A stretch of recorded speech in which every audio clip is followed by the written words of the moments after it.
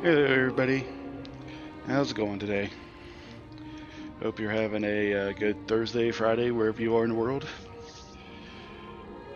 Apologies for the abrupt end to yesterday's stream. My internet decided to drop for a couple of minutes, but it then came back up, and I just didn't feel like coming back to stream again since the VOD was already interrupted. So I was like, all right then. But yes, today is my actual IRL birthday. I'm old as hell. Like, this is an old boy. He's getting up there in age. Can't move around as good as he once could. But I figure, what better way to celebrate becoming 1 year older than by streaming for probably a good long while. No, not really planning. Didn't really plan a start time today, obviously. Not really planning an end time. I'm just gonna go, I guess. And because it'll be my birthday weekend, Friday, Saturday, Sunday won't be streaming, and my next stream will be planned for Monday, for Labor Day. So with that said, let us get into the thing, where we have now discovered where the Light Warden is, probably in that castle. We finally met up with Urianger. We learned about how exactly the next calamity happens in the source, which is basically Black Rose's tendency to stop the flow of ether, combined with the abundance of light from the first, which apparently light is referred to as passive, which is how Black Rose gets its huge potency shot, I guess is the best way to say it. And that's how it wipes out all life. So now, to deal with the Light Warden, we cut a deal with the fairies, finally. We got them to let us go. And then we now are on a grand adventure to acquire 4 artifacts from each of the numerous Fey folk to unlock the seal on the gate. We have possessed 2 artifacts now, one from the fairies themselves, one from the Foth, from the dungeon we did yesterday. But apparently they tried to kill us and make us a Foth, but unluckily for them, we can breathe underwater thanks to Sorbonne and his Kojin blessing, which I'm pretty sure still applies to Alizé too. And Lys, for what it's worth. And we learned from our buddy Ardbert, that's Vorbert down there, or what's left of it. So we left off getting cut off yesterday by swimming ashore with everybody in a panic thinking we're dead, and we just show up and be like, hey guys, what's up? And also, Yulmar is on its way. Alphino and Alizé went to confirm, but if they are who we think they are, then the fairies can have their fun.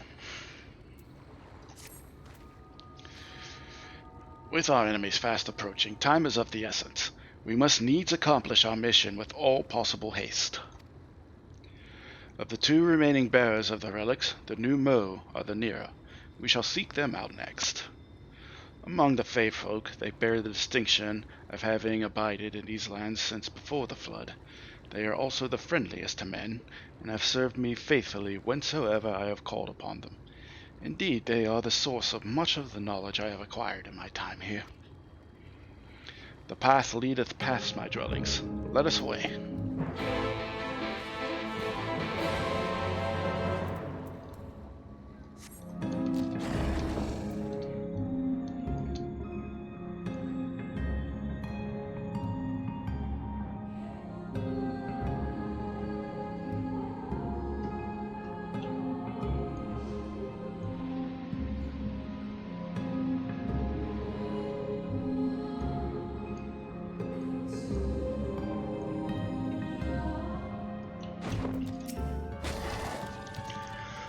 Past yonder cliff lieth Pla Ine, home of the new moon.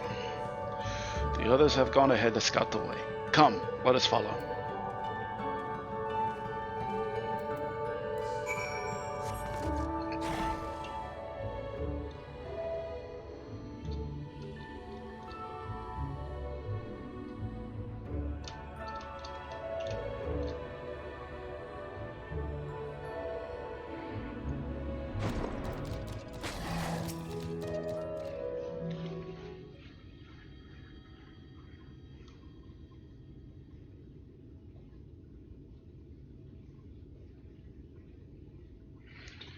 The path striketh thee as perceptuous,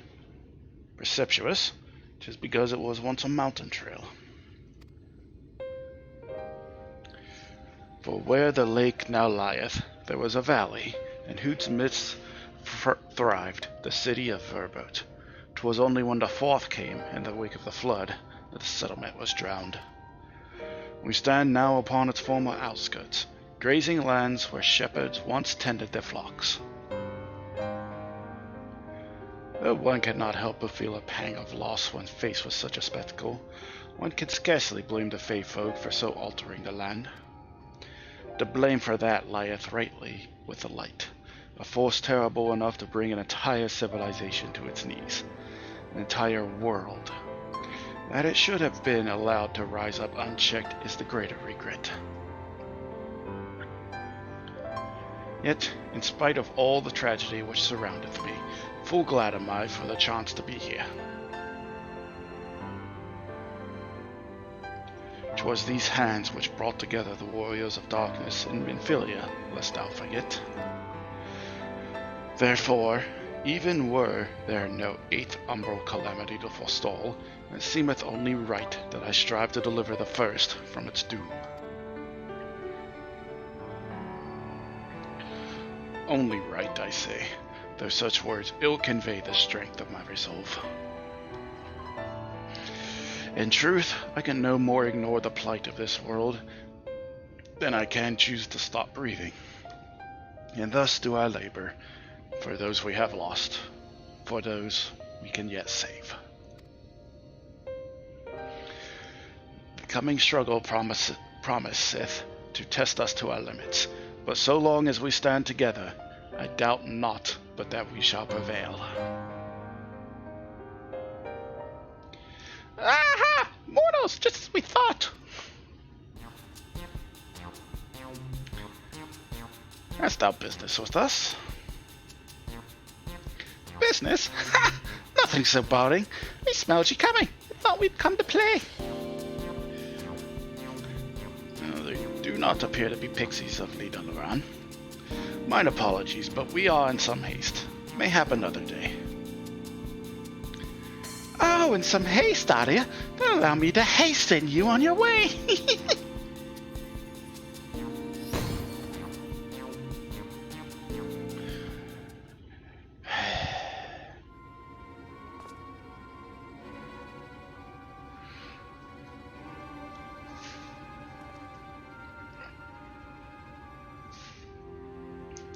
Teleportation magic. For a mercy, we were not sent far from our course. Should the pixies find us again, however, they will most assuredly repeat the trick. We have not the time to waste. Let us avail ourselves of an enchantment I have learned. Fey cloak 'tis called, a most ingenious magic, which rendereth one invisible to Fey folk, albeit briefly. If only there was a permanent solution to that. Could just kill the Fey, or kill the fairies. I'm not opposed to it.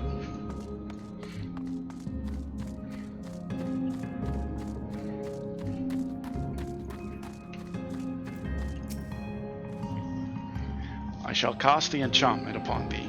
Under its aegis, thou art to make thy way past the pixies and rejoin our comrades.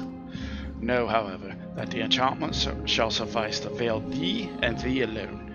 Be not tempted to employ a mount, as it will only serve to give thy presence away.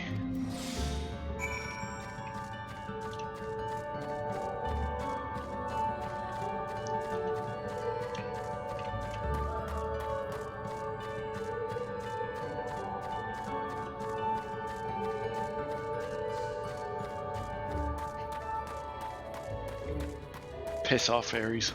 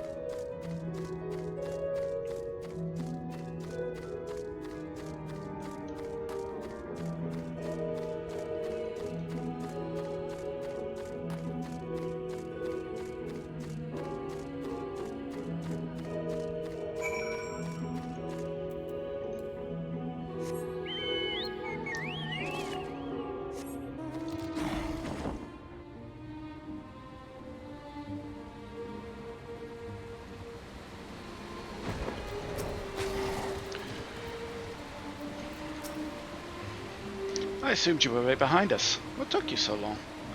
Fairies. I see. Yes, I'd say that's a valid excuse for lateness. You are hereby forgiven. And other good news, the new Moo village lies just beyond through here. We'll enter as soon as Urianger deigns to join us.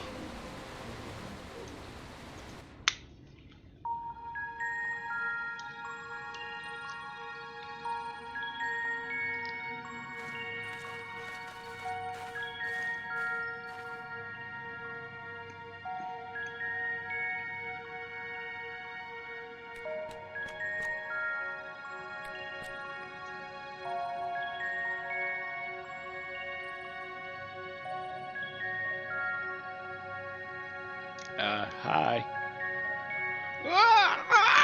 Mortals! Mortals are here! Lots of them!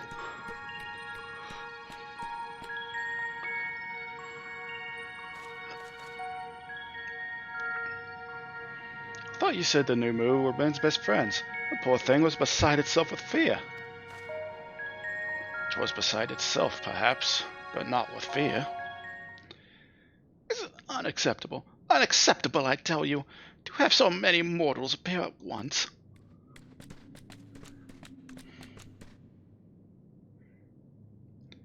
It's more excitement than we can bear. Greetings, Elder Widanek Tierney. It hath been a while. Pray forgive my brevity, but time is against us. We are come to borrow the stone scepter from the new Moo. The stone scepter? Then you mean to lift the seal over Liagia?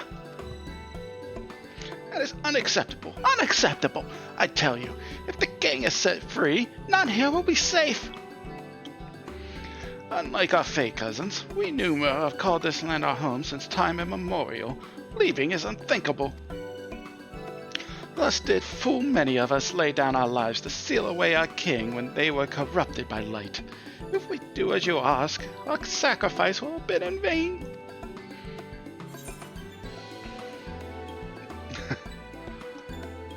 No one will get hurt. We're gonna kill it.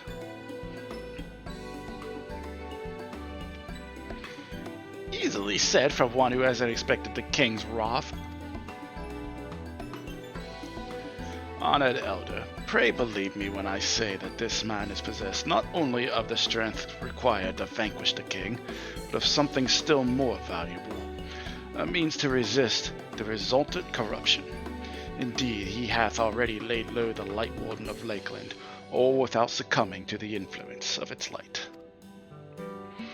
He is yet a stranger to this land, 'tis true, but he harboureth the self-same desire to see the Sin-Eaters eliminated as we do. Wilt thou not lend us thy hand, that we might see thy beloved home restored to its former glory? You have always done right by us, Urianger, but if you have placed your faith in this man, then so shall we. As you say, we want nothing more than to be rid of the Sin-Eaters. Be that as it may, this is not a decision to be made lightly. We require time to deliberate. A turn of the moon, perhaps. We don't have a turn of the moon, unless we want to debate this with the Yomoan army.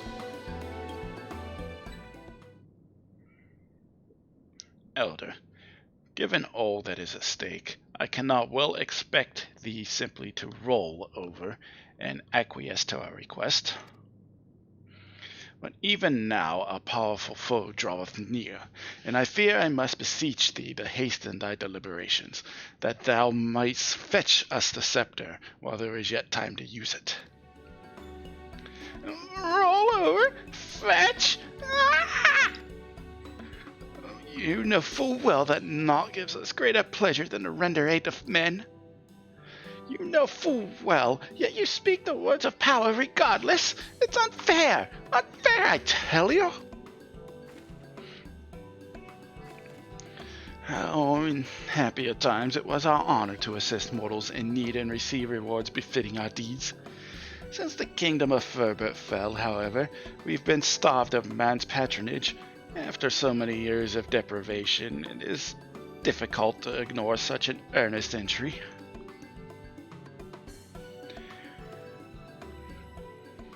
Very well, Urianger. I promise to give you as swift an answer as I may.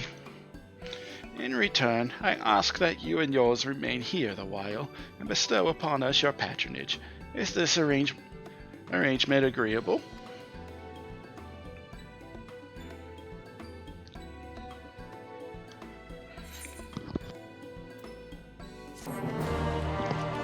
Probably as good as we're going to get.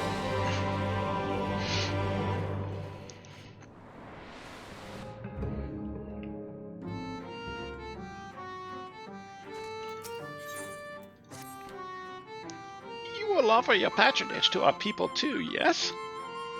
Let's see. Perhaps you can begin with Mon Os. They are one of our foremost artisans, one held in the highest esteem by the Knights of Verbert. With the Knights gone, however, Mon Os has had no opportunity to put their skills to use. They would be overjoyed for your patronage.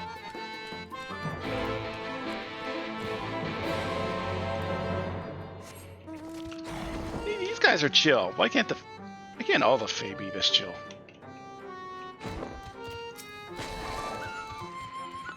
$1,182, $1,183, $1,184. Wait, did I already count that leave? Hello? Ah! Ooh, what? You're immortal? Huzzah! Well met. Yes, very well met indeed. Have you old and tired arms and armor that are threatening to fall apart at critical junctures in battle? If you answered yes, you've come to the right numo. I will restore your equipment to pristine condition for a payment of a pair of moss fungus legs. Moss fungi roam just outside the cave. Please give me their legs and your patronage to me.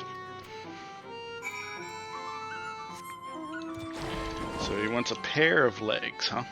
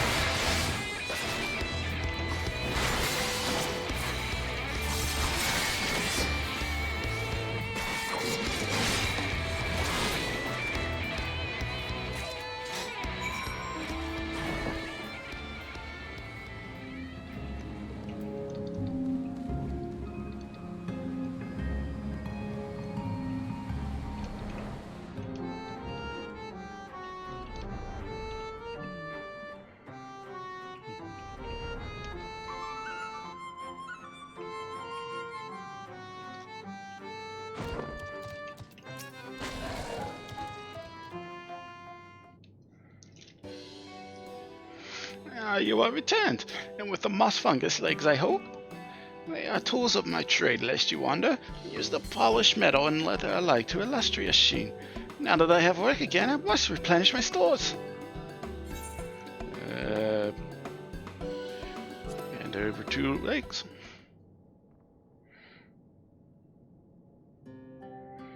Zah! 2 moss fungus legs as befits the work. To have neither more nor less expected of us than what we can provide, there is no greater joy. You see, for there to be honor at a task, we must receive precisely what it is worth. Too little means you belittle our ability. Too much means you question our integrity. You've given me fitting payment, so my services are at your disposal. I shall begin by inspecting your equipment.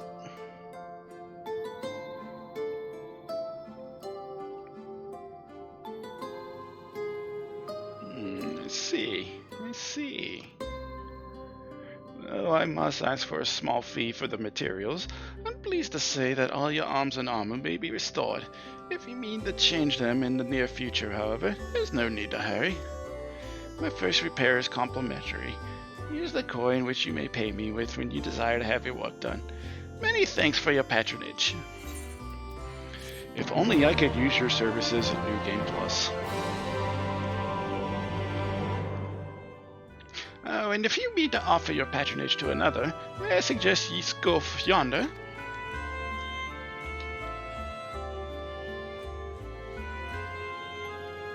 Judging from your equipment, it's plain you're no stranger to battle. I believe ye Scoof will have something to offer you.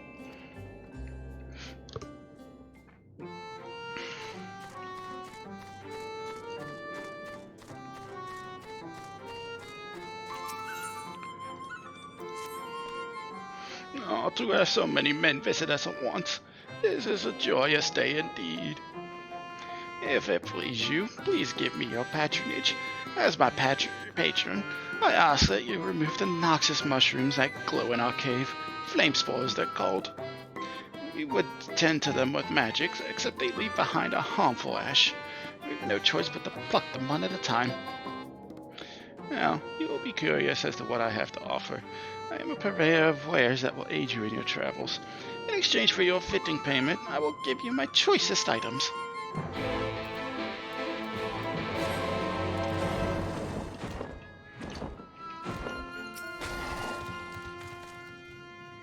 That hell of a lot of shrooms.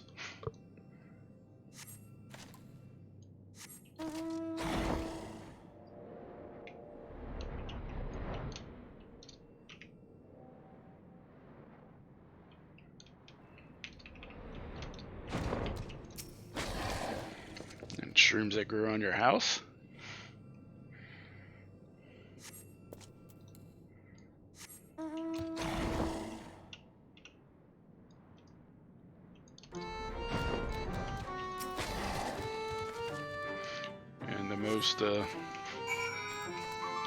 Most factual, shrooms growing under your house.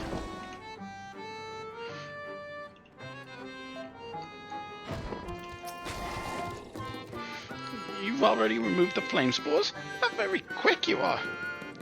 Oh, but did you perchance search by the western entrance as well? Told that more have cropped up in that area.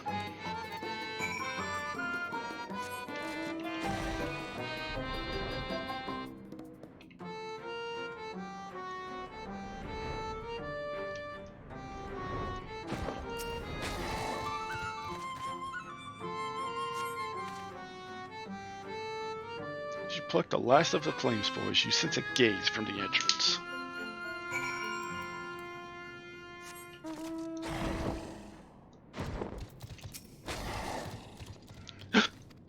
I wasn't spying on you or anything. I just finished my task and I should go and report back.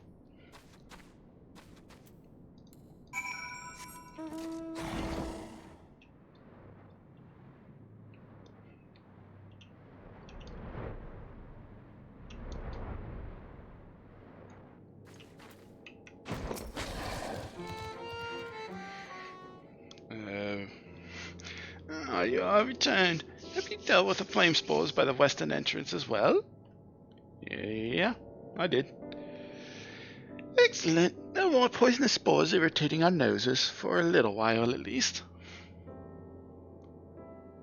Oh dear, I believe I'm getting sentimental. Having a patron again. It reminds me of the old days.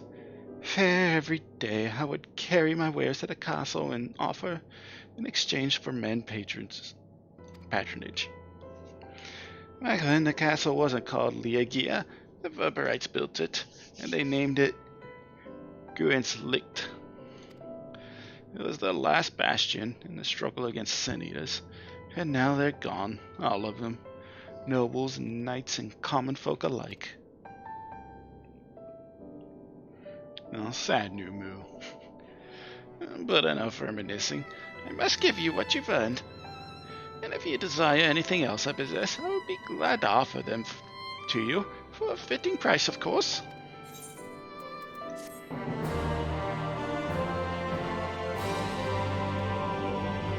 Now, will you be offering your patronage to anyone else? If so, would you consider Widlad?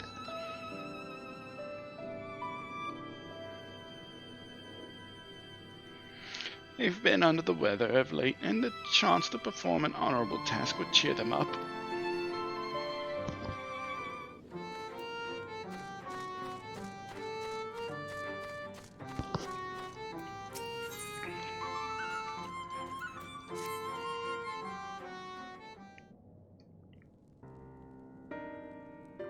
What?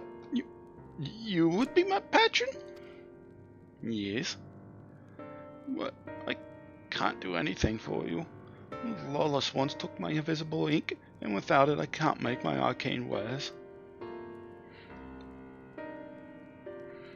Who are the lawless ones?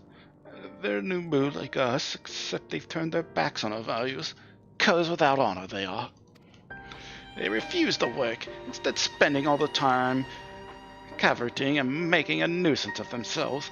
It was when I was outside for a walk that they sat upon me and robbed me of my possessions, the ink included. I was too weak to resist them, but you, mortal, you look quite strong. You think you could take my ink back from those villains? If you do this, I will consider it your patronage, and by way of my service I will make you something special.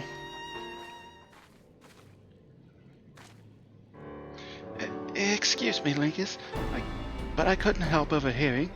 If you mean to undertake this task, will you let me accompany you? I would learn from you, and help in what little way I can. Sure, if you want to.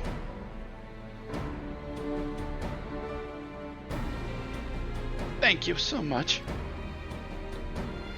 The lawless ones make their lair to the south, inside a cave called Father Collard's Chambers. They took many vials of ink, and I would be grateful if you could bring as many back as possible. And let's be on our way.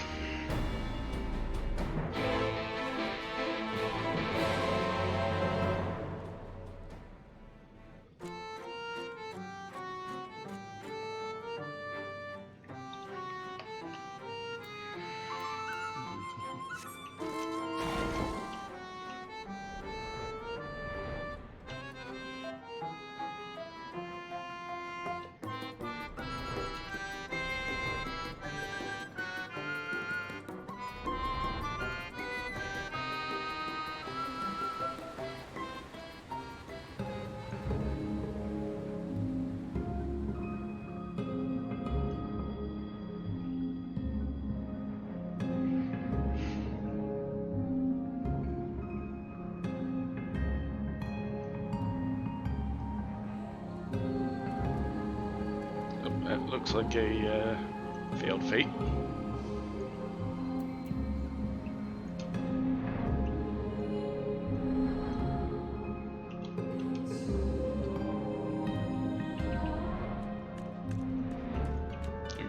Whoops.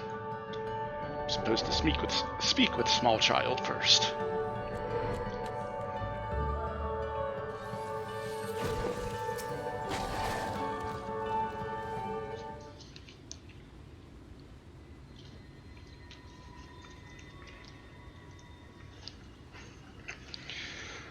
Father Collard's chambers is through here. I peered inside, and sure enough, it was milling with new moo. They looked none too friendly. If Thancred were here, he'd tell me to go about it quietly and quickly. Let us split up.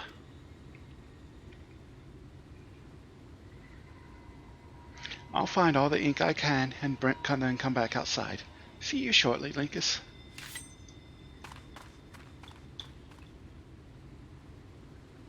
I wouldn't mind having that rogue/ninja stance.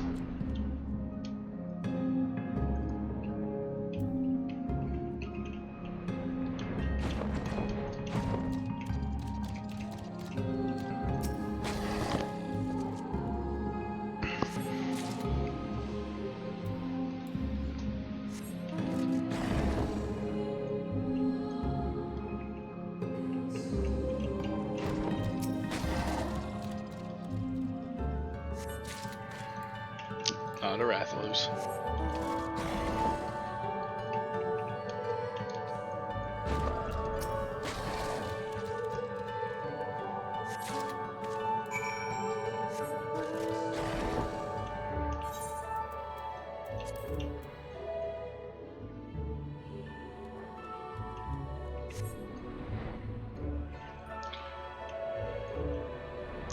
Invisible ink is as described.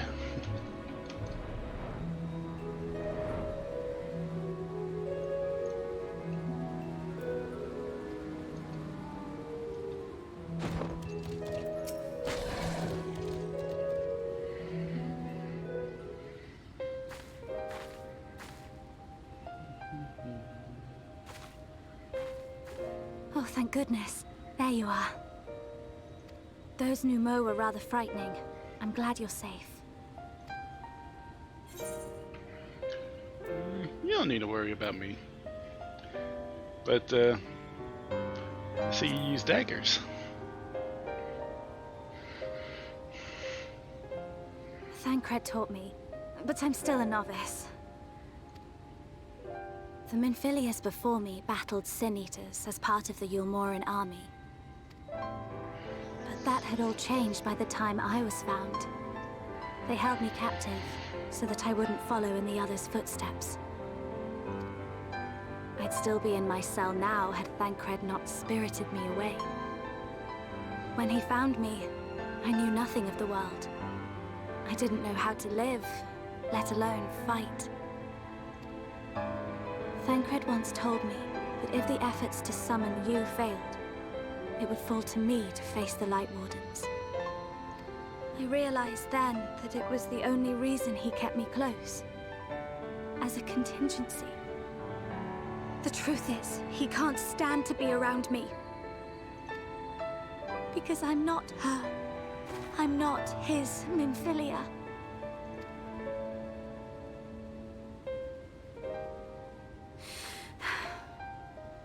Once, we journeyed to Nabatha Reng together, to the place where the Oracle appeared and stayed the flood. As we drew near, I felt as though I was fading away. I shut my eyes and covered my ears, and then... I'm not sure what happened after that. I have a vague feeling that I said something to him. Only it wasn't me at all. It was her. Afterwards, Thancred didn't say a word. Only kept to himself and brooded. There's nothing I can do for him. Nothing I can offer but my presence, though it only reminds him of his loss. She should be the one to live on. That's why I tried to find you, because I knew that was what she wanted. But now that you're here, I'm not entirely sure what it was she intended me to do. Was I meant to tell you something, or bring you to someone, or somewhere? I can feel the answer at the edge of my mind, just out of reach.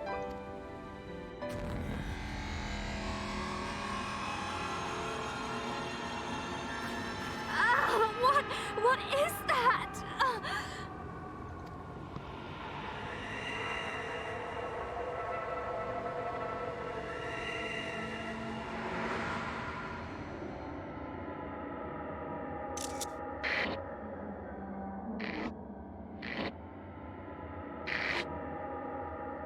Why?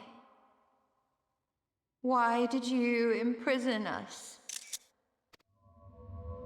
Such boredom, such tedium have we suffered. It is unfair. Unfair.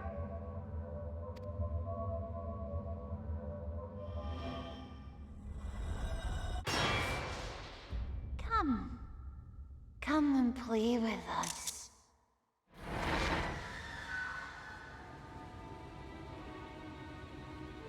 It came from the castle.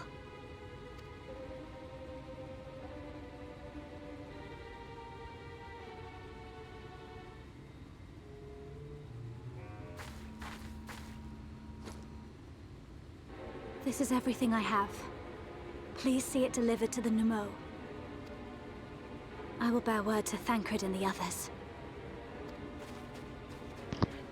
Did you know that Final Fantasy XIV is also a horror game?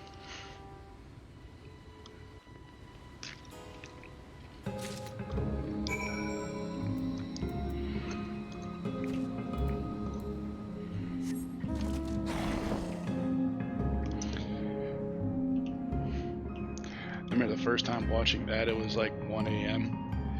Didn't sleep very good that night.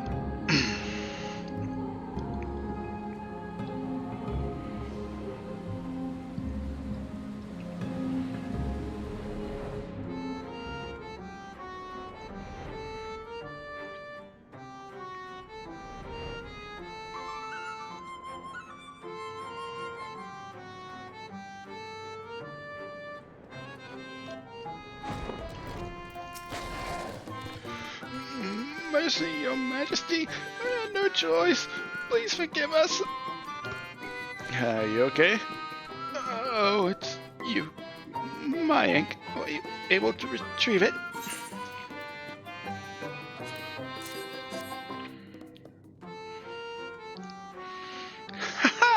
Yes, this is the ink, and almost all of it too.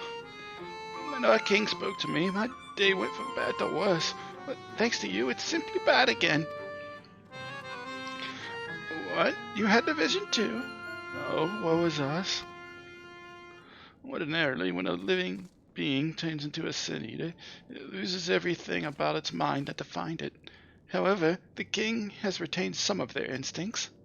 This manifests in the desire to play and be free. So strong is that desire, it often leaks through the seal to invade our consciousness. For a long time we've ignored it, but we can't do so forever. Oh, but forgive me. I was going to thank you for reuniting me with my ink. You did exactly as I asked, so I will give you the service I promised. Nothing up my sleeve, and voila! May it serve you well.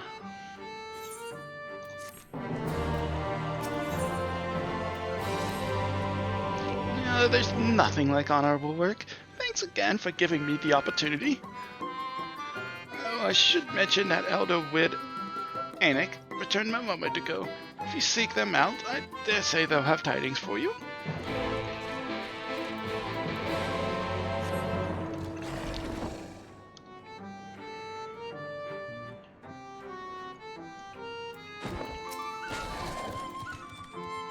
Ah, there you are. I will inform that you've been an excellent patron to our people. For that, you have my thanks. Now then, you will be pleased to hear that we've come to a decision regarding the Scepter. If you would gather your companions, I will deliver our answer.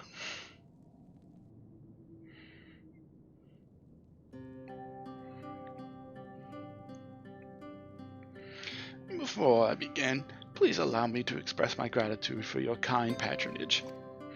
Having been deprived of purpose for so long, people are overjoyed at being able to serve again.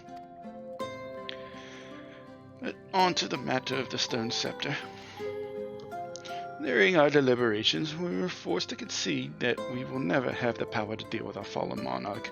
We can release Titania, neither from the castle nor from torment. In light of this, we have decided to entrust their fate to you.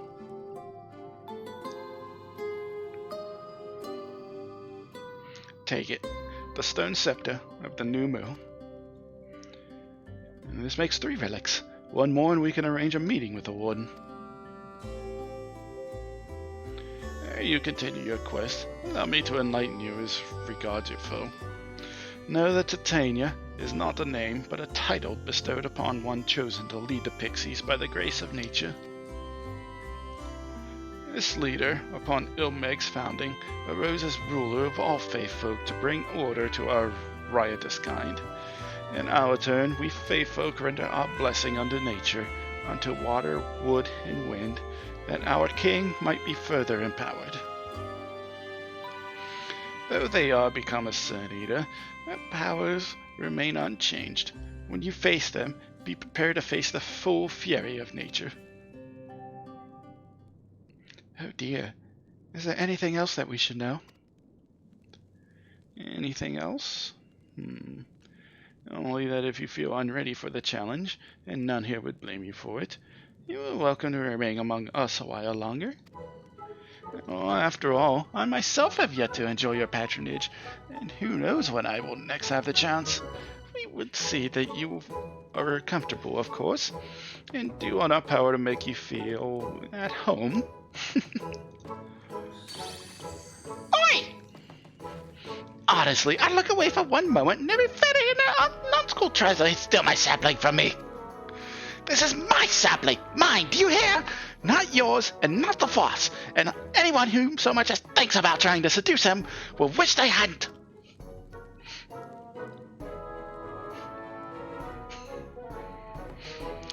The final relic is a pair of shoes wrought of crystal. They are held in the Amaro's safekeeping at their settlement, Waldorf. It beareth mentioning that these Amaro are unlike any of those which thou hast henceforth encountered, owing to a peculiarity of evolution. They are capable of speech, and thus we might negotiate with them as we have the Fae folk. Well, it saddens us to see you leave. We wish you well on your way. When you arrive in Waldorf, seek out the largest of the Amaru. His name is Seto, and he is their leader and the bearer of the relic.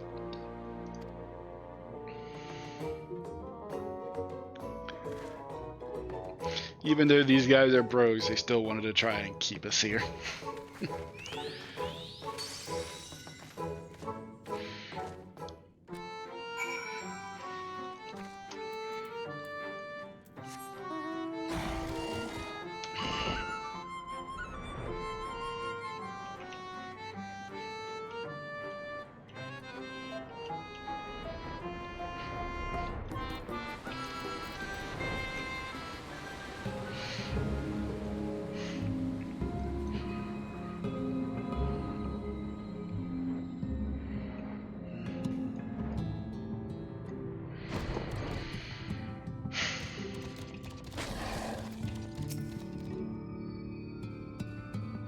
An enormous Amaro slumbers peacefully. Seto?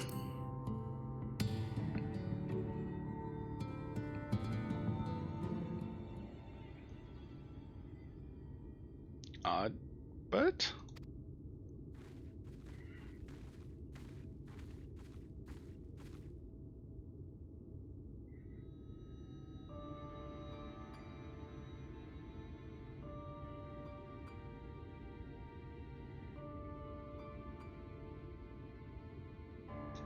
Oh, forgive me. I was having a dream. Seldom do men visit us. What brings you to our village? I come seeking crystal slippers, so that way I can kill the Light Warden. Did I hear you all right? You desire the crystal shoes, that you may confront the Light Warden? No, you mustn't think such sick thoughts. Even if you are indeed immune to Light's corruption, as you claim, vanquishing the king will bring you naught but sorrow. Forget this folly. Return what you came. While we appreciate your concern, we have no choice in the matter. Will you not reconsider?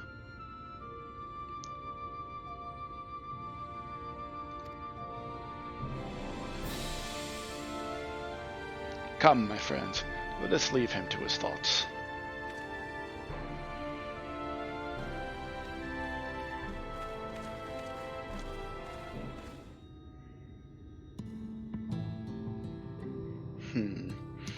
is harder by far to change the minds of they who mean well than they who mean ill. Forgive me, but I'm not sure I understand. And little wonder, 'tis the first time thou hast set foot here. 'Twould behoove you all to learn something of the nature of this community, I think, and there is no surer way than to speak with its members. In such wise, you will come to understand Seto's reason for refusing us, and I hope gain an insight into how he may yet be persuaded.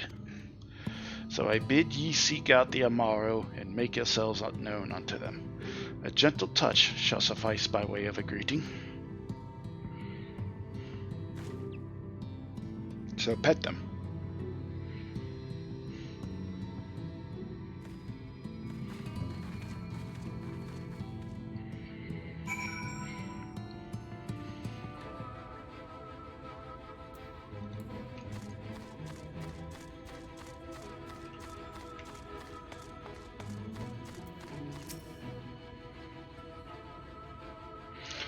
Well now, it is not often that we are visited by men, much less unclambered ones. What brings you so far from your own kind?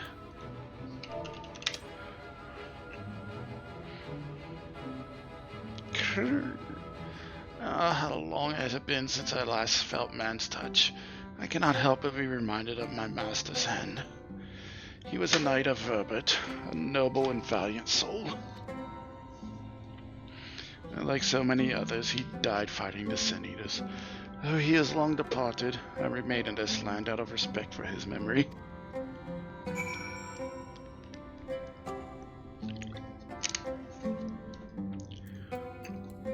Sad bird.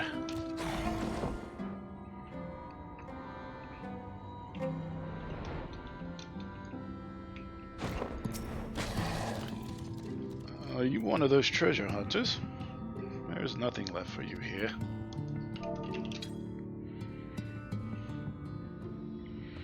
Ah! That tickles! Enough! Never had a master. I'm not accustomed to it. Not that I dislike your kind, you understand. On the contrary, we are Amaro bred to be fond of men. In the beginning, we were all of us mindless beasts. But then a mage of Ronka gave us the gift of intelligence. We might better serve our masters. After the Empire fell, those with the gift eventually died out. On rare occasions, however, we are born with the seed of our ancestors in us. If we live long enough amongst men, the seed may quicken, restoring the power of speech to us amongst other things. So it was with me. Though I never had a master, as I told you.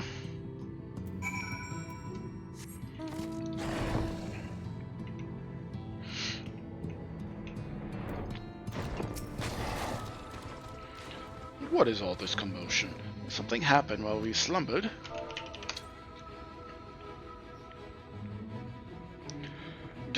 What's happening? Am I being patted? It's wonderful. Seldom do we have the chance to enjoy the attentions of men. You're kinda loath to come here for fear of the Fae folk. But then we are Fae folk too. When first we made our home here, we swore an oath to the Fairy King, you see. It is easy to forget sometimes.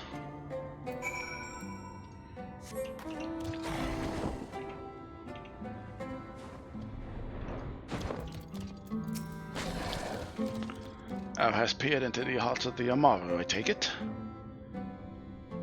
Then thou canst not choose but see the intense and abiding love they bear for men. It is out of concern for our welfare, and not scorn, that Seto seeketh to dissuade us from confronting their king. Confront their king we must, and to that end we must needs have the crystal shoes. You're here. Jam with the one scion we found.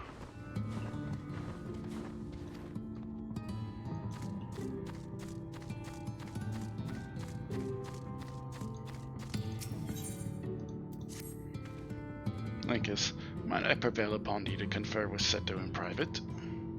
The task of slaying Lightwarden will ultimately be thine, and it is for thee, I believe, that he worrieth most. Tell him of thy many great deeds. Spoken in earnest, thy words may yet move him to change his mind.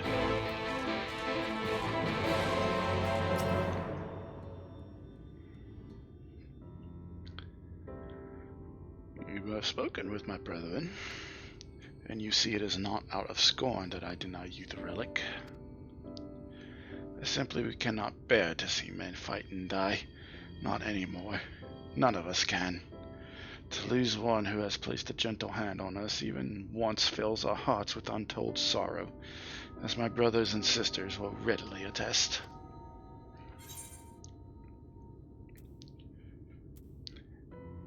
I gotta do this, buddy.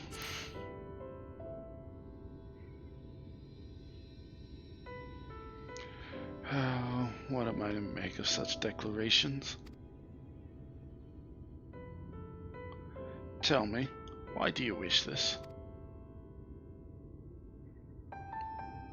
This land is no longer man's to fight for, nor will your doing so compel the faith of the change. And in order to obtain the other relics, you will already have paid the due price. Not more is owed. Why then would you risk all to face our fallen king?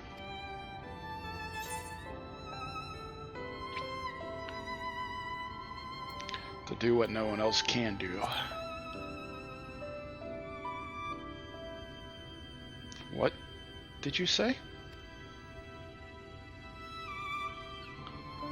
The very words. Could it be mere coincidence? Very well. You may believe what you say, but we shall see if you have the strength to do it. Sin Eaters have been prowling the area of late. Prove yourself against them, and I will consider giving you the relic. See that you are well prepared, then meet me in the clearing to the east. There I will lure out the fiends, that you may slay them.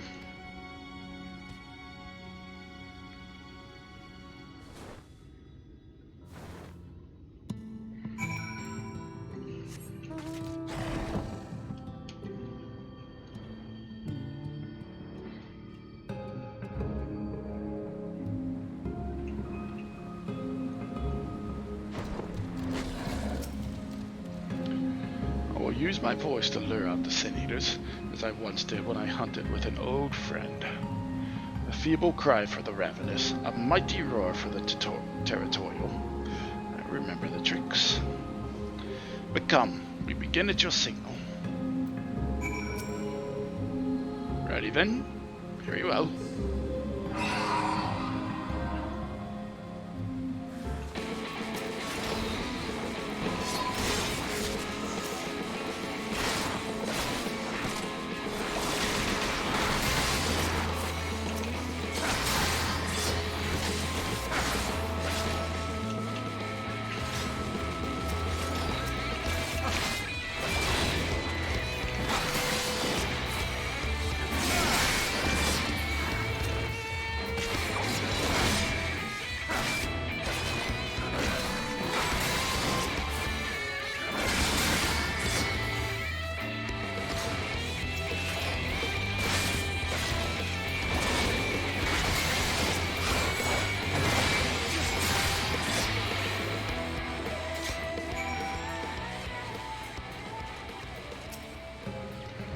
Short work of those creatures, I will not deny it. I have seen enough. Let us return to Waldorf.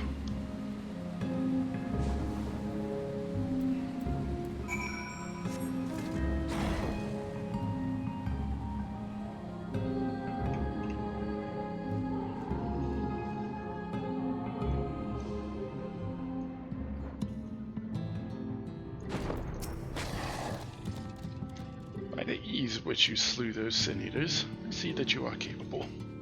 However, I still require time to think, and if you should be willing, there is a favor I would ask of you.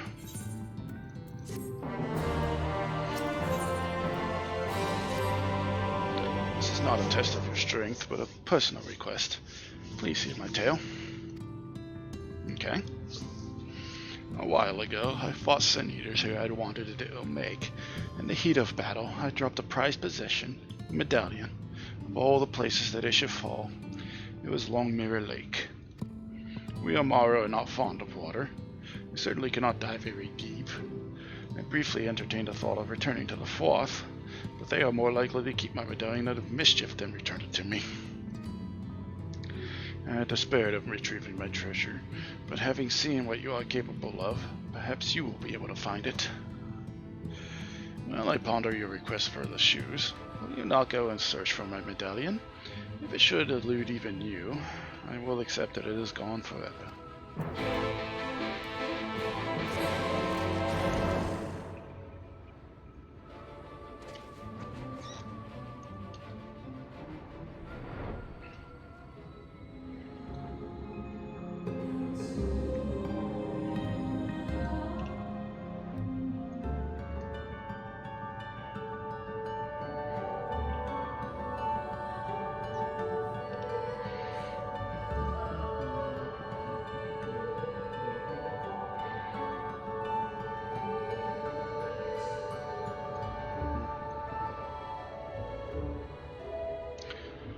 I gotta lie, as much as I hate the Fae folk, at least they make good plans.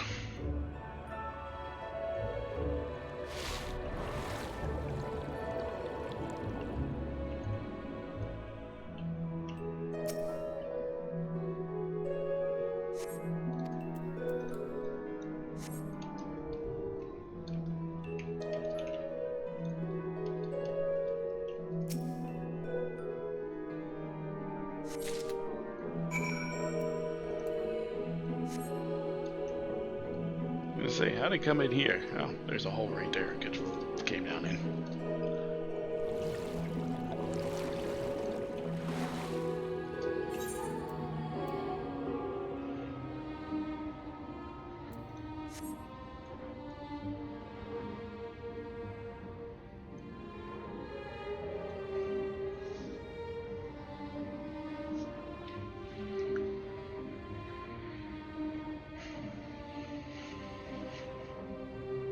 Sextuplet Shadow, huh? Interesting area name.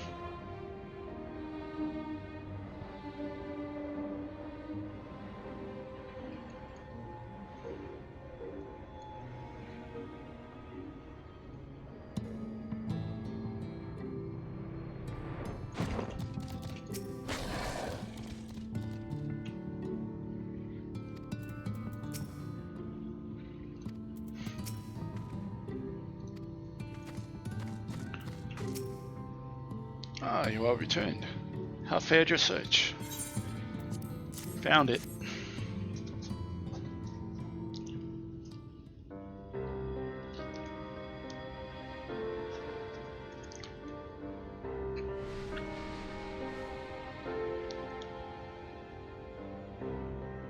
Ah, my medallion! You found it! Oh, I know not how to thank you. It is my most treasured possession. A gift from a dear departed soul. He was a traveler, and together we journeyed to the ends of the world and back again. When I was young. In those days, I could not speak. But we found joy in each other's company nonetheless. Oh, the memories. This medallion he found during an adventure.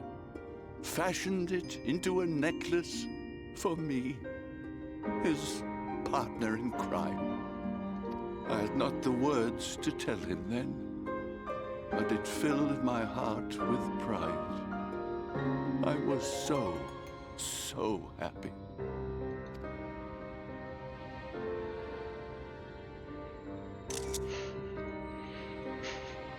His name was Artbert, and he was my friend. Ardbert, thou sayest? Everyone blamed him for the flood, him and his comrades. Some few spoke up for them, of the many whose lives they had touched.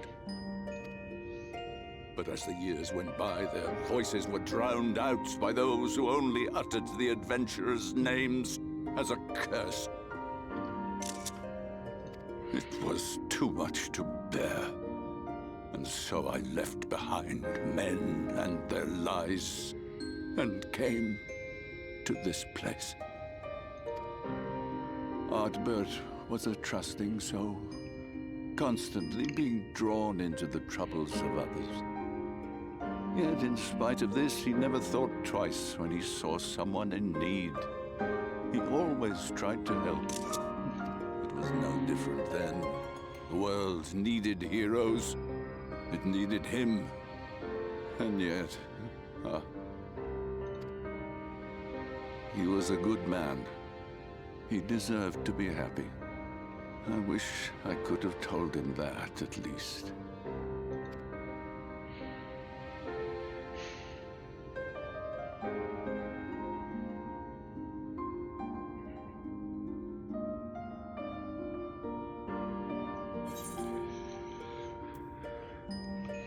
I'm sure he knows how you feel.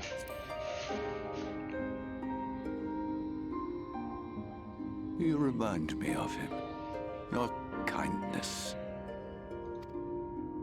When we Amaro were created, we were granted the ability to perceive souls.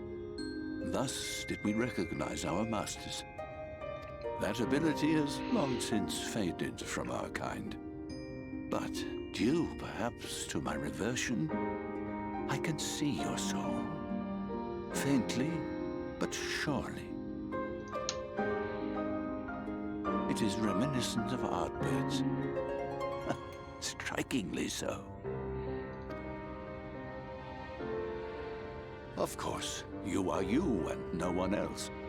We are defined not by the soul we are born with, but the path we walk. Nevertheless, I cannot help but feel that this is more than mere coincidence. Which is why I will place my faith in you. The relic. It is yours.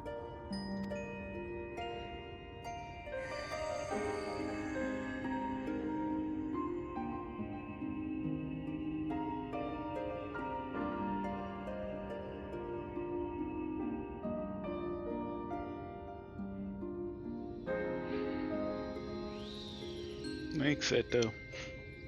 There's trouble! Terrible trouble!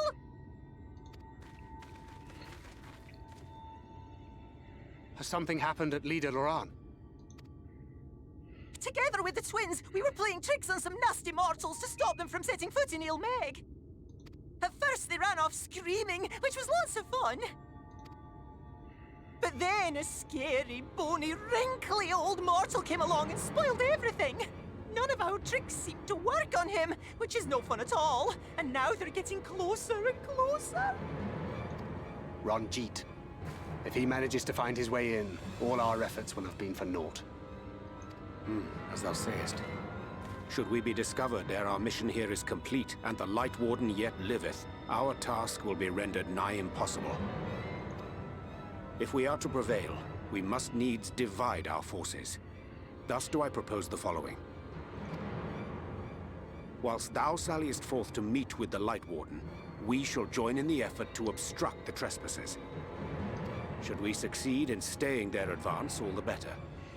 Yet even should we fail, if we can but delay our enemy's arrival long enough for thee to secure victory, our plan may still be deemed a success. So the moment the lights go out, we all beat a hasty retreat, yes? Let me come with you. I have the blessing too. No, Midfelia. We'll only get on the foot. Now come.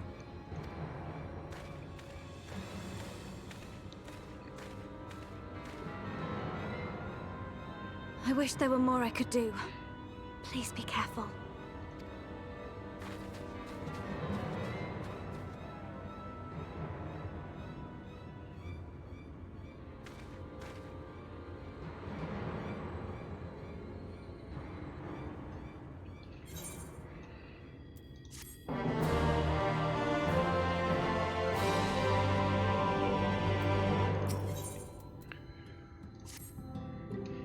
Forgive me. It seems my indecision has cost you precious time.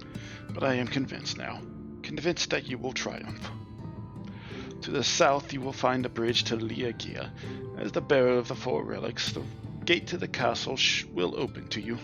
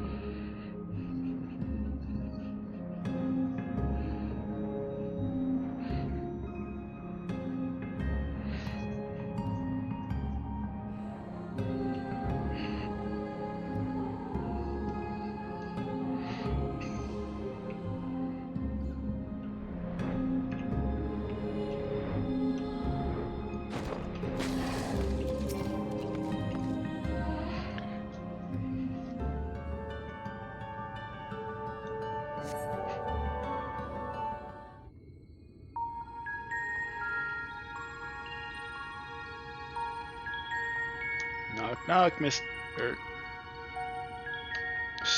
I guess Sir Light Warden would be the neutral term.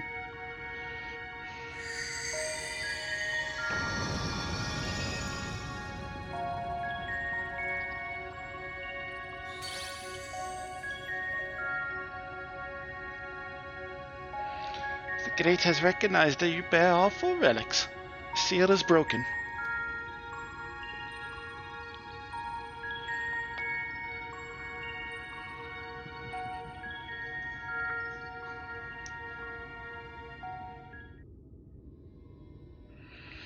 All that remains is to enter the castle and confront Titania, being bereft of reason of mercy. It is sure to be a ferocious battle, but if anyone can bring an end to our king's torment, it is you.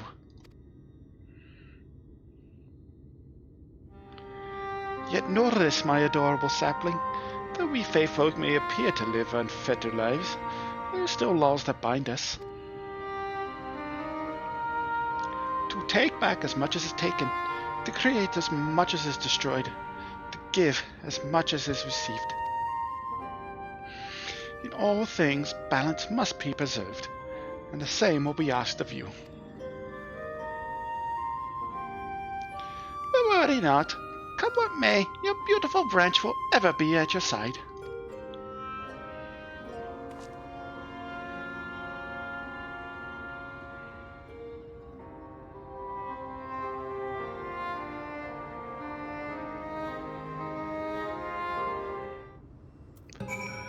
And before we queue, I'm going to take my first break for the day. Get up, refresh the water, stretch the legs, all that good stuff. Might be a little bit of a longer break, just because it's still technically in the middle of the day, and I still need to check on some things, so it might be a bit longer than normal. But don't fret, folks. I will be back soon.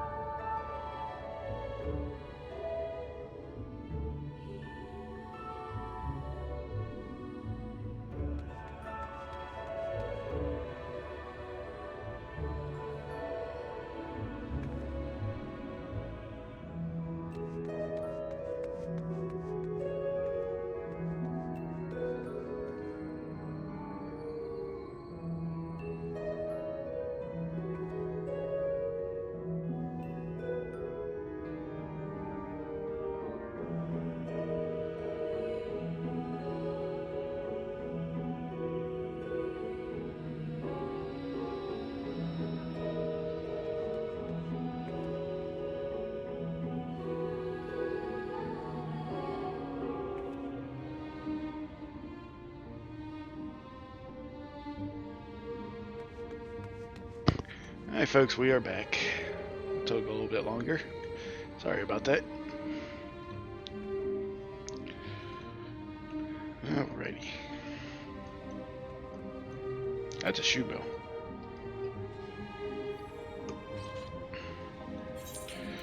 Alright, so this is Yeast Trial. The Dancing Plague. With it being a fairy, it is indeed.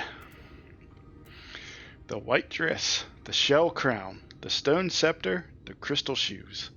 Having acquired the 4 Fey relics through considerable effort, you now stand ready to break the seal over Liagia and confront the Light Warden of Ilmeg, the fallen fairy king Titania.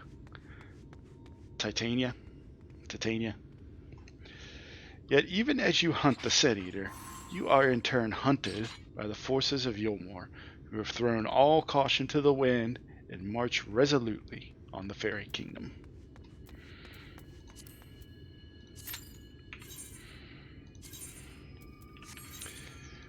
Make sure cutscenes are off.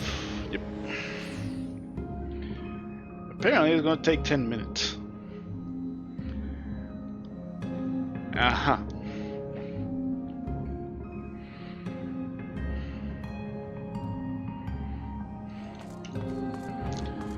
For one, as I was coming back,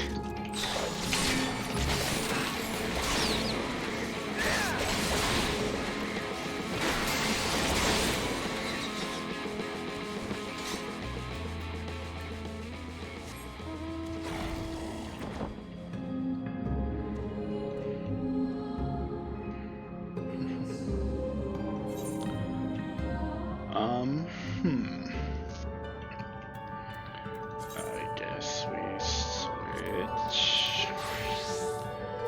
Actually, you know what? What was this, 31?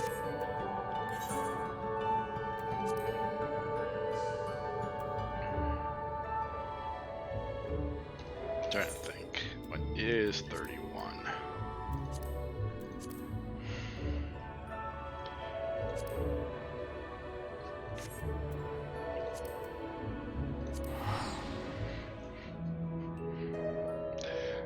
Let's draw cards.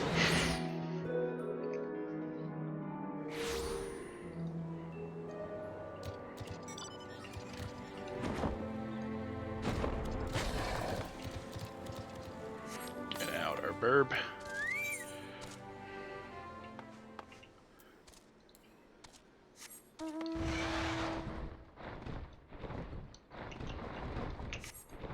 Yeah, someone started it.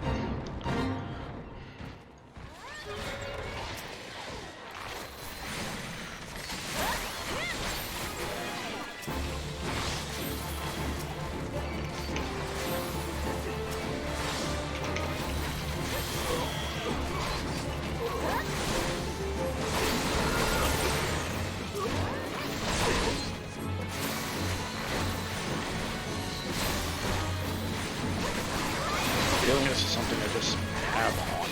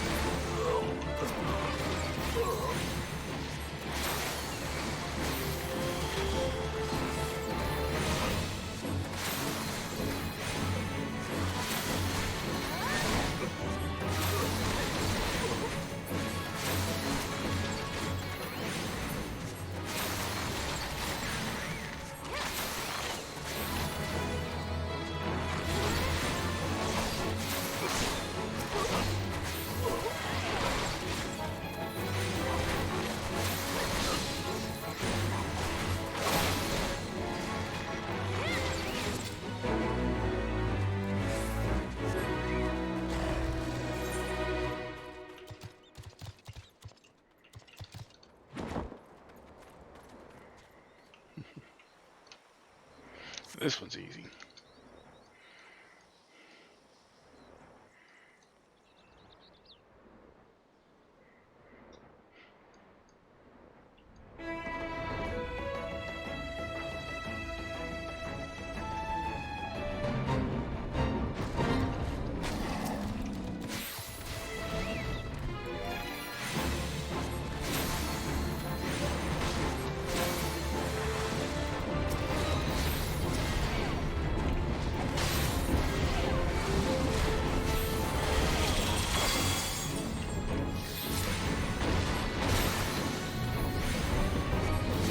Oh, wait. Damn it, I scryed it to the bottom. I didn't mean to do that.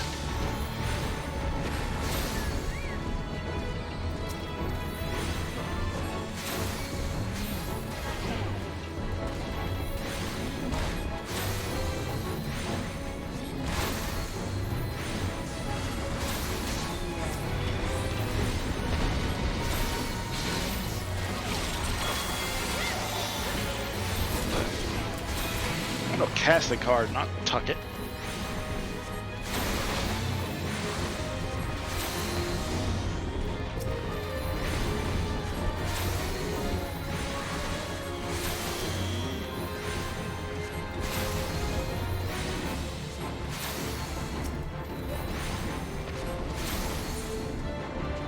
Oh shit. I just wasted that XP.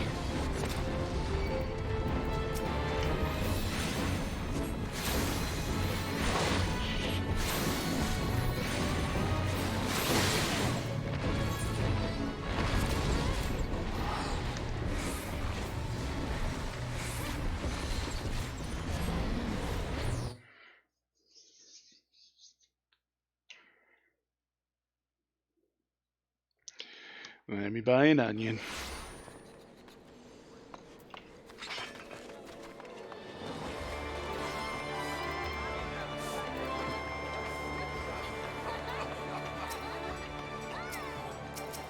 Right.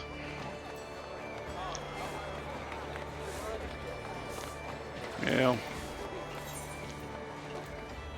Oh well.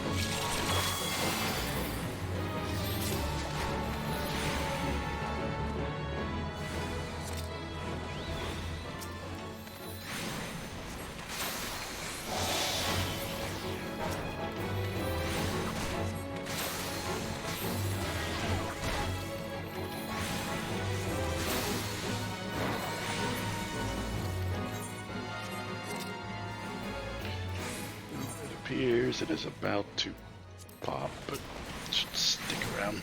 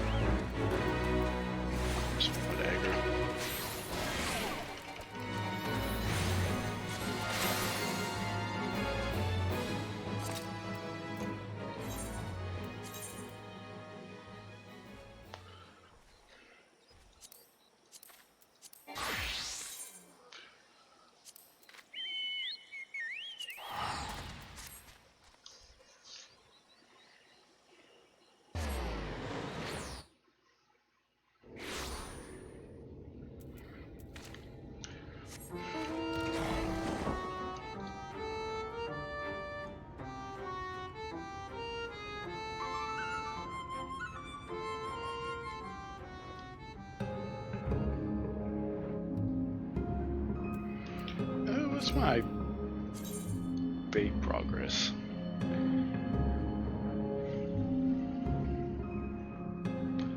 Omega is 21 of 60.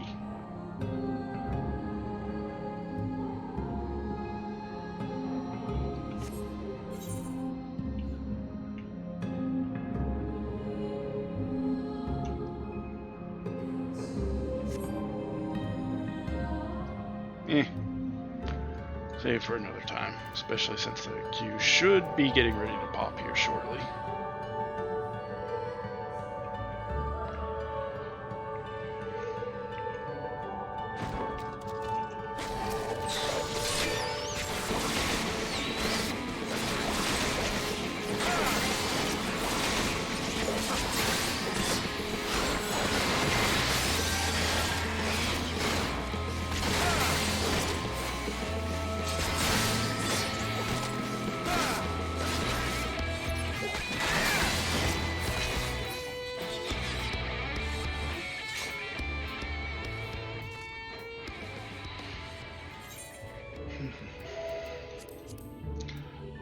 What's Summoner is still technically the lowest.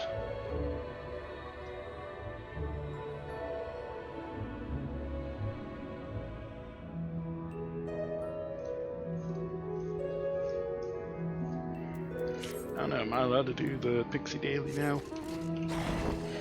Or do I have to actually beat the zone to be eligible for the Pixie Daily?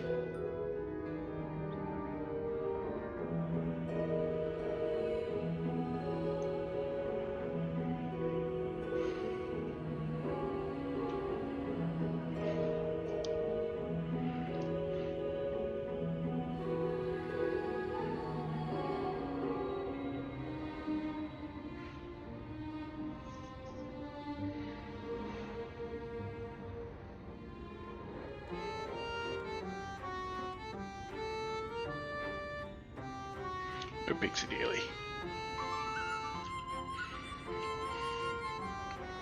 Maybe after I, air quotes, beat the zone.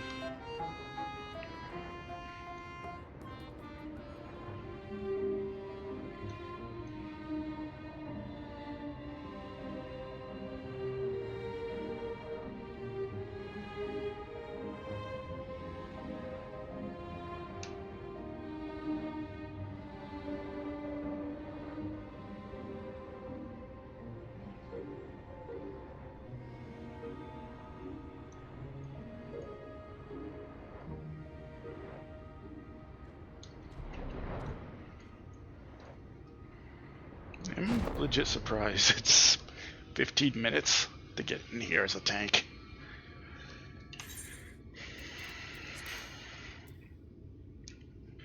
Yeah, I might explain it.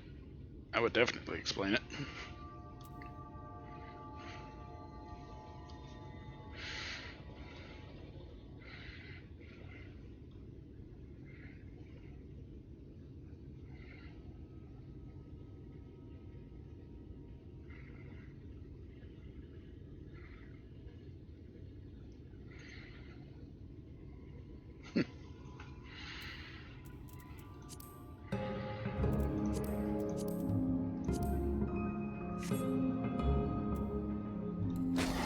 Oops.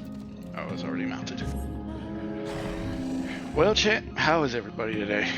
If you're out there and in a talkative mood.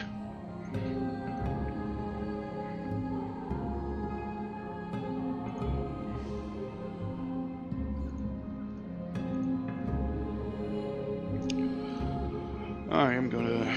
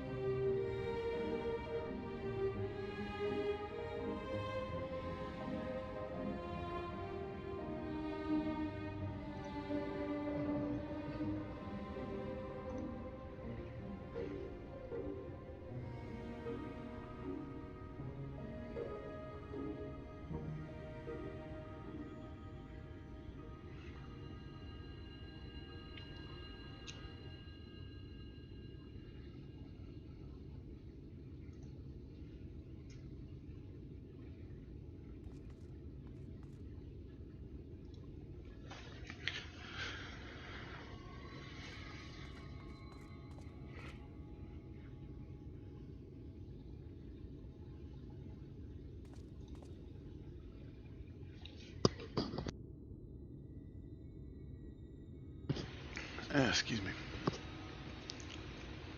Well, never did I think we'd have a 20-minute thank queue for an 8-player raid, but here we are. If I'd known that, I would have stuck there leveling.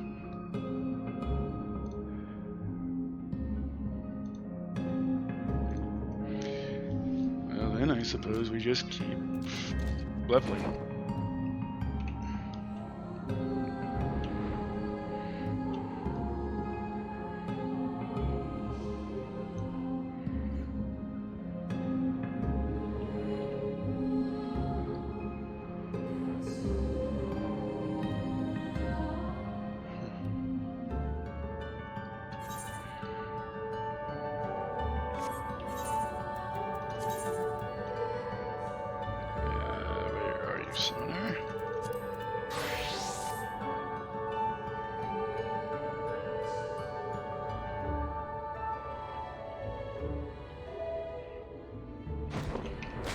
Note to self, you're a summoner. You're a clothy. You go squish.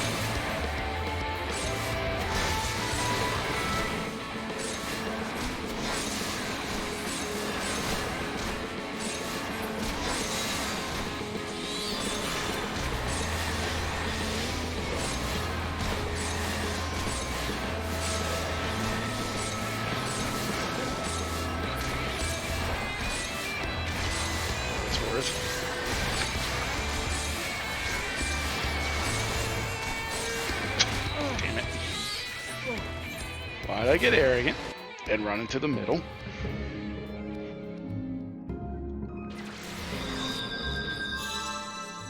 Why'd you get arrogant and run into the middle? You know better.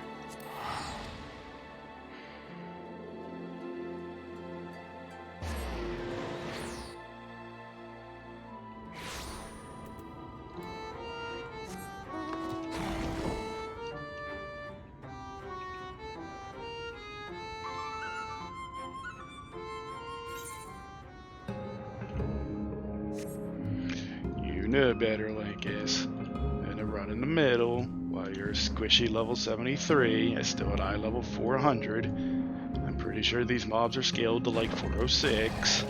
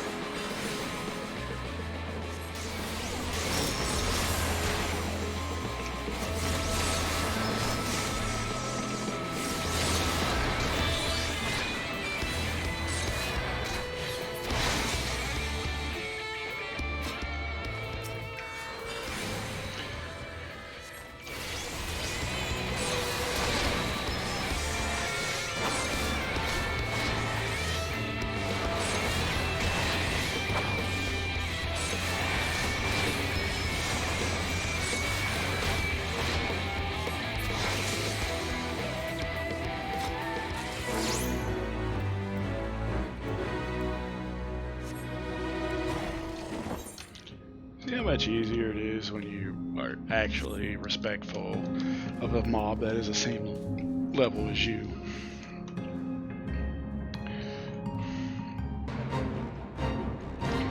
Especially when you're stubborn and you don't bring your chocobo out because you don't want to waste experience.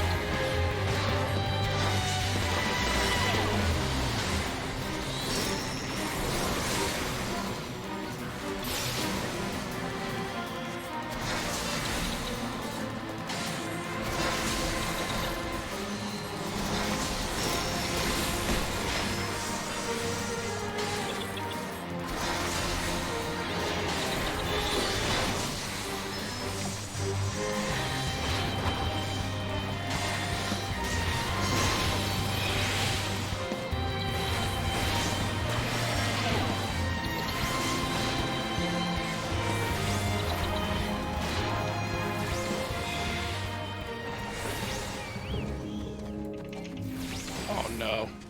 Damn it.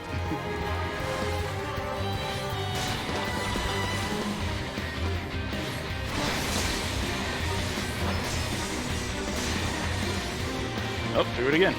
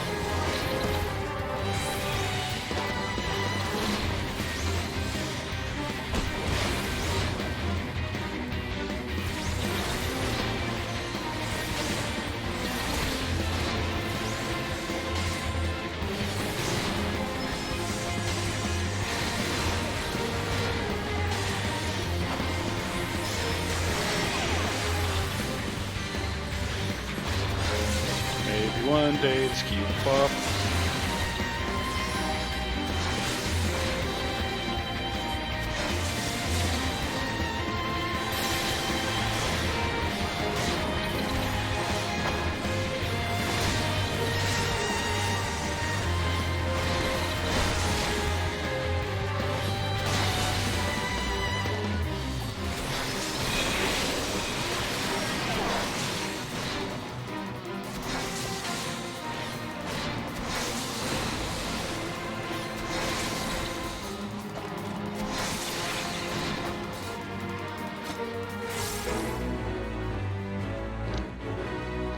A lot of experience.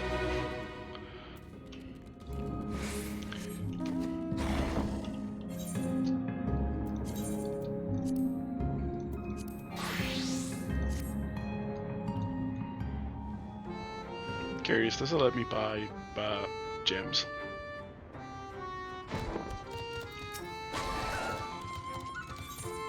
Oh, it does.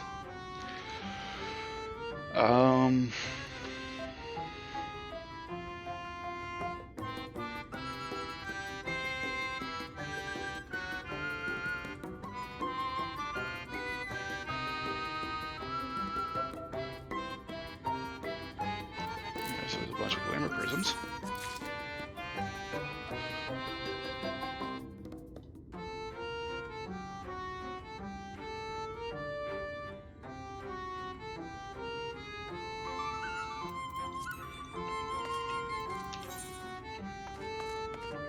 Now we're getting close. 2 tanks, 2 DPS.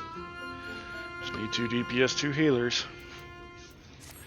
For a half-hour queue. This is awkward.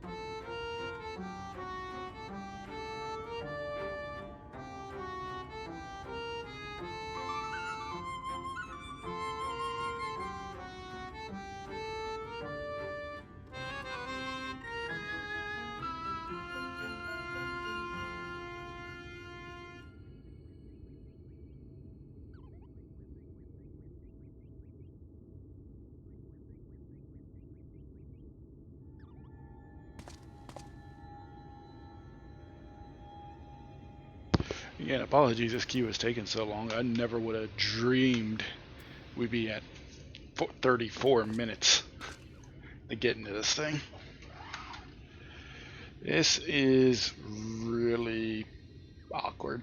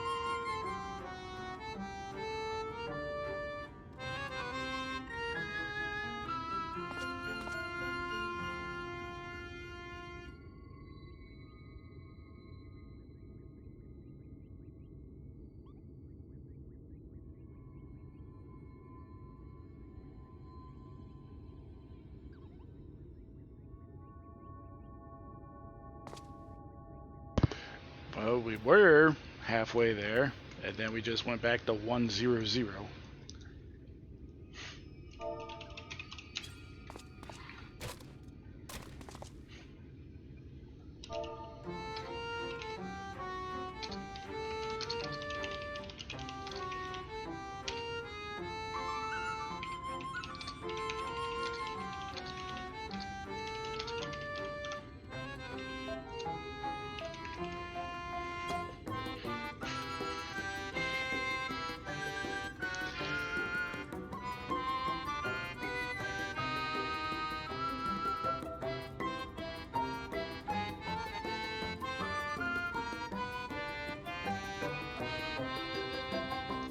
"36 minutes as a tank. What the hell? The hell is going on? Even adventurer need tank. Come on."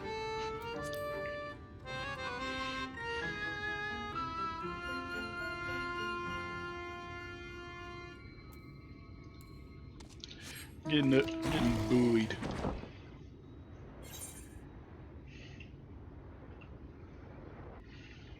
We'll beat up a boss mob.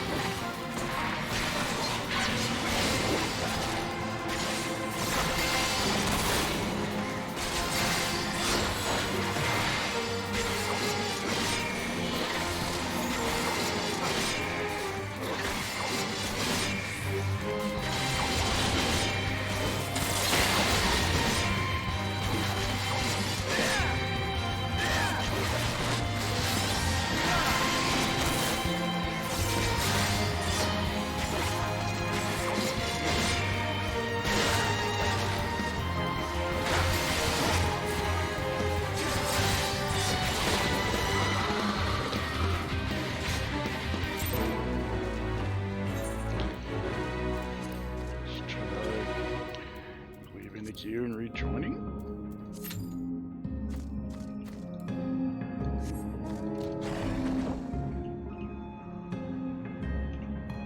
I mean, what do we got to lose?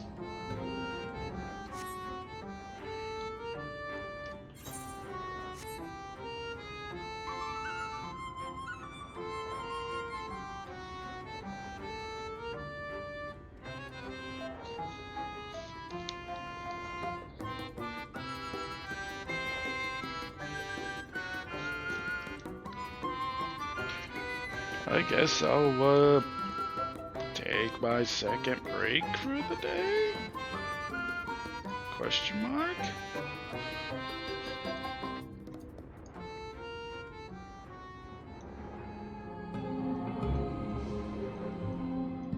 Hopefully I'll step away from the keyboard and the cue will pop.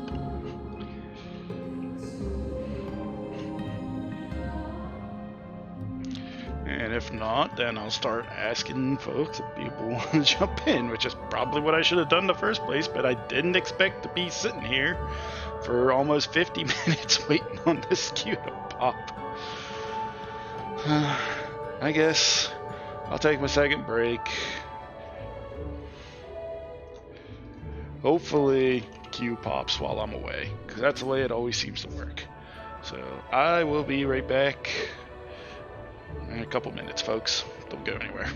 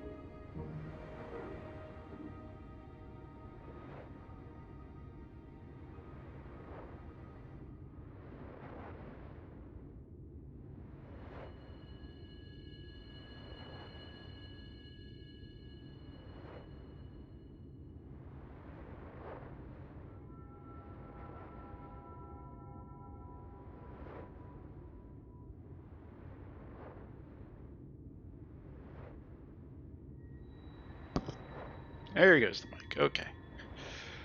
Sorry about that. I stepped outside and apparently I was out of range from my headset and it decided to go all wonky and didn't want to unmute itself. So I basically said we're back, still waiting on the queue, which is now at 201. So hopefully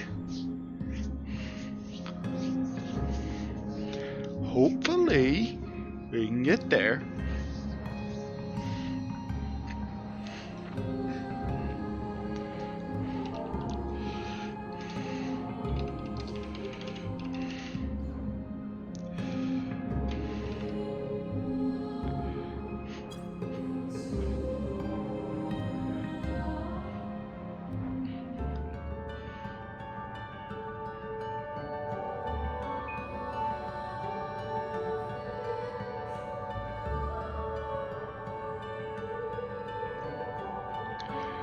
Figure I silently cuss out the healers whenever they're in need for adventure or need, and then we need the frickin' healer to actually start the instance.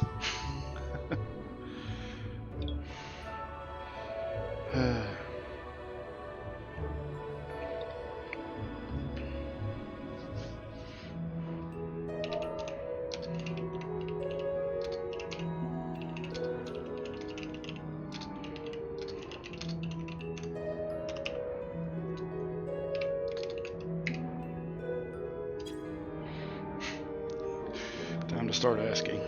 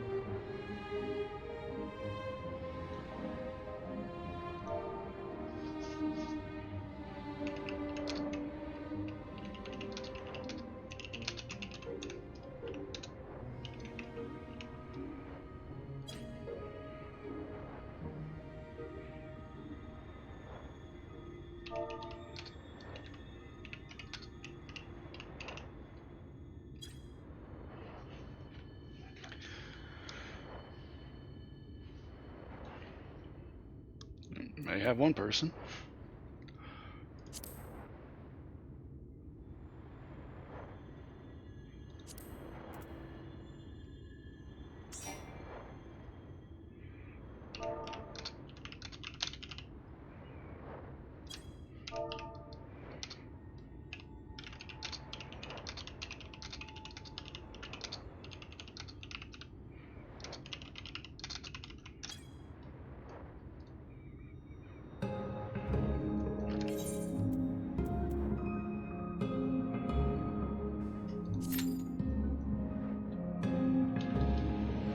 See if having a single DPS helps.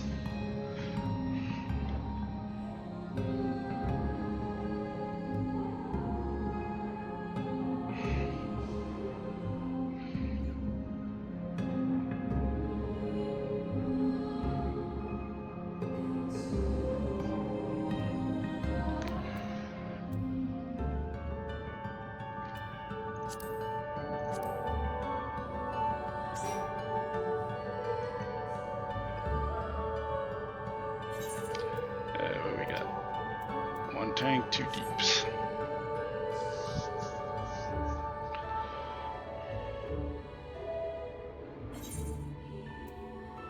One tank, one deeps, one healer.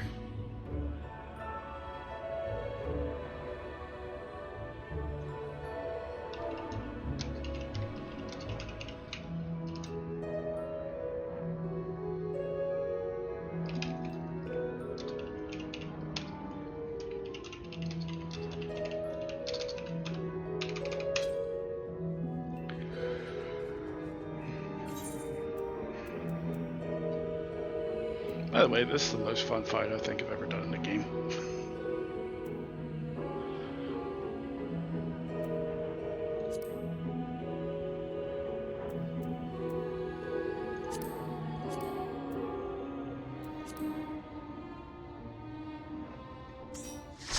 We got half a party.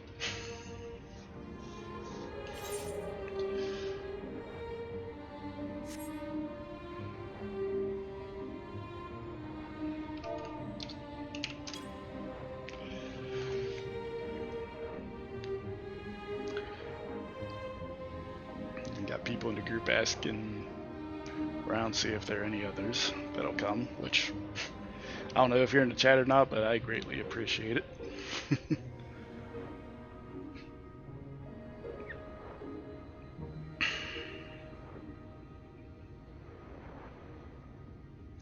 And again, for those of you watching the VOD or here, apologies for this taking 50 frickin' minutes.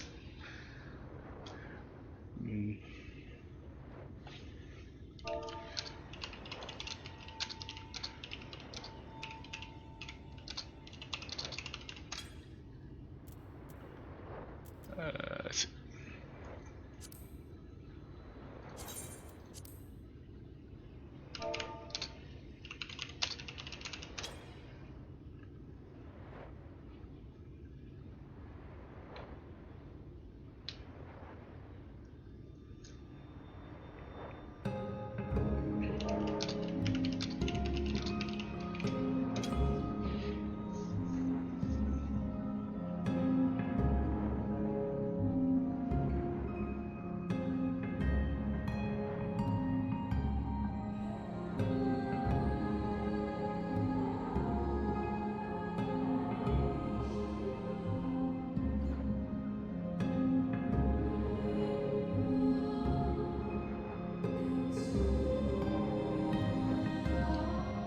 Is this revenge for yesterday doing nothing but shit talking to Faye?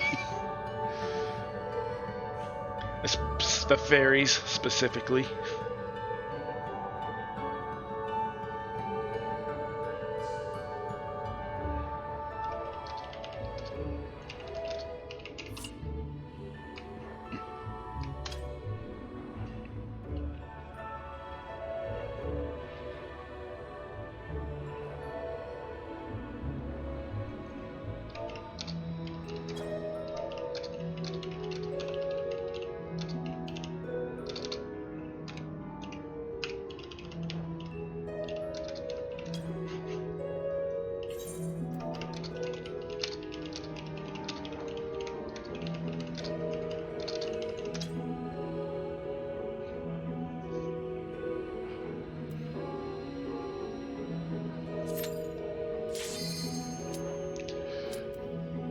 There we go.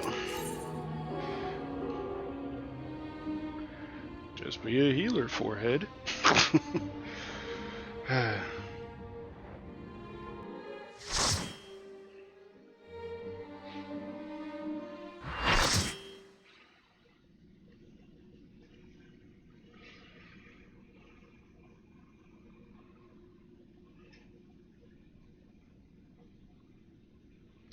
Who goes there?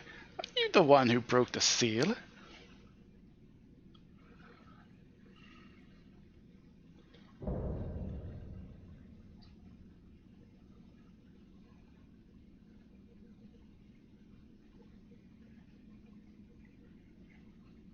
Ah, so much time lost, so much frolicking and feasting left undone.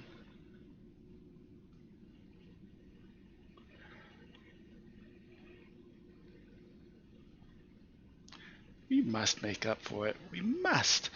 Beginning by playing with you.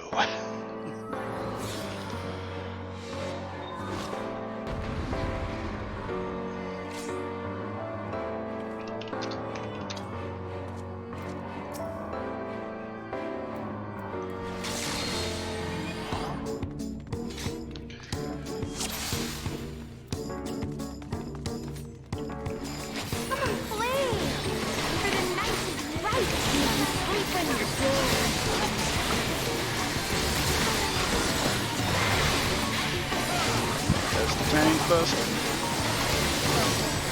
That's an elite.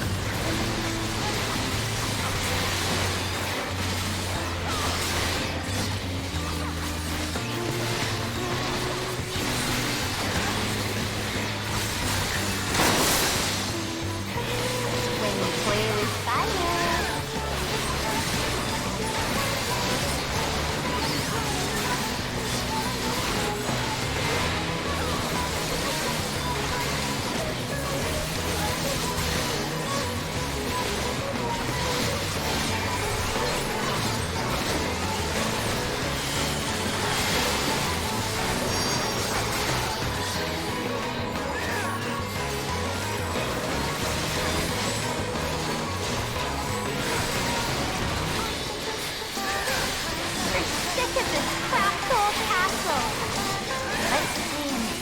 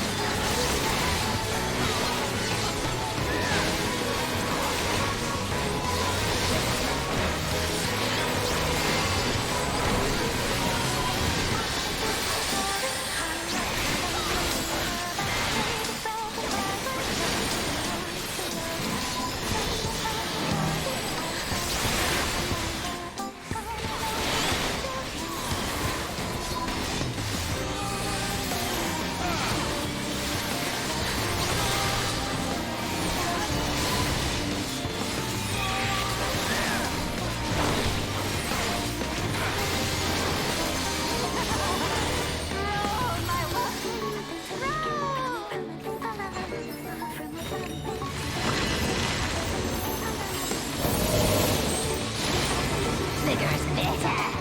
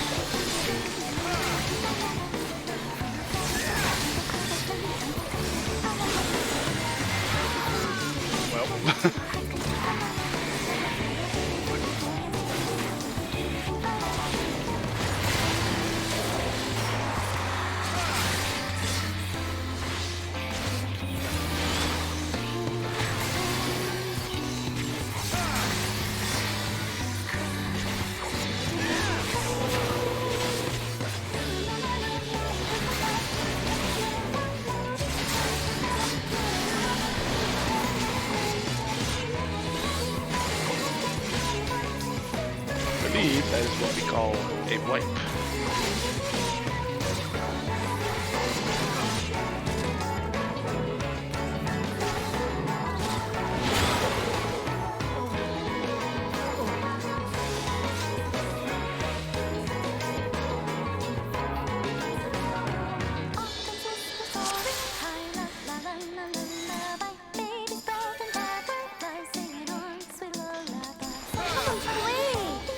For the night is bright.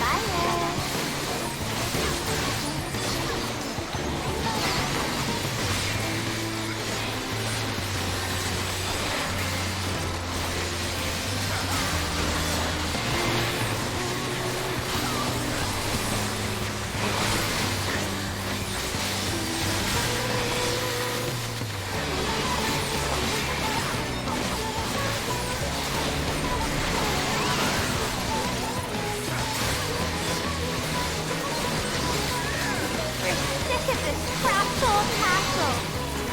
Let's see.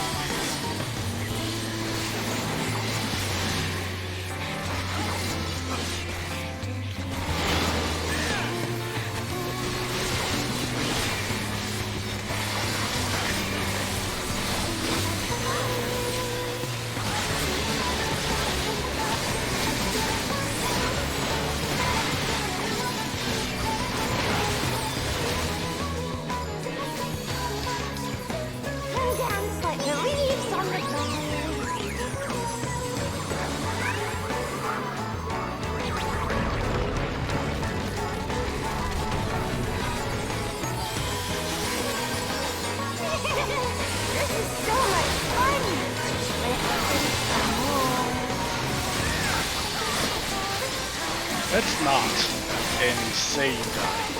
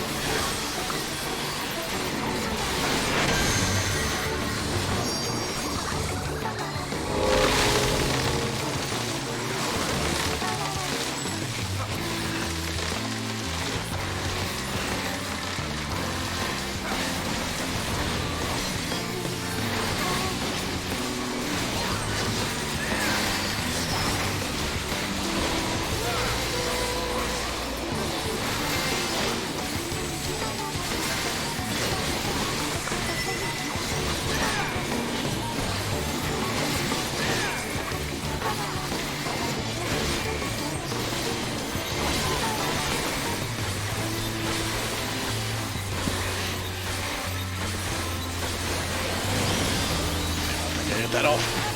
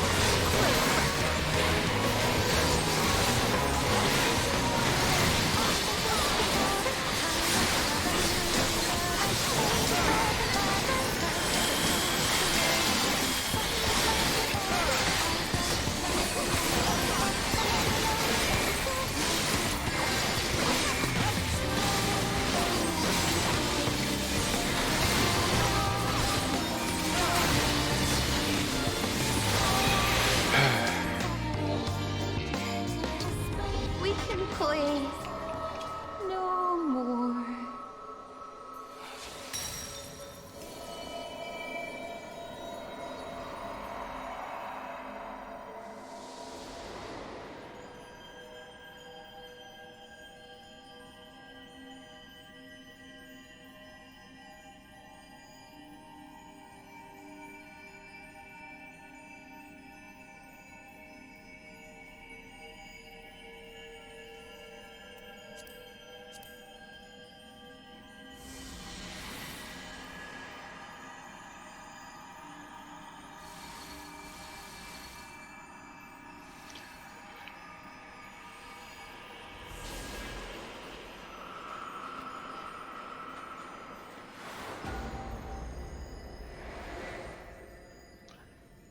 Fuck fairies.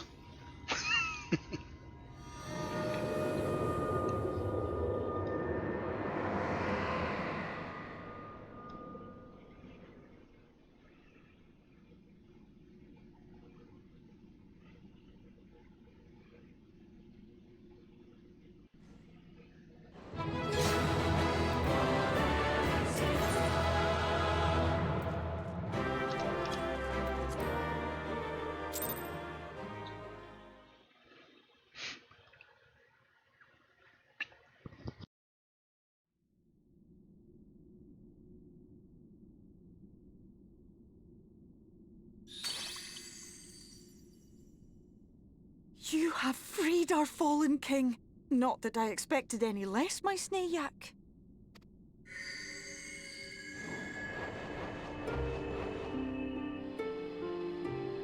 The dress, the crown, the scepter, the shoes.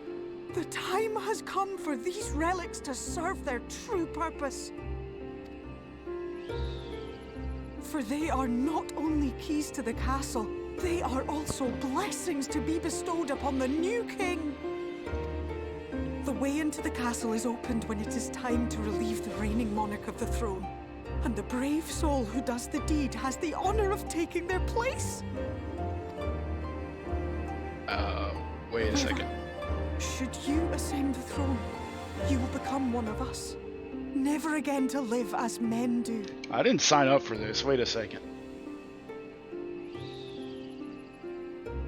My adorable sapling, my precious mortal. We Fae folk live forever, but such is not your virtue. To strive for a dream you will never see, to sow seeds that others might one day taste the fruits of your garden, that is the beauty of your kind. Burn bright and shine as only you can. These blessings, your lovely branch will accept in your stead. Oh, thank you.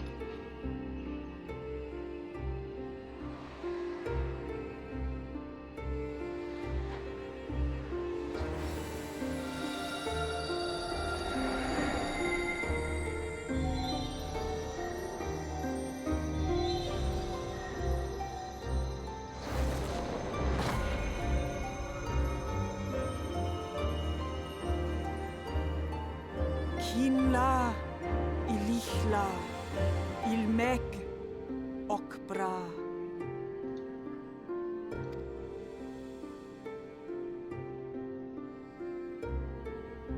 Now, shall we attend to those unwise enough to trespass in our realm? Of that, we are of one mind.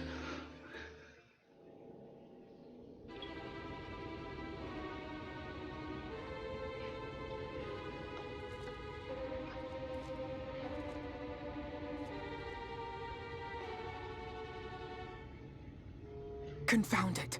How did they get here so fast?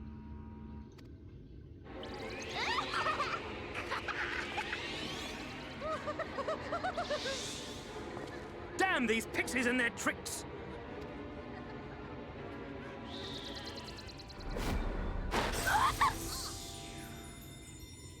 How in the seven hells? Listen well. We come in pursuit of villains who have fled to this land. You know who and where they are. Now show yourselves and answer me before I lose my patience. Oh, stop! It hurts! It hurts!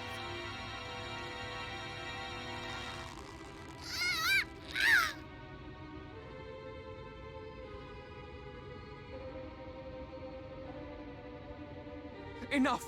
Lift the enchantment!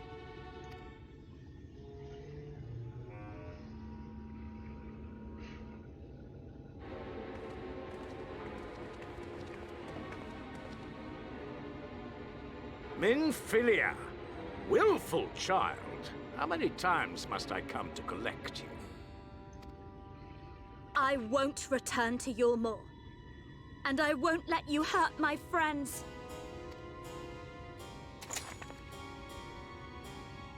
What is this stance? Where did you learn it? No oracle I trained would make such an unseemly show of herself. Know your shame, gal. You're powerless. You have no life nor purpose, save that which our master sees fit to permit.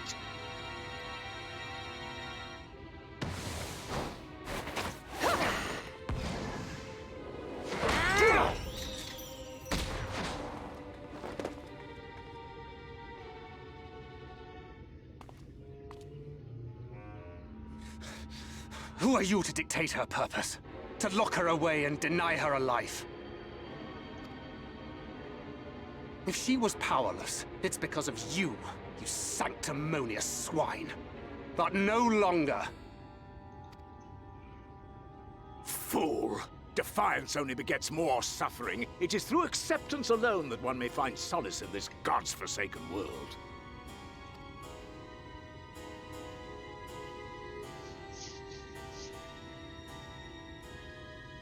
Look! The sky!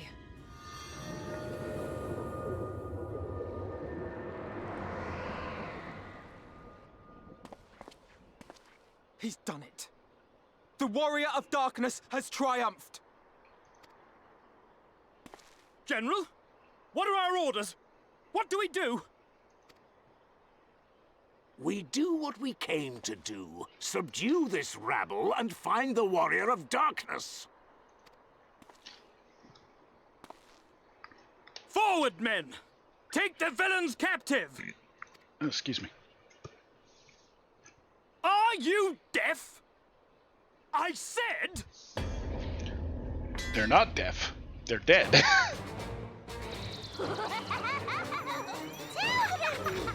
Axla Orwain! Axla Orwain! What?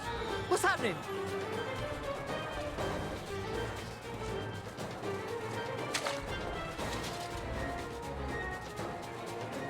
Water? That wasn't there before.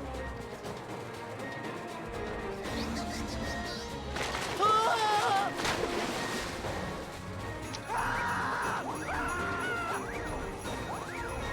Orwaik Ansasi, Orwaik Kinsey. Help me!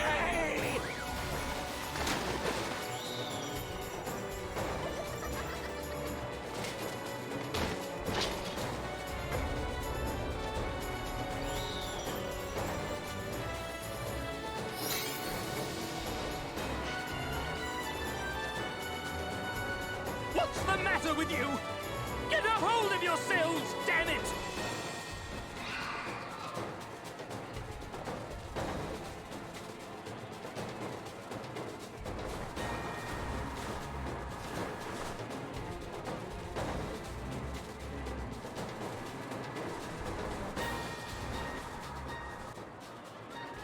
General, they come in greater numbers.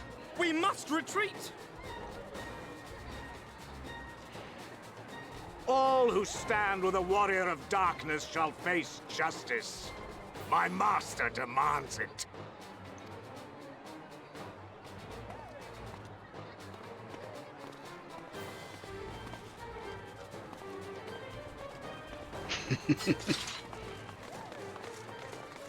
That's what you get for bringing like 12 people with you.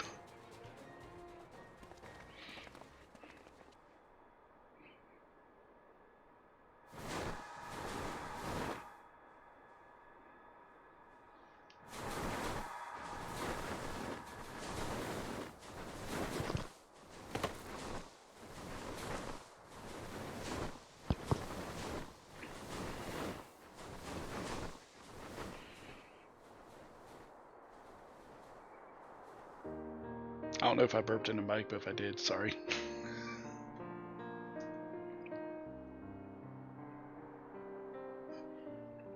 I see. Well, it's a good thing Feaul volunteered to become king in your stead, for all our sakes. We are grateful for your timely aid, Feaul, or should I say, your majesty. It was the first night in recent memory. We all of us but wished to make the most of it. That's something you must remember about us Fey folk. Though our existence may be eternal, we exist only for the present. We live in the here and now, paying no mind to futures that may or may not be. To wit, we are not driven as men are. We cannot fight for such causes as men do. Does that mean you won't aid us against the Sin Eaters? Not unless the mood takes us. But if it was to repay a debt, well then, that's another matter. To take back as much as is taken. To create as much as is destroyed. To give as much as is received. Such is the way of Ilmeg. By this law, we shall lend you our strength. In return for the beautiful sky you have restored to us. In times of need, do not hesitate to call.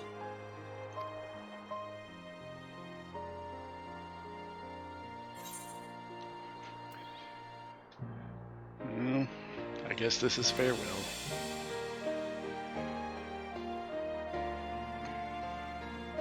Silly sapling. I shall remain at your side. Even should my body be in the castle, 'tis a simple thing to have a little part of me accompany you. Treat them as you would your business. Alright then. That works, I guess.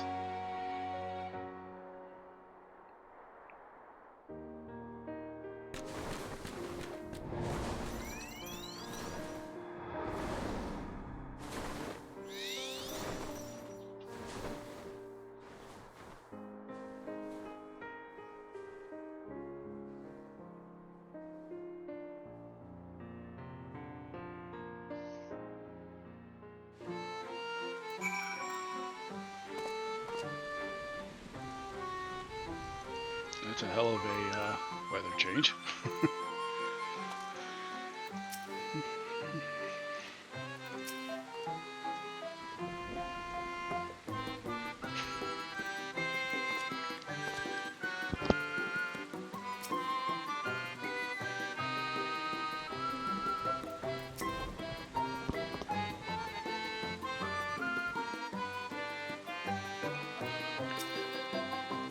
Ne'er for a moment did I doubt that thou wouldst triumph over thy foe. Yet the majesty of thine achievement delighteth me none the less. Night hath returned to Ilmeg, and we are one step closer to delivering the first from its doom, and averting the 8th umbral calamity. 'Tis but a pity thou wert not present to see the Fey folk put the Yomorns to flight. 'Twas a sight to raise the spirits, I do assure thee. But what valuable allies they might prove. We're the mood only to take them.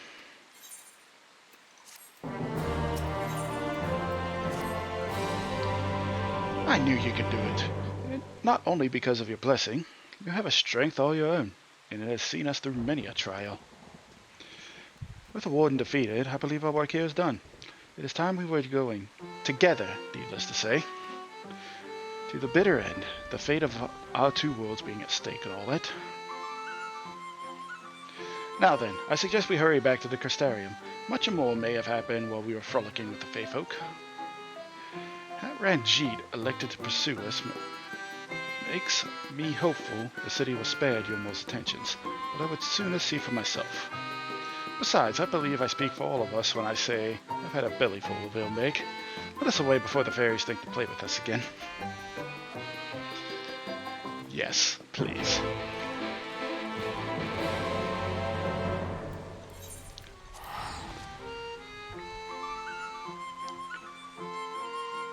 GTFO.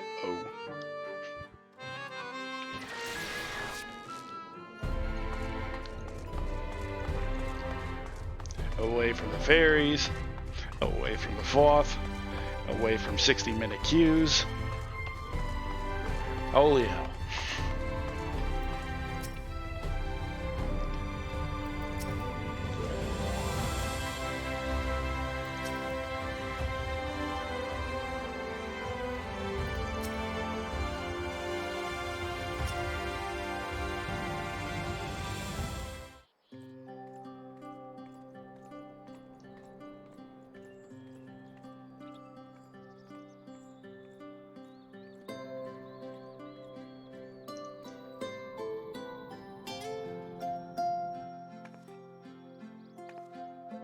All seems well at the Crystarium.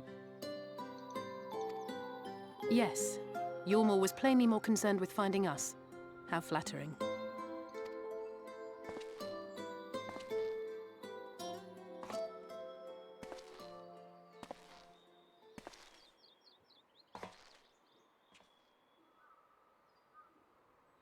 You certainly took your time. I had half resolved to complete the task myself.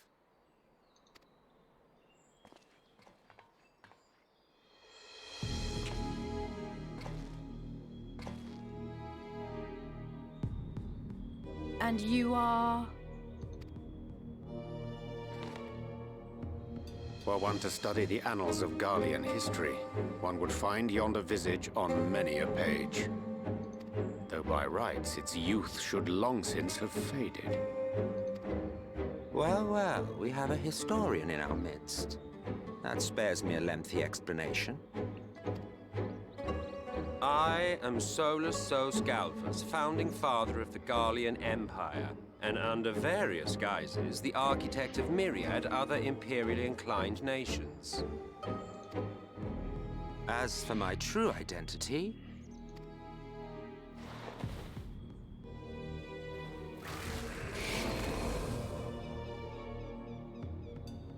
I am Emmett Self, Ascian.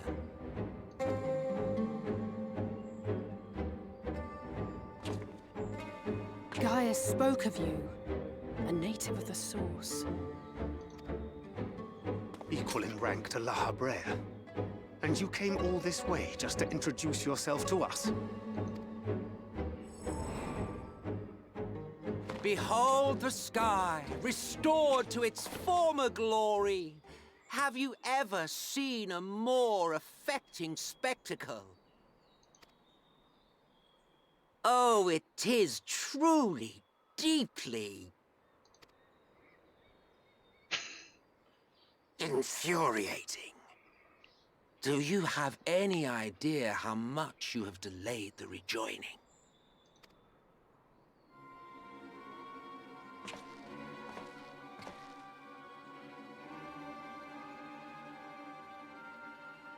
Following the flood, the First had been listing ever further towards the light, towards stasis. The end was in sight. Enter man and his indomitable spirit. He would haul the world back from the brink. And Adding his lumpen weight to the power of growth, he duly tipped the scales, if only by a fraction. Yet a fraction was enough to spoil the perfect imbalance needed to bring about a rejoining. Had mankind continued to live in idleness under Vorthri's rule, all the conditions would have been met.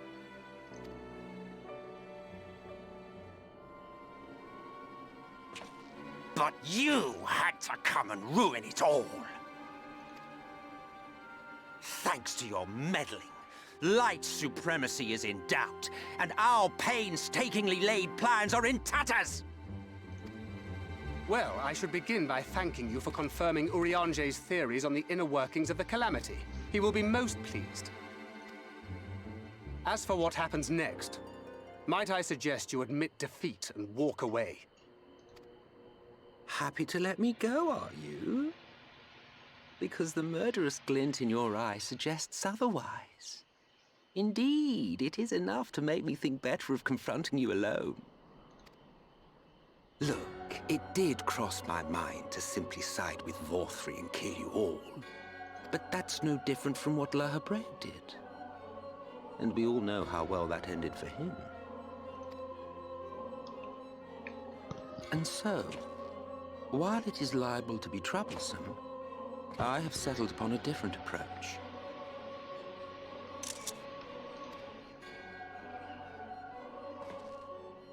Cooperation.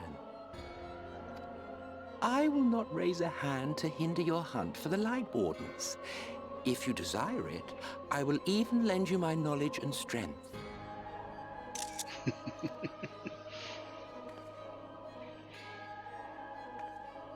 Since time immemorial, you and yours have labored to rejoin the 13 shards, at the cost of countless lives. Do you expect us to believe that your objective has suddenly changed? Nay, our objective is the same as it ever was. Though I dare say, you do not know our motive. A war waged without knowledge of the enemy is no war. It is mere bloodletting. Just once, might we not seek to find common ground?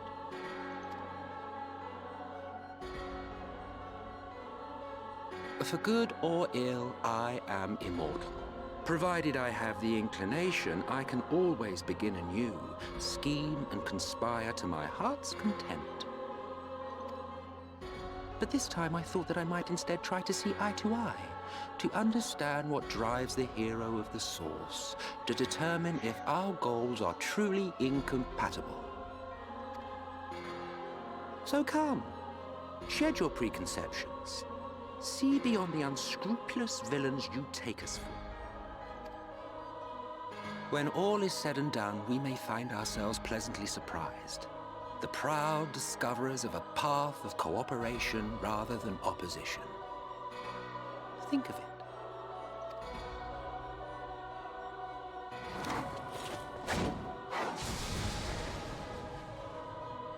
Thou hast delivered thy proposal, and we would not dismiss it outright. If I may offer thee counsel, however, to make thy case via an illusion reflecteth poorly upon thy sincerity. My apologies. You will forgive me if I'm not entirely at ease in the presence of a famed Ascian Slayer. I felt it only prudent to take precautions. Nonetheless, your counsel is duly noted. I take my leave, friends. Rest assured, we shall meet again soon.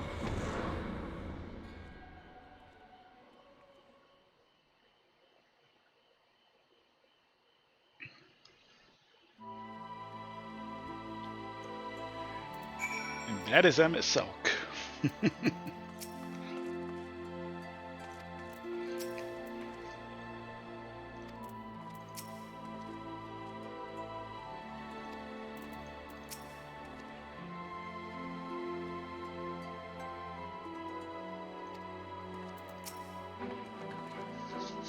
Cooperation?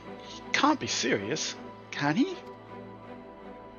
Well, we've certainly been given much to ponder, but those things first. we should report to the Exarch. You can row along, Angus. We're perfectly capable of handling this little task. In light of your recent exertions, I'd say you've earned a rest. Go on, take yourself off to bed. We'll see you later, refreshed and ready for more.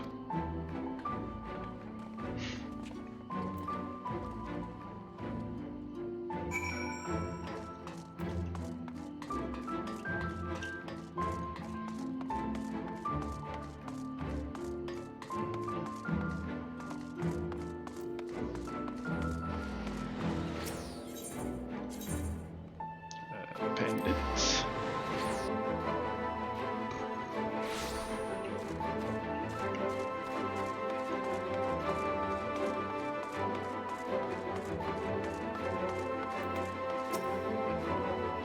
Welcome back, sir. We've been expecting you. We'll find refreshments laid out in your quarters. We hope they are to your liking. You'll be retiring now. Very good, sir. I bid you a pleasant evening.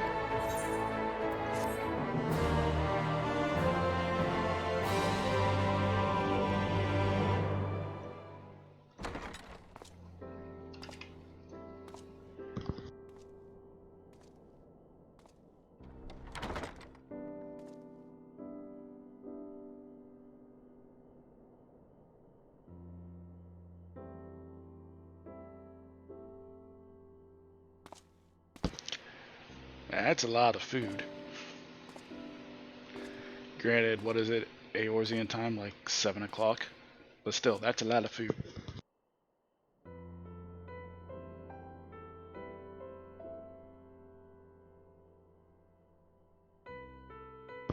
I hope these past few days have not been overly taxing. Pray take your rest and recover. From the Exarch, is it? With that mirror of his, he can watch your every move, you know. He'll probably think you're talking to yourself. Still, he's keeping you well fed.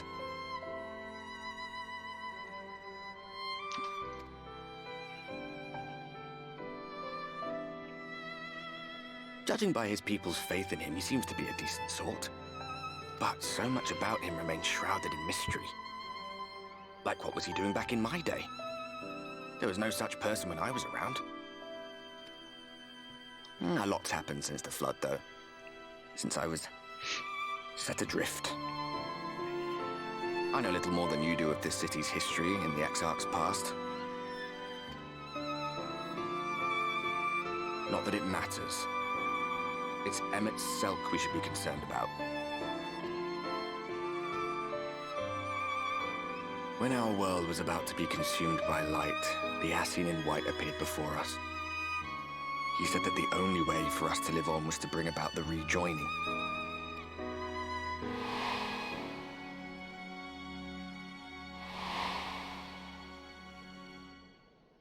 Desperate as we were, we heeded his words, not realizing that the flood was of the Ascian's own making. They cannot be trusted. None of them. But Emmett Selk had one thing right. One should not fight blindly. That's what we did. And it cost us everything we held dear.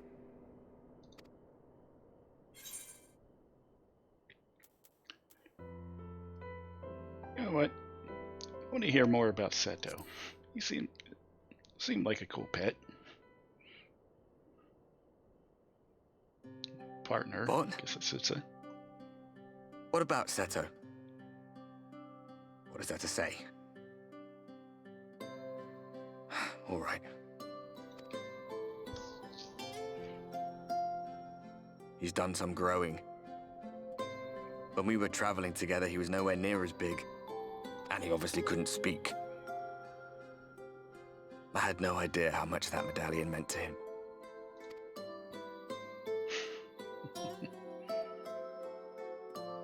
What about you, anyway? You must have a friend like Seto. Chocobo, perhaps? Come on, you tell me something for a change.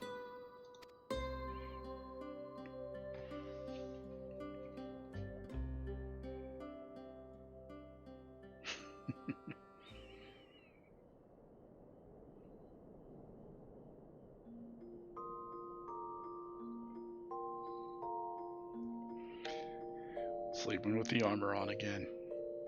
Another damn armor check penalty. What is it?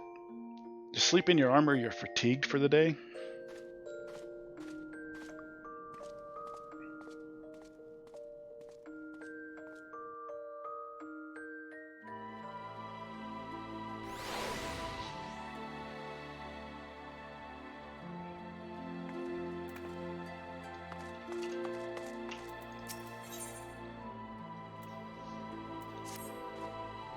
Evening to you, sir. I do hope you are well rested. Ixark and your companions are presently gathered in an ocular. He asks that you convene with them at your earliest convenience.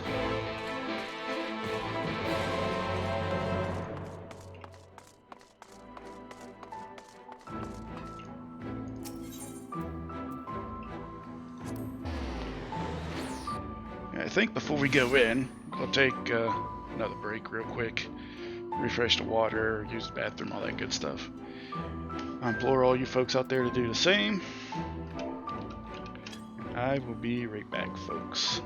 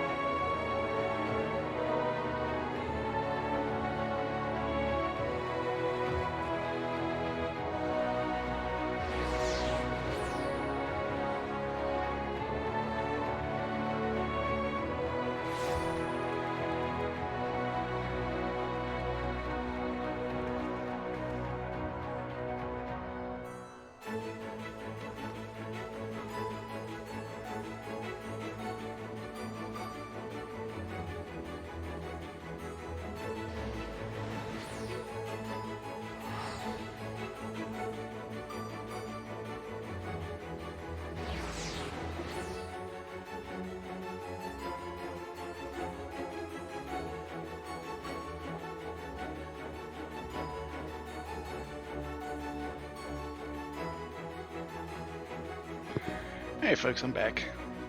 Sorry it took a hot minute. Anyways, hope you folks enjoyed your break as well, if you took one.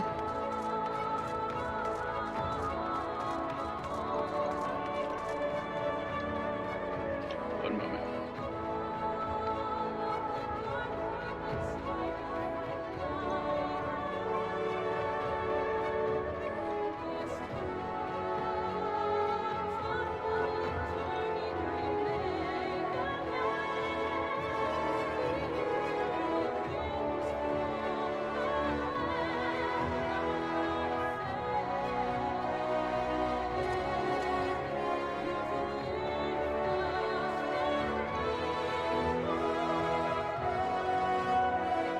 Okay, now we go.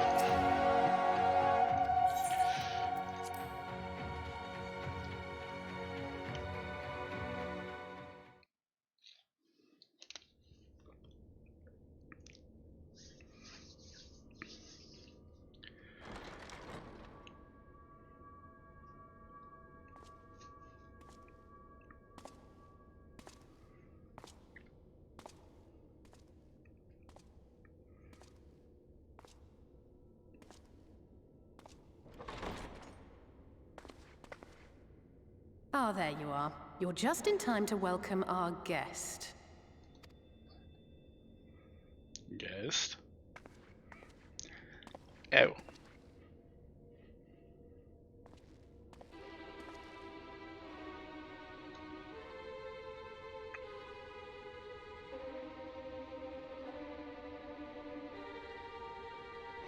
Please. Did I not explicitly tell you that we would be meeting again soon? Technically not wrong. Lest you forget, I made you a promise. I have no intention of meddling with your mission. I come only to observe.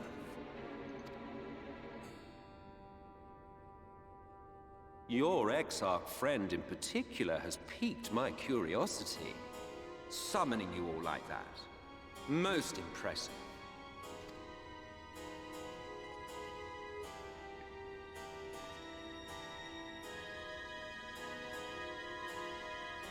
You honestly expect us to believe you've come only to observe? Or that you might deign to lift a finger to aid our cause if called upon? Even if there were a sliver of truth in your words, I would never accept your help. Not in my darkest hour. Not after all the suffering your kind has wrought. So petty. I meant what I said, and I said what I meant. Wage your war against the Sin Eaters, put each and every Light Warden to the sword, prove yourselves heroes, brave and true, and I will be glad to embrace you as allies. Allies worthy of bearing the burden of truth. Surely such a partnership would be preferable to yet another round of fisticuffs.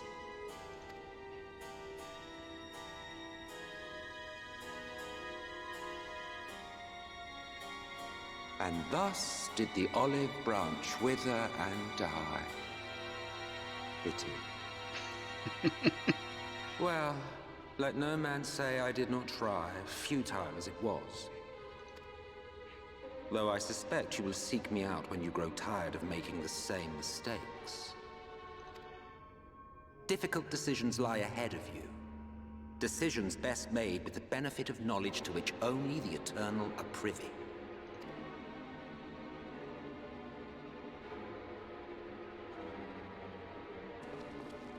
For now, I shall resume my shadowy vigil. Whatever you choose to do, make sure it's worth watching, would you?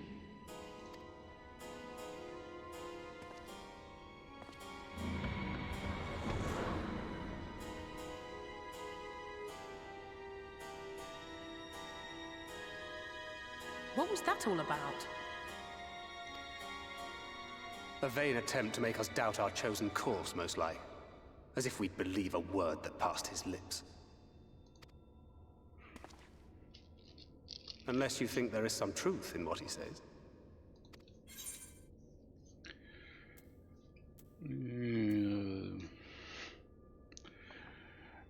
Couldn't really say one way or the other, but if he strikes first, we'll strike last.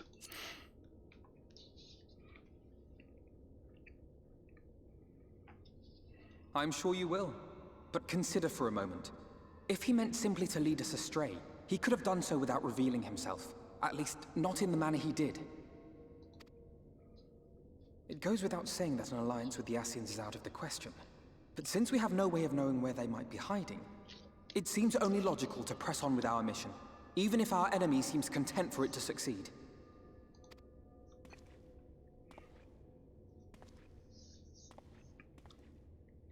Then let us discuss the Sin Eaters. I would begin by thanking you all for your efforts thus far. In striking down the Light Wardens of Lakeland and Ilmeg, you have accomplished more in your short time here than all of our forces managed in the last century. That may be, but the Wardens of Calusia, Armarang, and Raktika remain. Indeed, and their precise whereabouts are as yet unknown. Which is why I propose we divide our forces and conduct a systematic survey of each region. Once we have found our quarry, we may then determine how best to proceed. I'll take Armarang in that case. I know the lie of the land well enough. If there are no objections, I will make for Calusia. I have connections there both in and around Yulmore that may prove useful. Then I would ask that you journey to Raktika. There you will find Y'shtola. With her assistance, I doubt the Warden will evade your grasp for long. Is Y'shtola the conjurer you and Urianger used to talk about? That's right, though we haven't spoken much since she left for the forest. I fear I may be to blame for that. I had every intention of relaying the news of your arrival, but she is disinclined to speak with me. You have visited her, have you not? Might I trouble you to... 'Twould be no trouble. My thanks. While you are all out in the field, I shall be here attending to business. I had somewhat fancifully contemplated joining the search myself, but other matters demand my attention.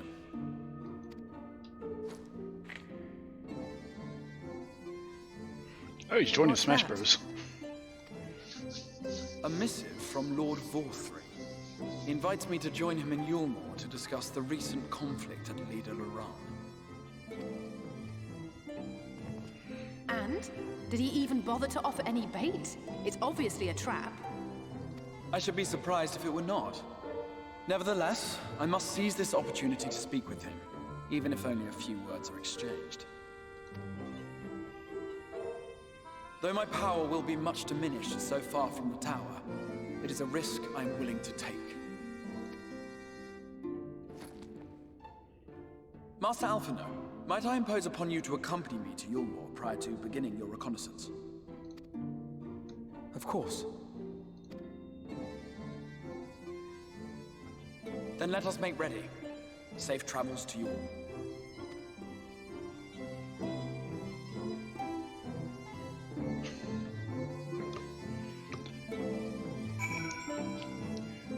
Who have you visited a couple of times?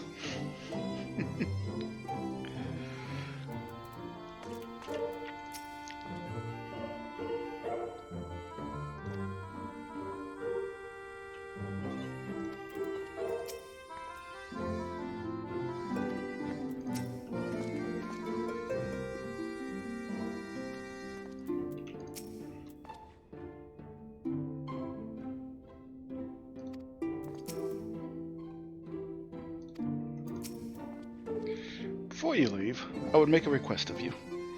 There is a church, or rather the ruins of a church, at Fort Job. Might I ask that you go there before seeking out Y'shtola? It was a place where people once gathered to worship the light. Alas, it has long since fallen to disuse. Yet within that hall there remains a tablet whose writings I believe may prove of use to Y'shtola. At the very least, such a relic would make a suitable gift for your reunion. A most considerate proposal. Very well. Ere we depart to Raktika, we shall journey unto Fort Job, that we might secure this relic.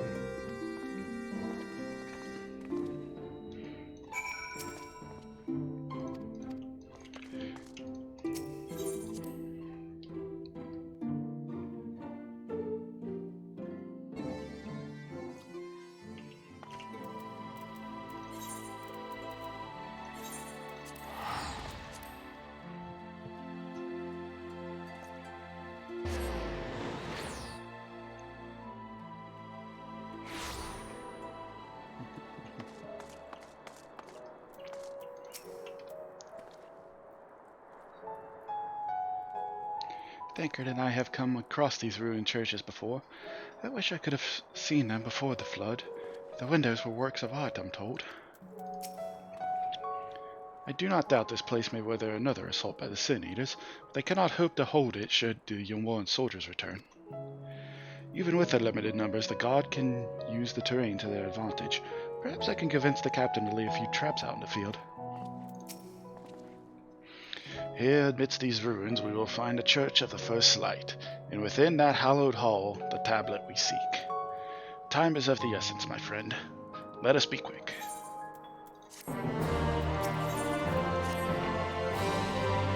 At the height of Lakeland's prosperity, these sites serve not as man's final bastion, but as testament to his ingenuity and architectural prowess. The Church of the First Light was responsible for many such marvels, building majestic chapels in every corner of the realm. Alas, the flood with its inexorable tides would drown nigh everyone, and did all but put an end to the religion as a whole. For the creatures which then did rise from their fulgent deluge were seen as agents of divine punishment, sent to devour sin and sinner both, whence came the name of Sin Eater. The people were lost, seemingly forsaken by their God. Yet where there is light, there hath ever been shade, and 'twas in the dark they saw solace. The most devout of these worshippers of shadow did then migrate to the Retika Greatwood, but that is a tale for another time. For now, let us find what remaineth of the chapel here.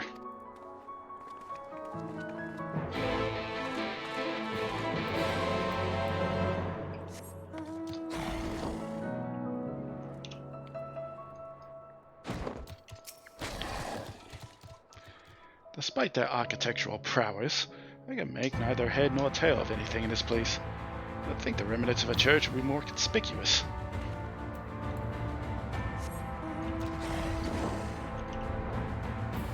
Well, that's obviously a altar or sarcophagus, one of the two. This is obviously the front door.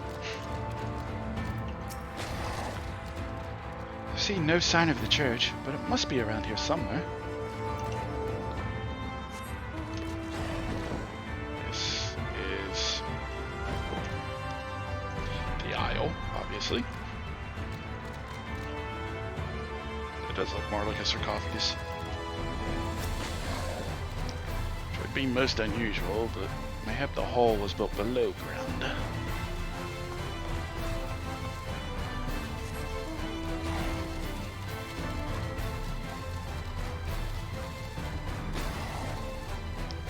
Found it. Or what's left of it.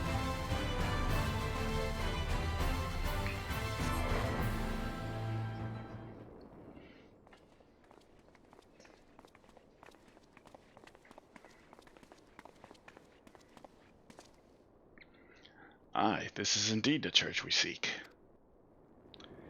It's surprisingly intact. What little is left of the churches I've seen until now has always borne the scars of decades of disuse. Its subterranean construction hath done much to protect the hall from the ravages of time.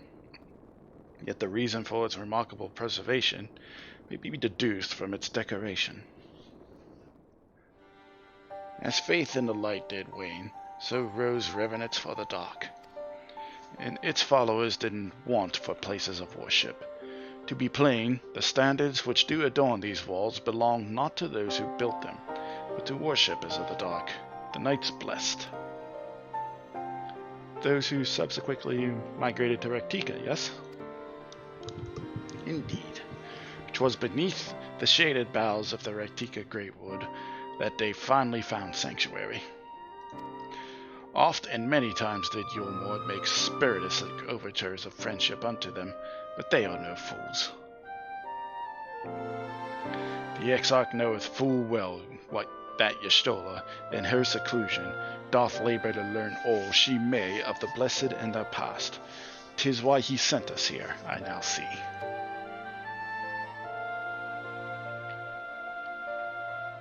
The tablet of which he spoke no doubt provideth a glimpse into the history that she so yearneth to comprehend. Well then, we'd better hurry up and find it.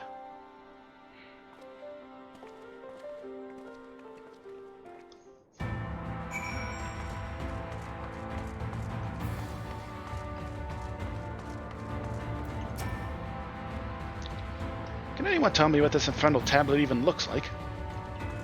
It's a tablet. Were the tablet a fragment of Holy Scripture, it should most assuredly rest here on this altar. Yet this would, I presume, also have been where the Blessed placed the font of seeing used in the practice of their faith. Whither, then, would they have set the tablet?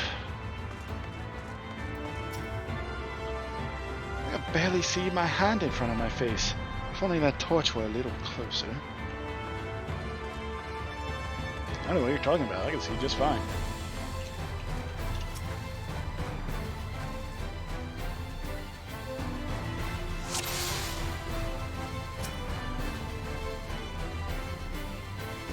You say the same stuff.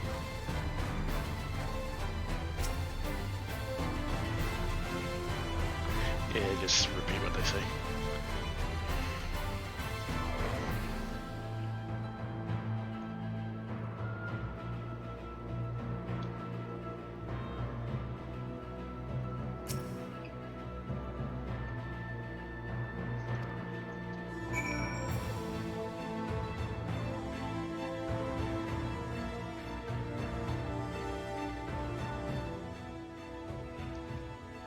Hey, found it! It's under the table. Within the altar, thou sayest?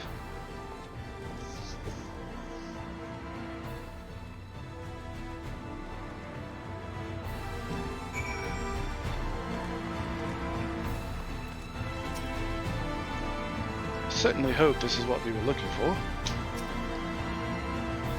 How were you able to see it in the dark? Inside the altar of all places. Oh, just roll nat 20 on perception. Easy. Naught escapeth thine eye, 'twould seem. This is indeed the tablet we seek. Curious. These engravings predate the Knights Blessed. If I am not mistaken, they are written in the script of the ancient empire of Ronka, whose capital once stood in the midst of what is now Raktika. 'Twill be no small matter to decipher them. A fine gift for a seeker of truth. 'Tis plain the Exarch understandeth Y'shtola only too well. But come, let us quit this place and make ready for our journey to the woods.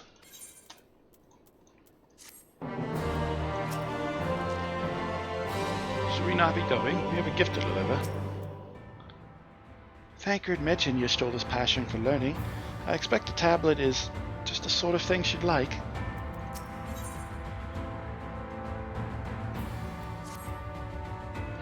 Ere we depart, there is a custom of the Knights Blessed, which I feel compelled to elucidate. As one might expect, they deem light to be abhorrent, and everything it touches befouled. Thus do they take the utmost pains to protect all they can from its taint, including their very names. Speak plain, it is the belief of the Blessed that one's own name must ne'er be uttered in the light of the everlasting day. Yet this commandment precludeth not the use of another's. Thus do parents protect their children, and in rare cases, masters their disciples.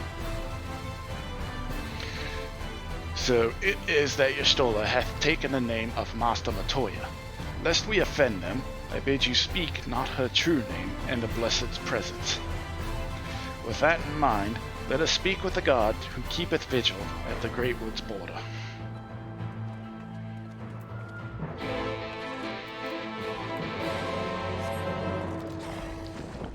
So, don't say their true names in public.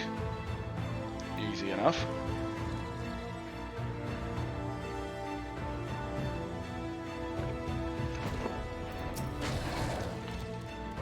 I know I have no reason to, but I can't help feeling nervous about meeting Y'shtola.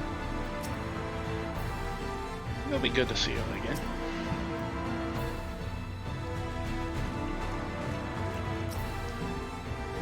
My traveler, business brings you here. We should go to the Great Wood. Yes, of course. Right this way.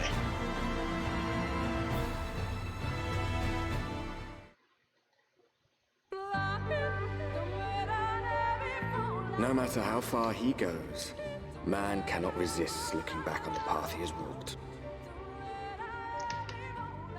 The untold stories and secrets of the past can be more alluring than the promise of tomorrow. And so he braves the forests of Raktika in search of mystery and wonder. Of Ronka, to which all seekers of hidden truths are inevitably drawn.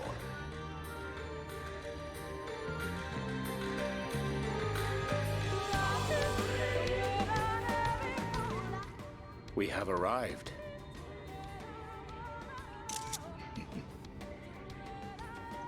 Vast though these woods may be, they are, by and large, uninhabitable. Not so the swamps of Cydia, however, whose sparse foliage permitted man a foothold.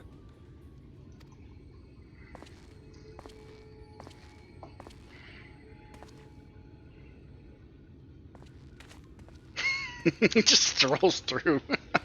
No lands must remain beyond our grasp. Go forth, conquer, rule! Forgive me. A sudden pang of nostalgia for those halcyon days. Exploring virgin territories, subjugating primitive peoples, All for the glory of Garlemald. If you've brought your ivory standard, I'll be happy to tell you where to stick it.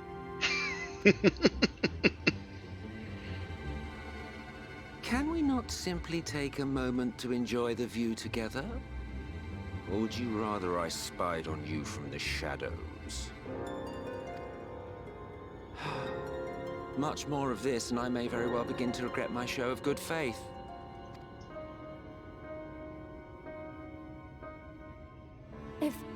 If you really want to stay, then help us fight.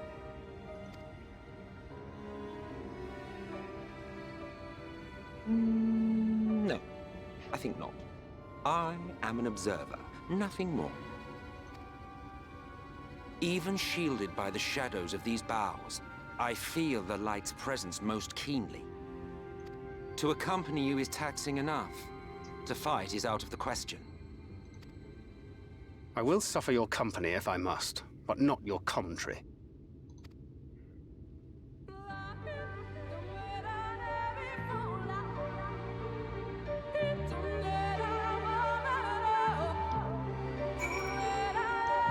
One sec.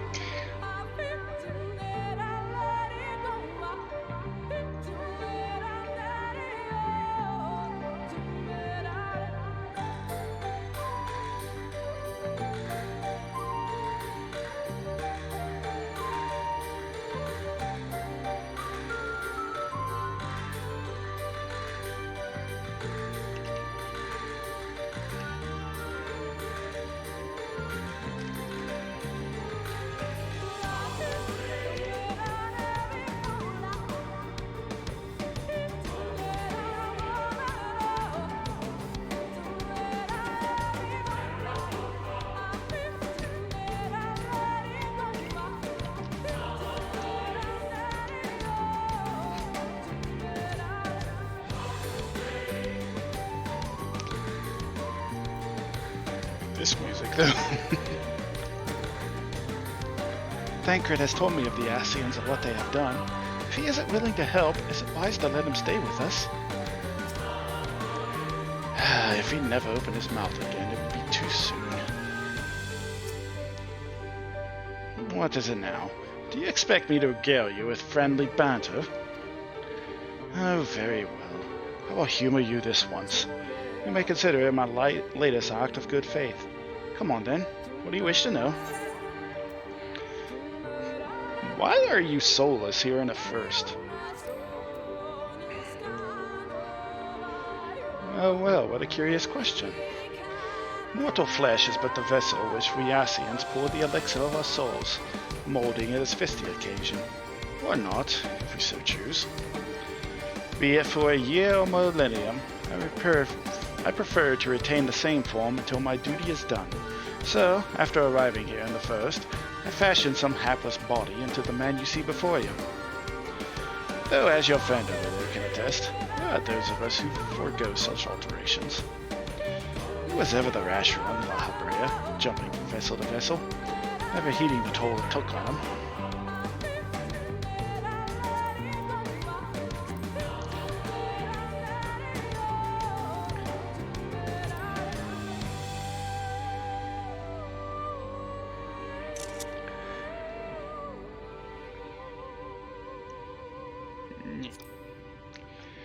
He's some interesting lore if you talk to him at Silk, but I get.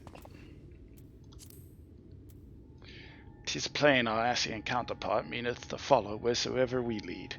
Were it otherwise, he would not suffer the overabundance of light in these woods. Verily, it pervadeth every corner, and so long as the Light Warden remaineth, the Sin Eaters shall be free to prey upon these lands without surcease. Surcease? If naught is done, 'tis but a matter of time before the Blesseds come. 2 years past, a swarm of Sin Eaters did lay waste unto their largest settlement, killing a great many of their priests in so doing. Some few did survive. They knew not how to go on, wayward souls in want of a guiding hand. For a mercy, Ishtola hath provided which they sorely needed. They have since endeavored to restore their home, and thither shall we bend our steps, before it gone.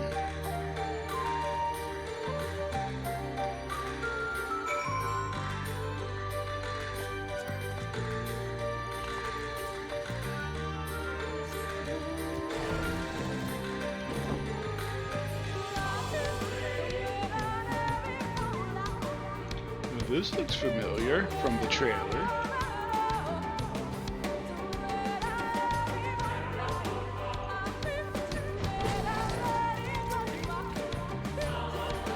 We both know how Ariage enjoys painting pictures with his words, but he did not exaggerate about this place. Ariage said they were building, but there's no one here.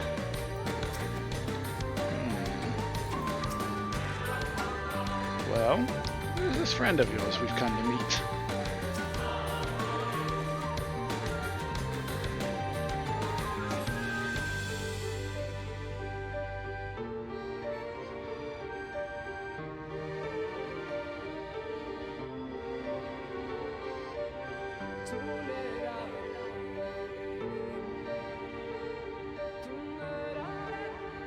I see little sign of recent activity, nor hath any meaningful progress been made with the reconstruction.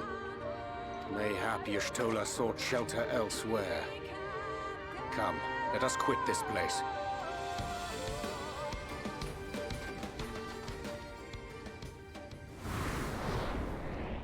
Now! Surround them!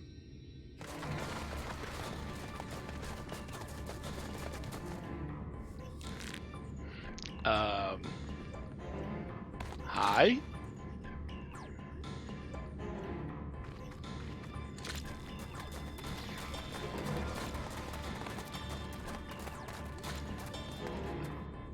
These Sin-Eaters, they're not like the others.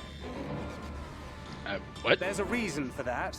Lower your weapons, please. We mean you no harm. How is it they can speak? It's a Sin-Eater trick. They mean to kill us all.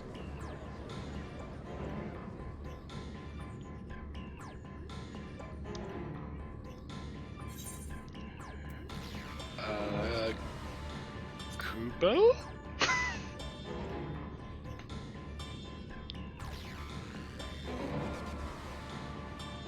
That will seem a lot less amusing when we are forced to kill them. Sorry.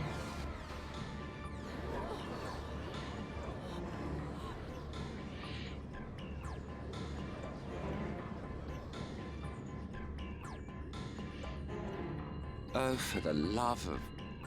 I had hoped that by accompanying you, we might come to understand one another. But all I have come to understand is that you have a knack for inflaming the natives. You've committed the cardinal sin of boring me. And so I retire to the shade. Good luck.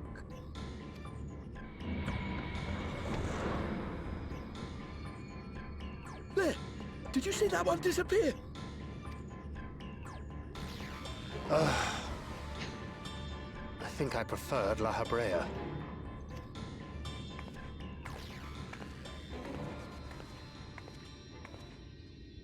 Enough.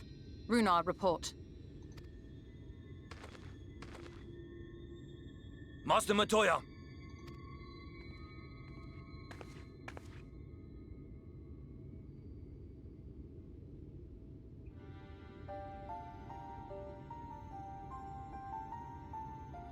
We apprehended them as you ordered, but are you certain these are Sin Eaters? The intense light of the ether I saw was unmistakable. If not Sin Eaters, then what? Tis passing queer that Y'shtola should mistake us for the enemy, is it not? Mayhap it hath been too long since last she beheld the radiance of thine ether. Master Matoya, hath time truly made strangers of us? Nay, I recognize you, Urianger, Thancred. And this is Minfilia of the First, of whom you spoke before. Just so. And knowing as thou must that we come in peace, might I prevail upon thee to have thy comrades lower their arms? First explain this other presence in your company. The one I know not. There is but one manner of creature in this world whose ether is suffused with such an abundance of light.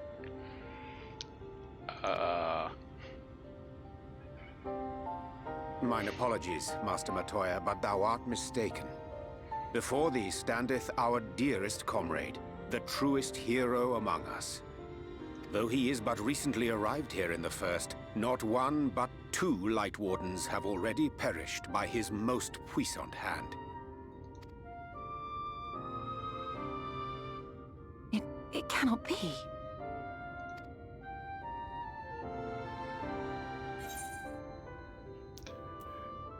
Nice to see you too, Master Matoya.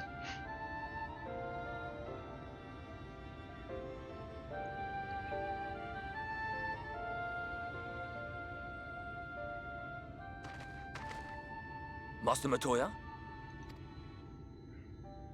Lower your weapons.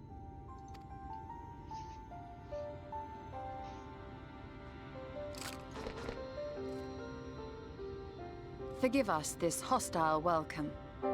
Come. I would give you a proper introduction to Raktika and its people.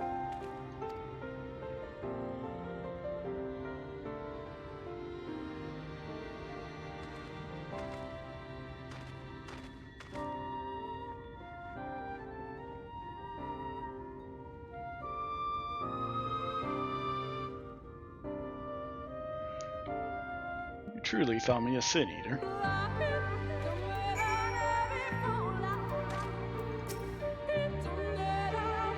I didn't expect you to be so imposing in person. That ended a lot better than it might have, no thanks to Miss Silk. She should imagine him a stranger.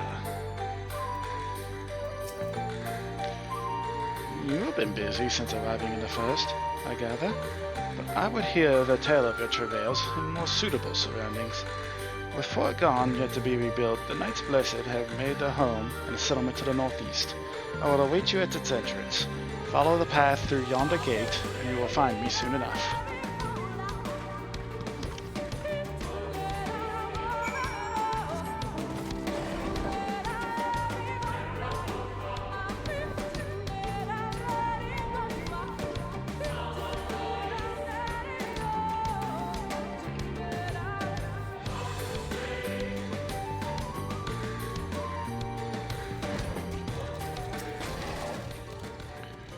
There you are. I was beginning to worry.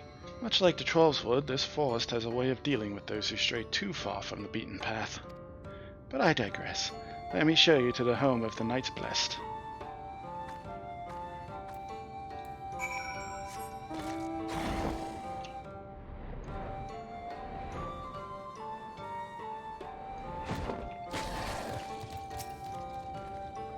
make their home here and so swiftly would surely have required no small amount of ingenuity.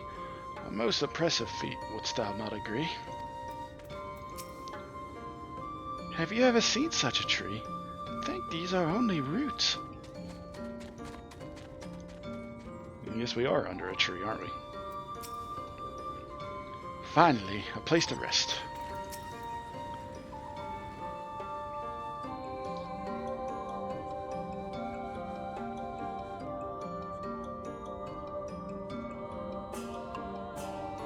Slitherbow is the largest of the blessed settlements.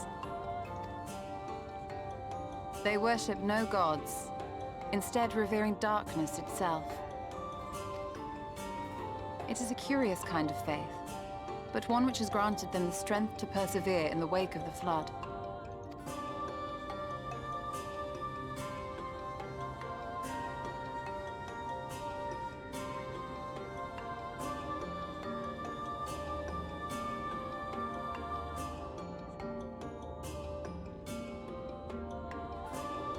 I hope you weren't expecting a grand feast by way of welcome. They are a simple people.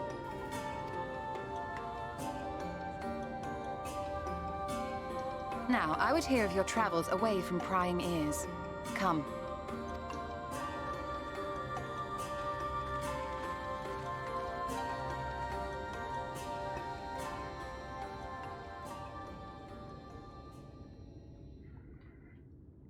So yeah, we killed 2 Light Wardens. Yulmor's pissed at us.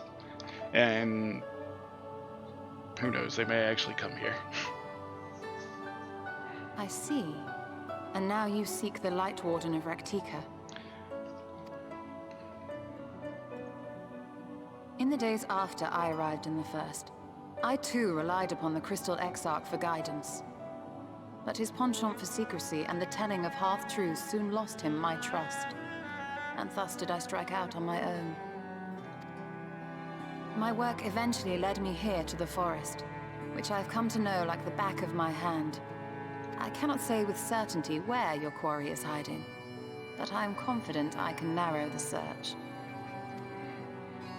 Well, go on then. Some few thousand years ago, this forest stood at the heart of the Empire of Ronka.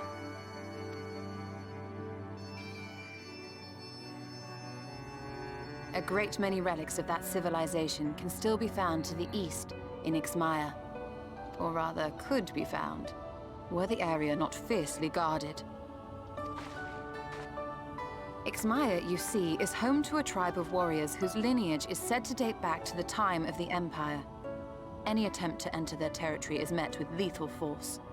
They offer no warnings, and suffer no trespasser to escape. How the hell are they able to chase you in those high heels? Needless to say, my every attempt to survey the area has been thwarted. Mayhap the Warden hideth there, full knowing none may approach it for fear of these protectors.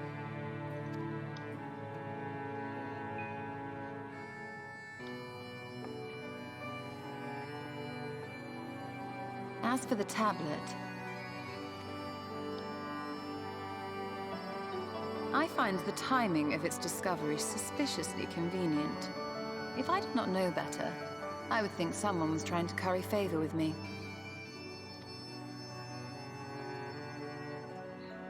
Regardless, it will take time to decipher these writings. Yet I would not be at all surprised if they somehow held the key to entering Ixmaya unmolested. The Exarch has a nose for serendipity. If there is aught I can do to assist thee in unraveling their secrets, thou needst only ask. Thank you, Urianger. I may well take you up on that offer. While we set to work, might I suggest you take a tour of the city? Should you be in any doubt as to the importance of your role as the Warrior of Darkness, the people here will surely cure you of it. I must say, Ishtola, while most of us have struggled to come to terms with our altered circumstances, you seem to have adapted rather well. Lest you forget, Master Matoya and I dedicated our lives to uncovering the truth which hides at the heart of our world. Though separate, the fate of this reflection is nevertheless bound to that of our home. That I would be daunted by such an invaluable opportunity is absurd. But what of you, Thancred? Could it be that you are still struggling to come to terms with the nature of your young companion? Damn.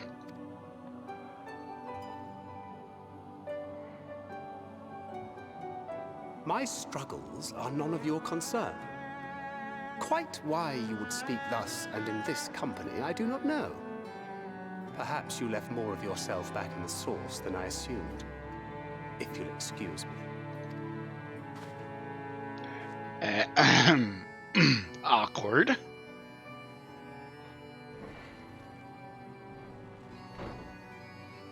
He understands that I'm not the same, that I'm not her. Understands, perhaps, but does not accept. The question being whether he ever will. And whether you will, more importantly. As difficult as your circumstances may be, they are yours, not his. 'Tis you and you alone who bears ultimate responsibility for your life.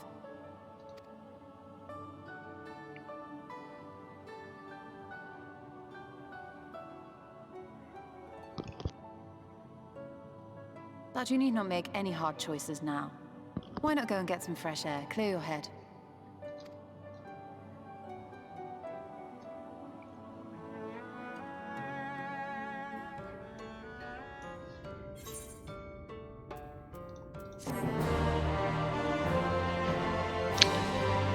Not even 10 minutes after we meet Y'shtola, she pisses off Thancred. Good job. I'd wish I never. When Y'shtola first arrived in the First, she made swift work of the Cabinet of Curiosity. Her thirst yet unsated, she then journeyed hither seeking the wisdom of Ronka. She found little in the way of welcome from the blessed, however. 'Twas not until the Great Fire, where she denied the Sin Eaters a feast of ether, that she gained their trust. Since then, I have served as liaison to Slitherbow and the Crystarium, that she might be kept abreast of the others' efforts. I am not indifferent to Thancred's troubles. Nevertheless, I will not apologize for holding him to a higher standard after all these years. He has ever been a man of considerable resolve, and that is what I will continue to expect. Though it heartens me to know that some of us remain ourselves in spite of our present circumstances. I can but imagine how Alize and Alphonso have changed since arriving here in the First. Perhaps you should be concerned with how you changed. I realize I am not as I was on the Source. I cannot say I regret the decisions that allowed me to come this far. Returning to the matter at hand, I really must begin work on deciphering this tablet. In the meantime, perhaps you should take a look about Slitherbow. If there is anything you need, pray speak with Rudar at the plaza.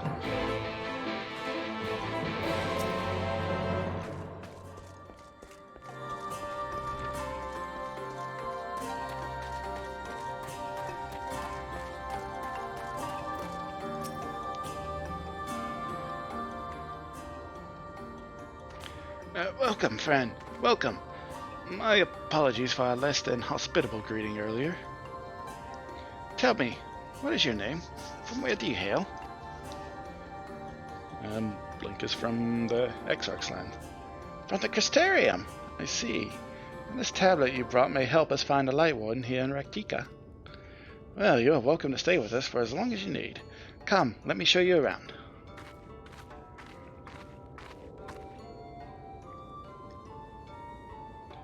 Would it be alright if I joined you?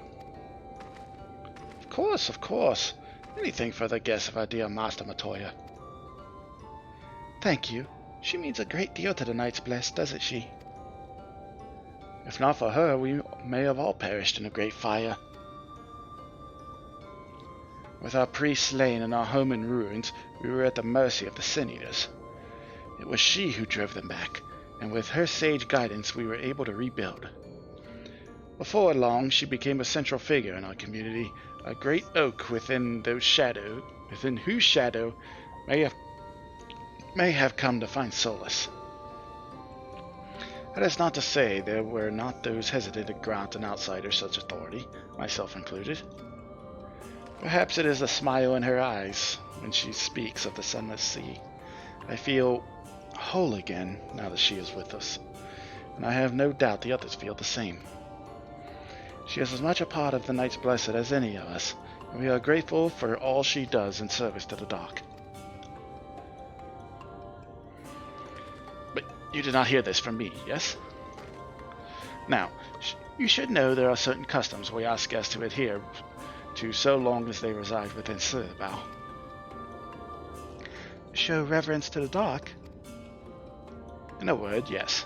But fear not, it is not too involved. Let us begin with something simple. Follow me.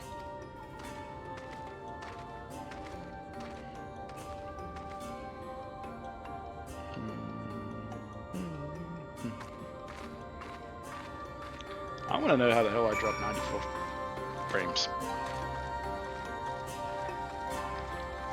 Excuse me. It's supposed to be a sacred place, free of bad spirits.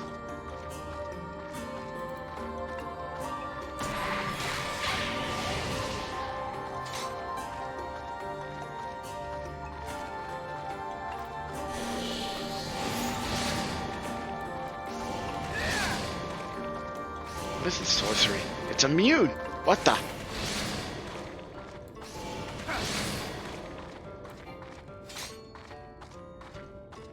It doesn't care!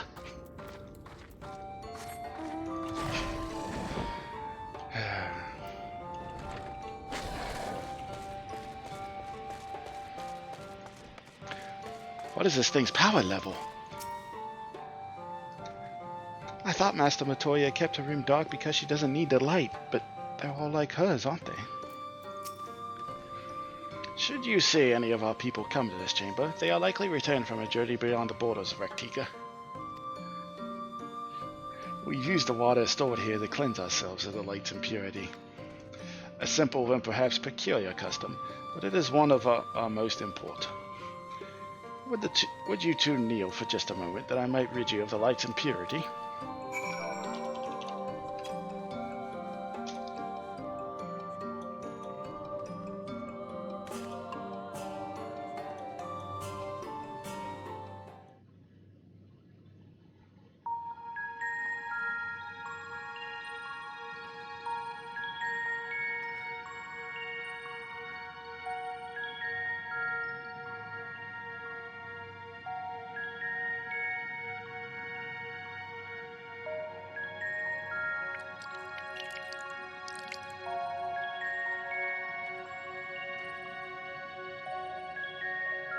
As Runar lightly sprays you with water, your skin begins to tingle.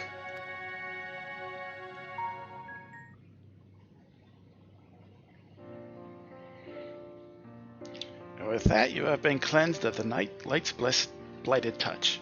How do you feel? I'm not sure, to be honest.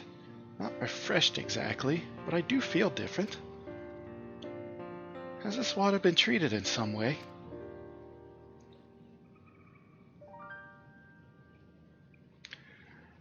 Only blessed by our priests.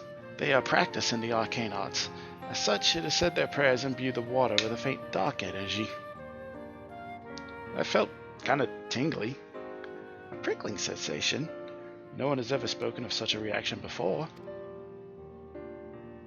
I wouldn't say it was an unpleasant sensation, but I too felt something strange. The dark aspect of this water would have no discernible effect, unless... By the gods, Master Matoya was right! You are Sin Eaters! Oh, I jest. What you felt was likely no more than the chill of the water. I was about to say, come on. Perhaps now would be a good time for you to acquaint yourselves with the people of Slitherbow.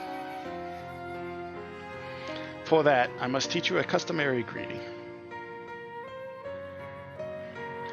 Alentua. In the language of Ranka, it is one of several ways one might say good evening. The wood is not as safe as it once was, and this greeting lets us quickly discern friend from foe.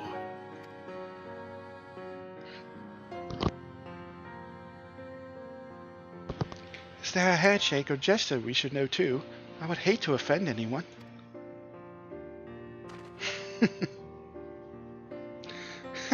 You need not worry. Merely speak the words Aline Tuta, and they will know you as friends of the blessed. I await your return here. Now go. They are like to be heartened by your knowledge of our ways.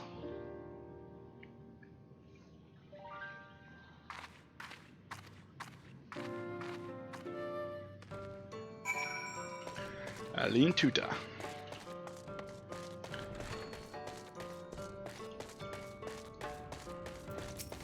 Aline Tuta, or Bumblebee Tuna.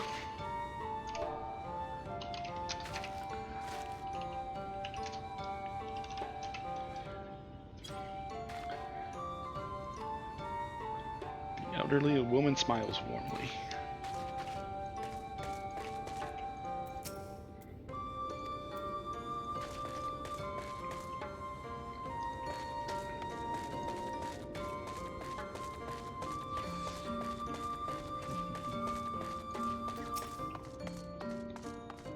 Excuse me, Bumblebee Tuna.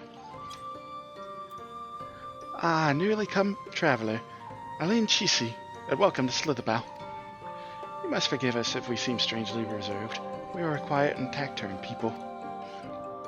Silent and serene as a sunless sea, the quiet makes it easy to discern the presence of Edas and other dangers here in the woods.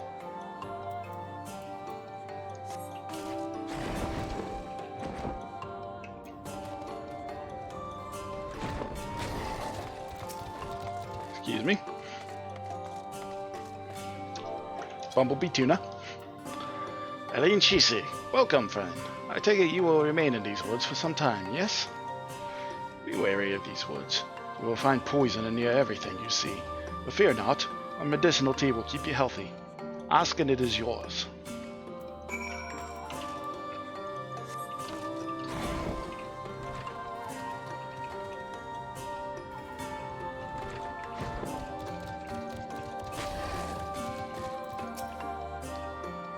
Everyone was so kind and gracious. I was nervous at first, but I'm ready. Already I'm starting to feel at home. There is still much I have to learn about the Knights Blessed, but their faith and strength of will is nothing short of inspiring. I could see now how they've built such a thriving community.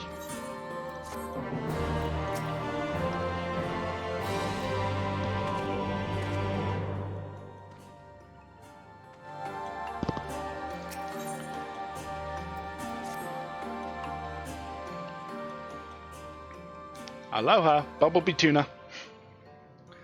Ah, you all returned. Very good. No doubt they were glad of your company. It's been too long since we had visitors. Remember, if you have any questions, or if there's anything you need, do not hesitate to ask.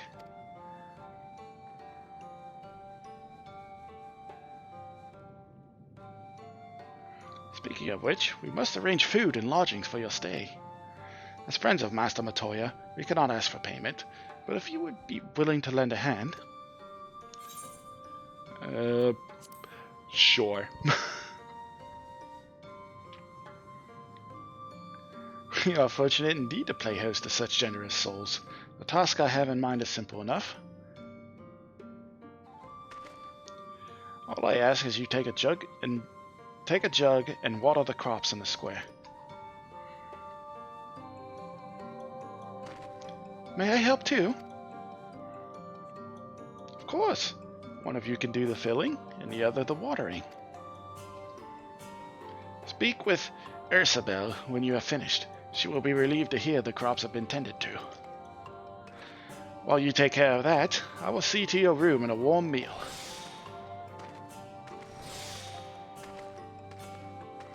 Right then, I'll fill, you water.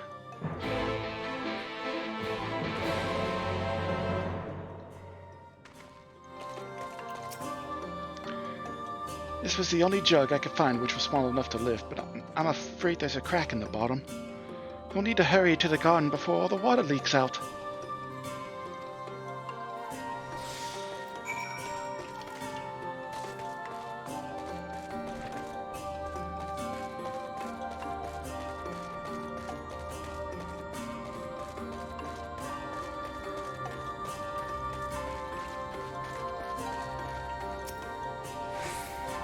Watered half of the plot. Fetch another jug of water and take care of the rest.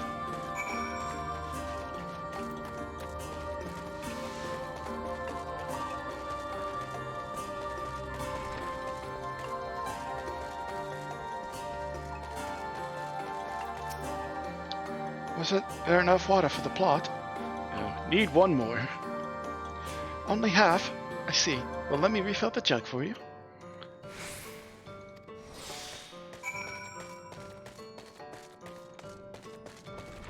Now we only have 30 seconds.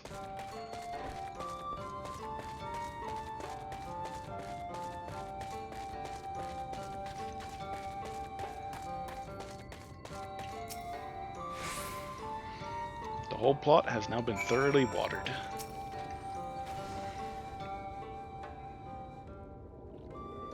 It did the watering. She helped too, technically. Well met, travelers. I observed you earlier during speaking with the others. Have you in need of something? No, just helping out. Being a good boy. You watered the crops? Ah, my apologies for not noticing sooner. I have been rather distracted of late. Watering the crops was always Tatia's duty, but she is no longer with us. We have since taken to sharing the duty, though never with guests. You are most kind. Is there anything else we can do to help? We could plant something if you like. There is no need. The plot is small, it is true, but it provides us with enough to survive. We ask for no more.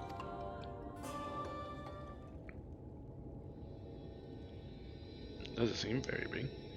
I don't know how you manage. Happy birthday. Thanks, buddy. Have the blessed not considered leaving? Life would surely be easier almost anywhere else. I can understand why you might say that, but the easiest path is not always the right one. Tell me, do you know our history? How our faith came to be? Yes, I believe so. The Knights Blessed was initially formed by those who lost their homes in the wake of the flood. What began as an occasional gathering of survivors eventually grew into a community, which ultimately decided to strike out on its own in the Raktika Greatwood. I see you have read your history. There is a history that is told, and one that is lived.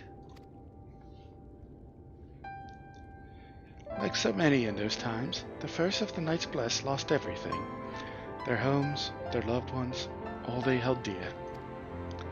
To make matters worse, none could say what became of the souls of those lost to the flood when their bodies were reborn as sin eaters. The people were without answers, without hope, their gods having drowned along with everything else. It seemed that nothing was beyond the reach of the light.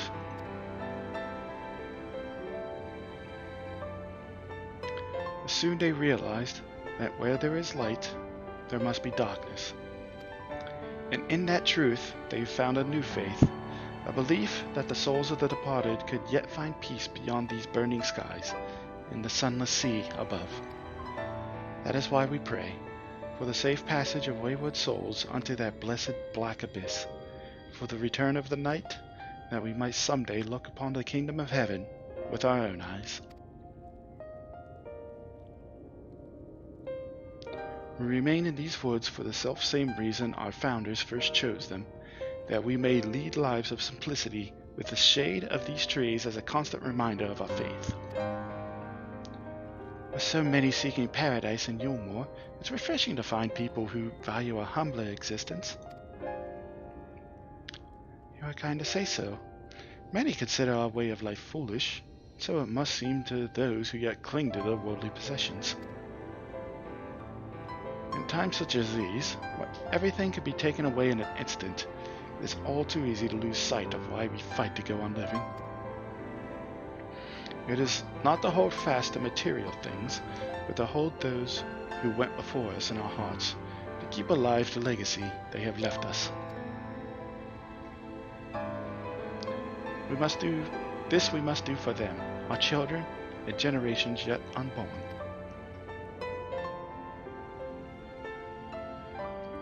To keep their legacy alive.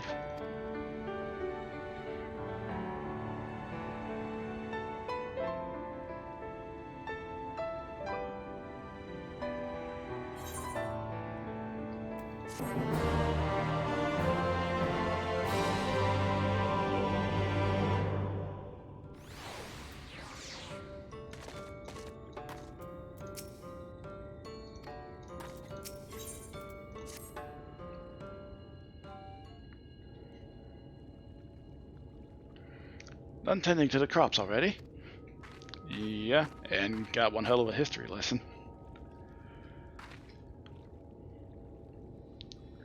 Very good. It should not be long before your room is ready. Una!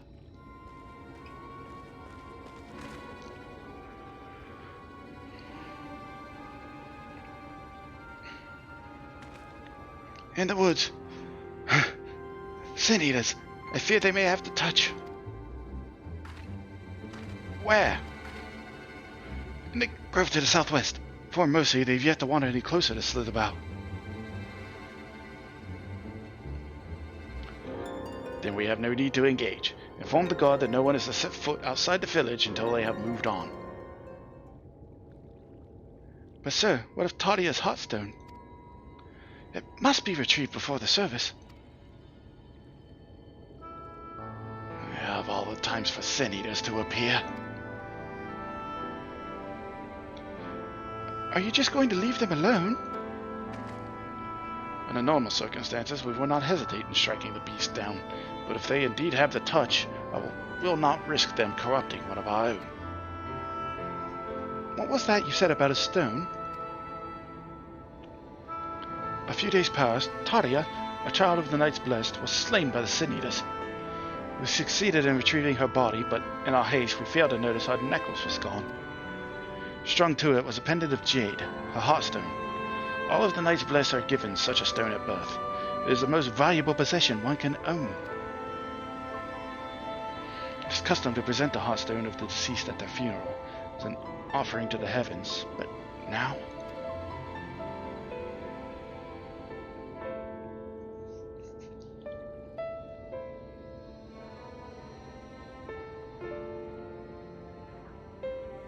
What if I could find it for you?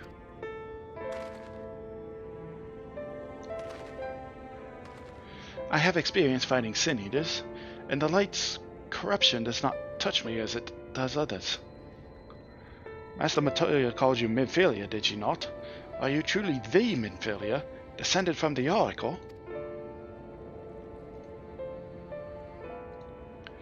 Even so, I dare not ask you to risk your life for the blessed.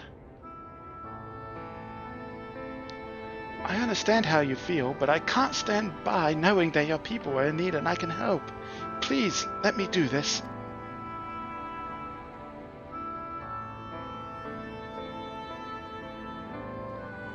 Very well. But if the danger proves too great, you must retreat. I could never forgive myself if we were forced to hold a second service. I nearly forgot about Thancred.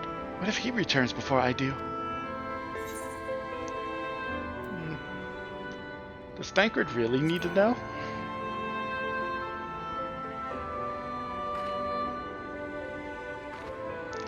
What? Do you mean to say you'll come with me? Thank you. Let's hurry then, before he returns. Go swiftly, and may the shadows keep you both.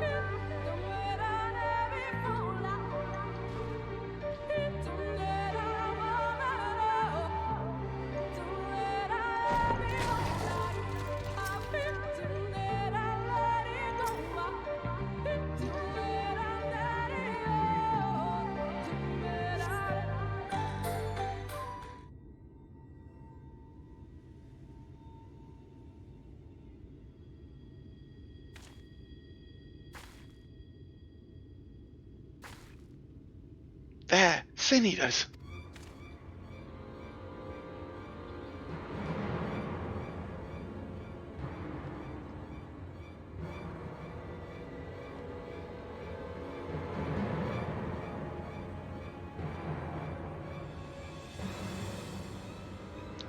I was hoping there would only be one. There's no way we can search for the stone without dealing with him first.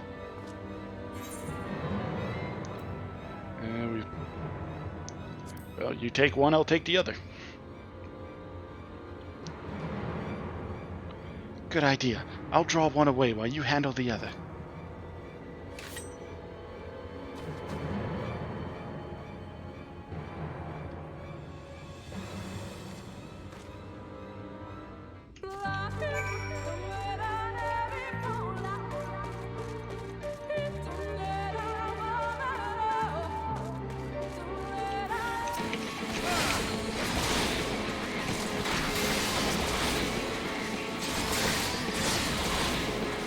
Being IRL, yeah.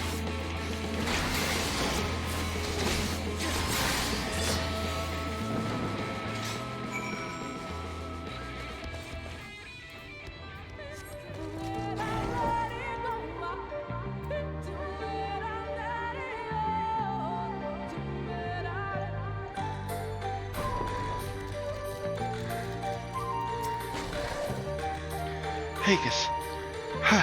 There you are. It's done, though I fear I was a bit careless. I'll do better next time, I promise.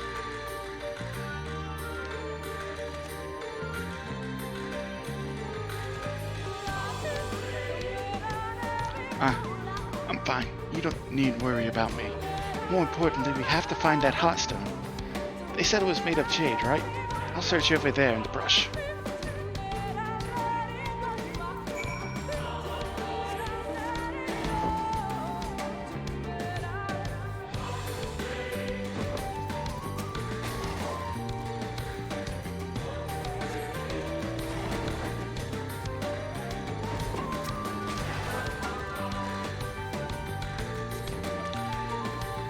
There.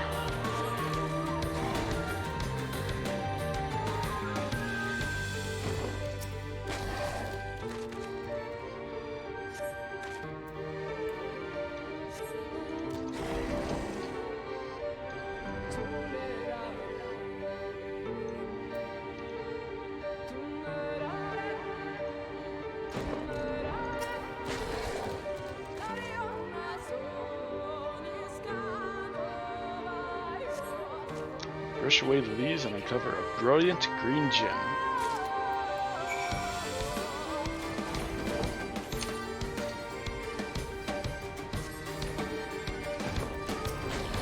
Hey, I found it. Did you have any luck?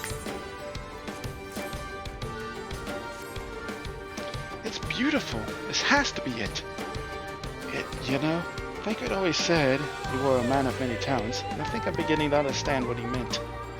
I have much to learn if I'm even to be half the hero you are. The hero she was. I'm sorry. Forget I said anything.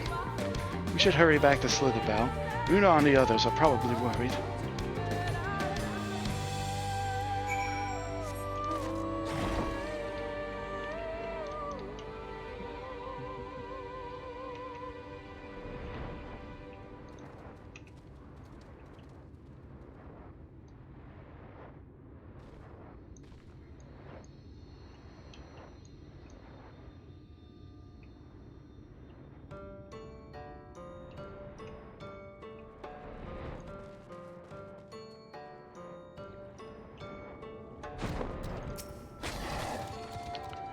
Thank goodness you are safe. I had begun to fear the worst.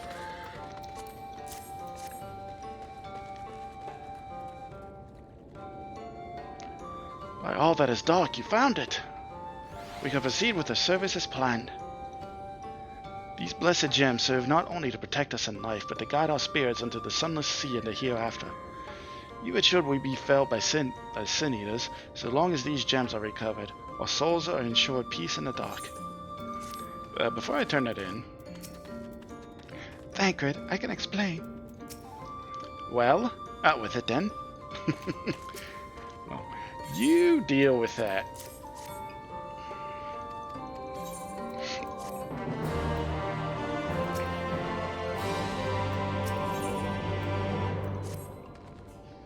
Words fail to express my gratitude for this kindness you have done for the blessed. I insist you and your friends attend Tadia's service as honored guests. There is still much we must do to prepare, but please go and inform the others it will be held in the darker. When you arrive, there should be an attendant present to explain the proceedings.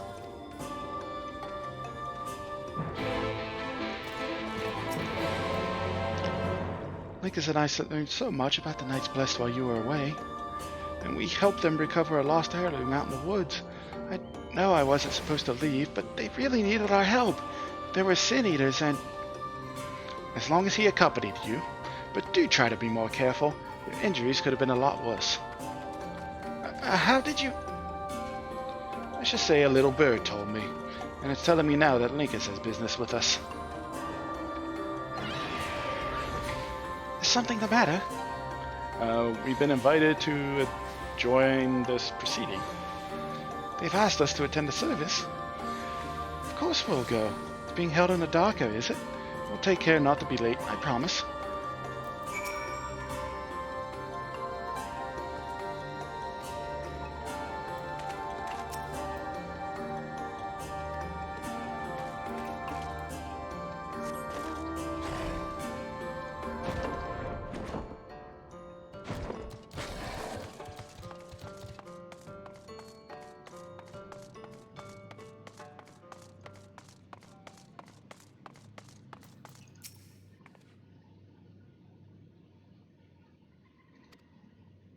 The elderly woman hands you a candle.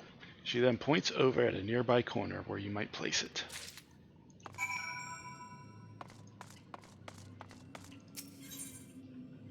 Not really much of a corner.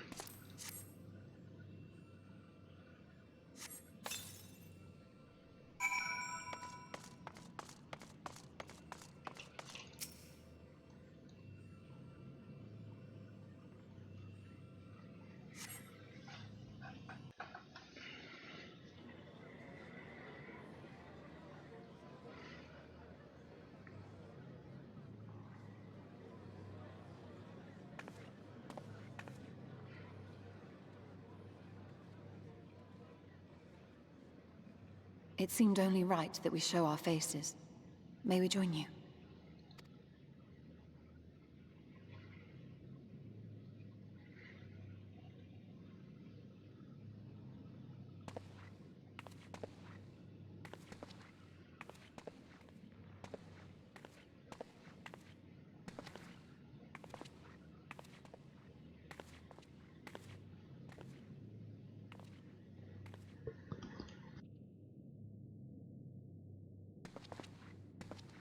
Let us begin.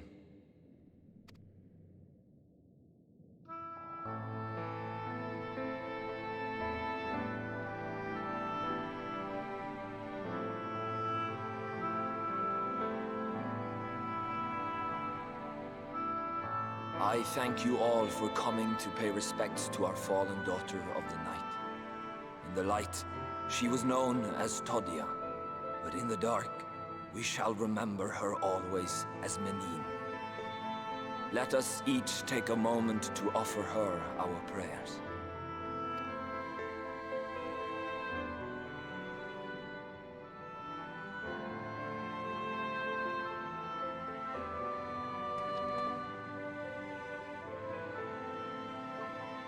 We entrust her now to the night's sweet embrace.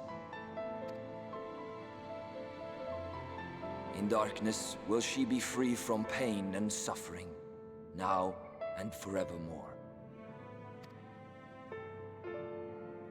May her soul find peace in the sunless sea of heaven, and in the love we bear for her in our hearts.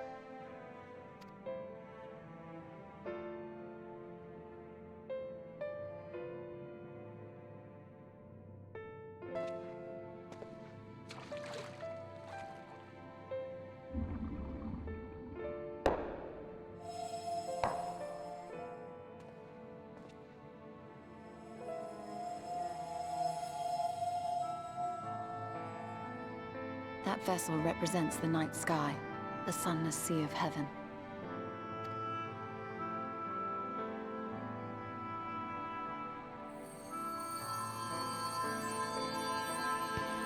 That's a lot of stones.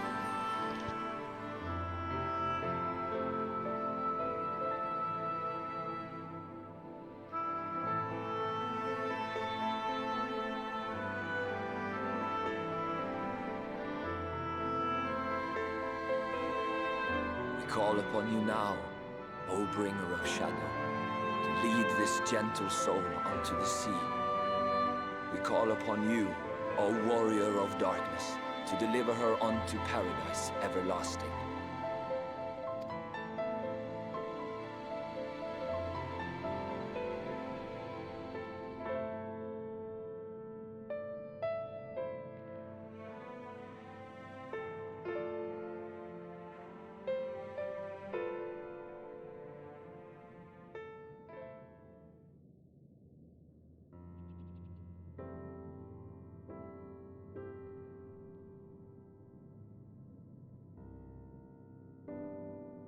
I am told you assisted in the preparations for the service. On behalf of the Blessed, you have my sincerest thanks. The enduring legend of the Warrior of Darkness owes much to the traditions of these people. And none were more ardent in their faith than Todia. She would have been greatly moved by your presence.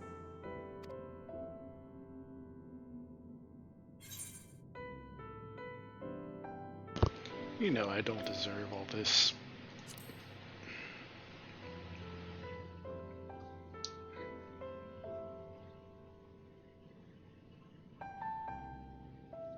You might not deliver her to the heavens, but if you could deliver the night sky to her people, the real night sky, it would be the next best thing.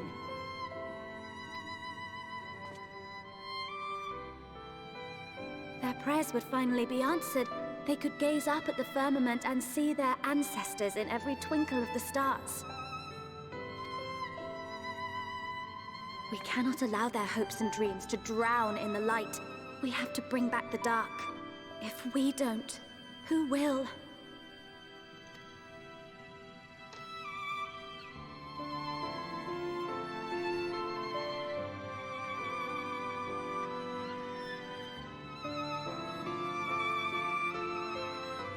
Forgive me, thinking of all those we have lost.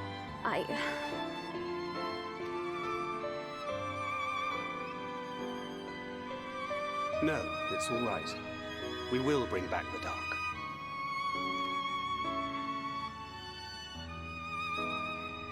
Mayhaps sooner than later, in fact.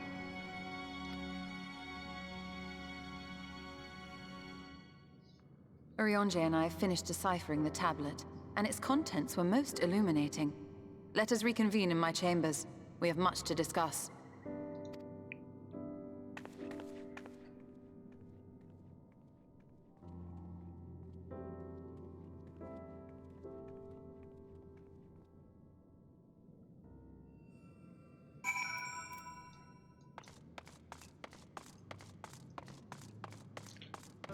Well, you're Stola, what did you learn?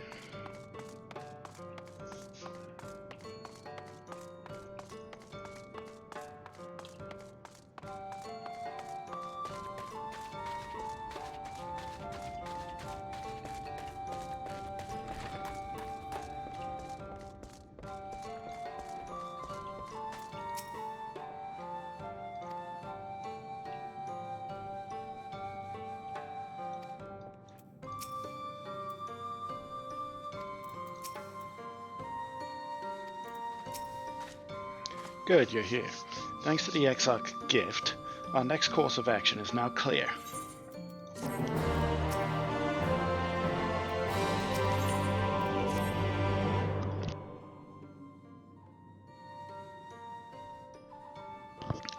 Let me begin by first explaining the origins of this tablet. I initially believed it might detail the history of the Church of the First Light. Much to my surprise, it dates back to the end of the Ronkan Empire and was likely written under the direction of the reigning ruler. It was a time of strife and unceasing war with neighboring nations. With each passing day, they yielded more and more territory to their enemies. In their desperation, petitions for aid were sent out to their allies. This was one such petition. And you think this ancient petition will somehow help us get into Yxmaya? Indeed we do. For etched into this tablet is a method by which one may prove themselves an ally of the Ronkan Empire. Provided we are to decipher said instructions, we may entreat the ruins' protectors to grant us safe passage. The problem, however, is I presently lack the resources to decipher them in their entirety. We have but one recourse. There exists a stone monument inscribed with ancient Ronkan text and translations into a more modern dialect which came unto use after the fall of the Empire. I am confident it will suit our purposes. Where can we find this monument? Here in Satia, quite close to Slitherbow, in fact. The good news ends there, however, for it is in the possession of a rather radical faction of dark worshippers, the Children of the Everlasting Dark. If I am to study the monument, I must infiltrate their encampment. I have no intention of taking longer than absolutely necessary, but I will nevertheless require time to transcribe the text I need. To ensure that I will have enough, I am afraid I must ask you and Thancred to assist me. Okay. And before you even ask, the answer is no. If we're to remain unseen, our group must be as small as possible. Alright, I'll stay here until you return. We won't be long.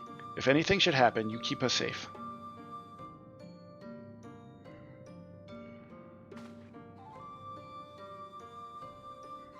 Then let us convene outside to the west of Slitherbow, where the path diverges.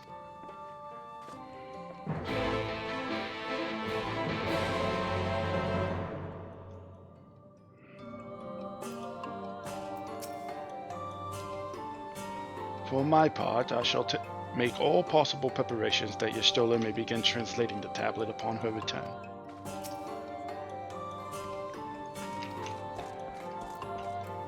You just is to basically not die.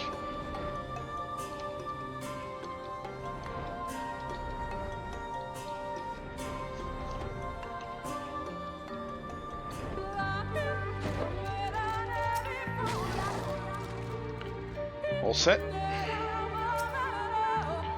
The encampment, as we seek, is to the north, but it would be foolish to simply rush in. A guard has been posted at Cleric to keep watch over the children. Perhaps he has aught to share of their recent activity. We must tread carefully. There is a chance we may encounter them along the way. Stay close and stay alert, but avoid a confrontation if possible.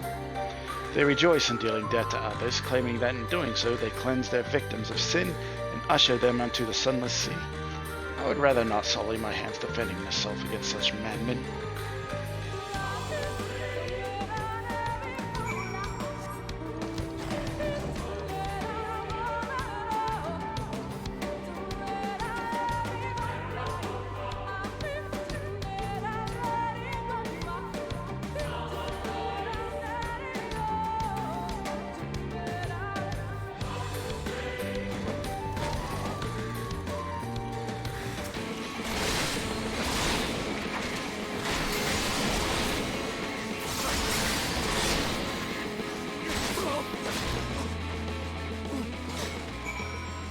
Casting Heartstopper. One heart stopped.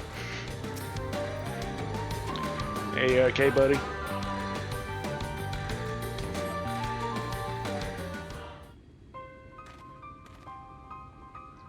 Oh, by the blessed Doc. Thank goodness you are unharmed. We would have arrived sooner, but we too had a rather unwelcome visit from the children. You are an acquaintance of Master Matoya, then. My apologies. The children have been acting strange of late, so I thought to take a closer look. I was careless. Strange? What have you seen? Well, at first there seemed to be nothing out of the ordinary. The usual gathering of ingredients for poisons from flora and fauna. Then I took notice of the venomous spiders. We've been breeding them in much greater numbers. It's as if they're preparing for something. Any ideas as to what? Could be anything, really. If it meant the end of the blessed, nothing would be too cruel or violent for them. But perhaps we can use their present preoccupation with spiders to our advantage. If we were to introduce a threat to the nest where they keep them, the children would be compelled to save them. Bees, for example, are a natural predator of spiders. Set them loose on the nest and we would have an opportunity to sneak into their encampment.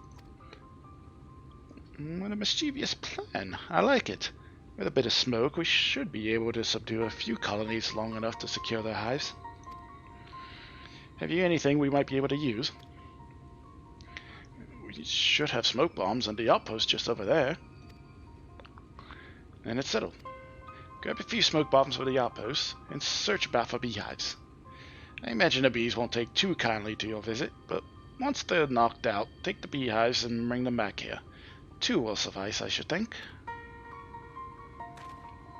Thought hornets were more of a predator to spiders than bees.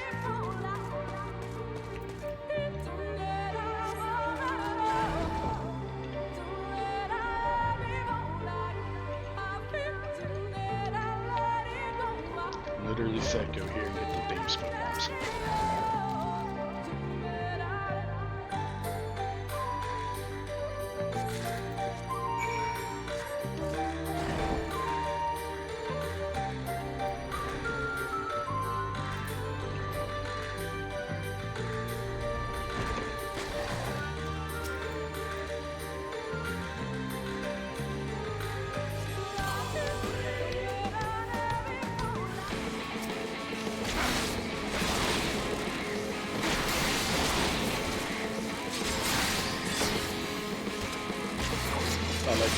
Hornets and wasps care more about attacking bees.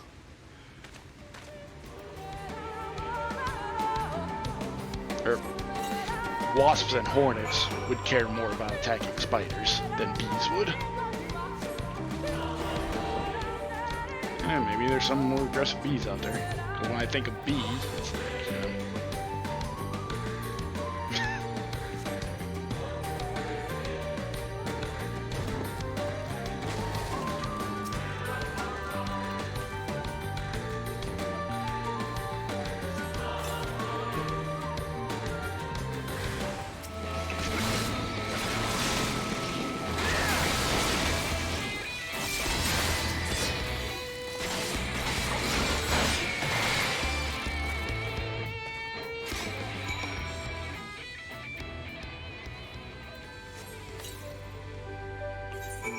like the item description.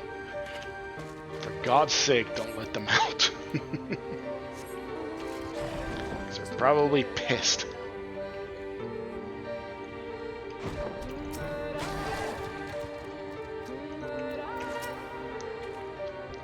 God returned to Slitherbow, but not before offering his thanks. As for the beehives, Thancred and I were successful in acquiring what we need. How did you fare? Got 2 of them, and they're mad. This is more than enough. Children are certain to be displeased. Let's hurry before the bees begin to stir. Children's settlement is to the west, a place they call Woven Oath. According to the god, there is an airway apart from the entrance which leads to the spider's nest. If the fates are kind, the way will be clear.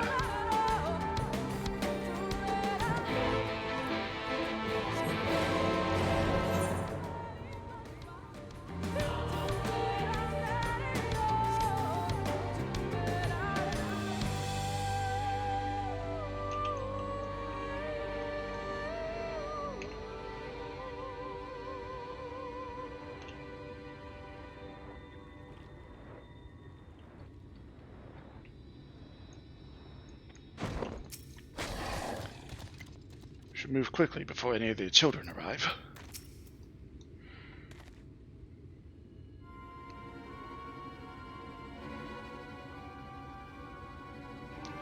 Up there is the airway. Do you see it?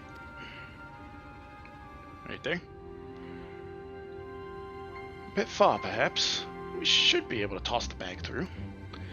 And we should probably loosen the ropes for keeping it closed. Enough that it falls open when it lands inside. May I do the honors?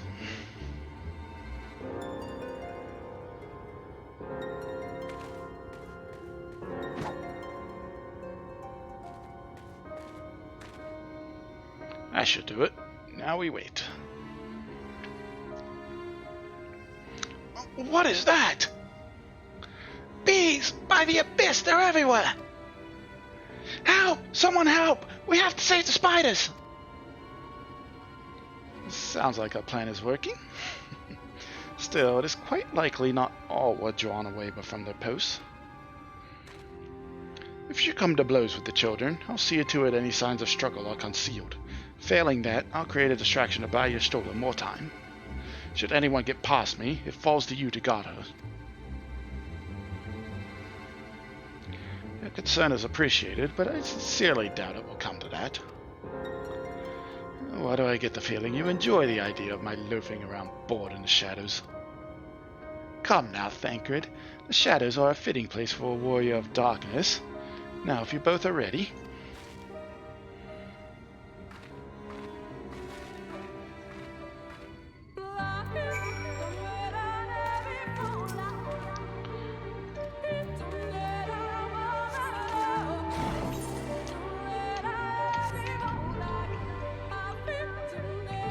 Oh, you can just straight fly in.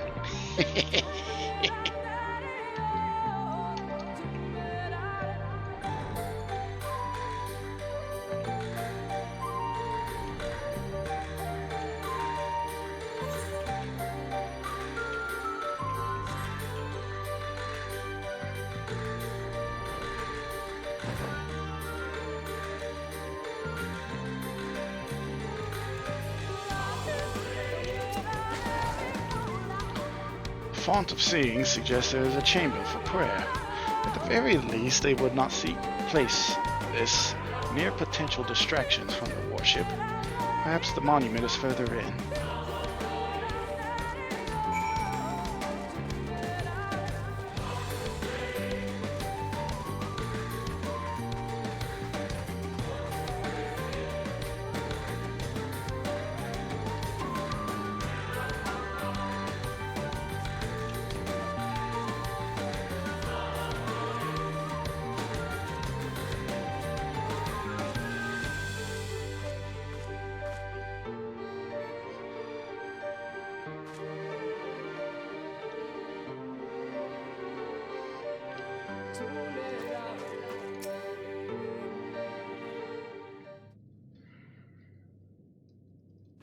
Yes, this is it. I will be but a moment. Keep watch of the entryway. On second thought, would you mind examining the mural on these walls while I look over this? At a glance, I can tell they are old, predating the founding of the Blessed and the Children, in fact. We're not like to come here a second time. 'Twould behoove us to learn all that we can.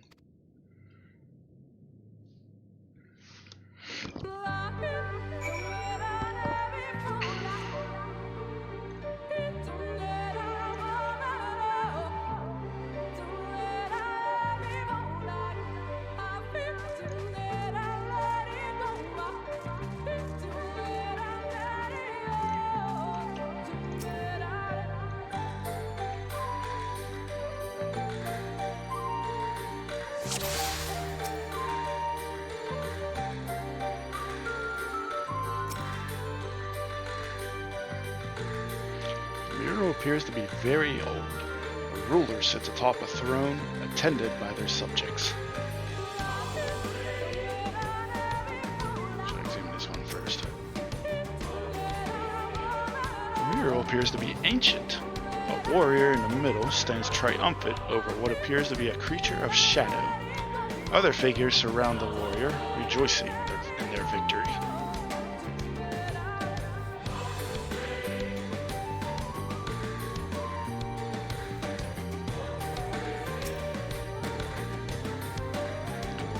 Muriel appears to be fairly old. A knight shields himself and their comrades from the encroaching darkness. The central figure is considerably faded.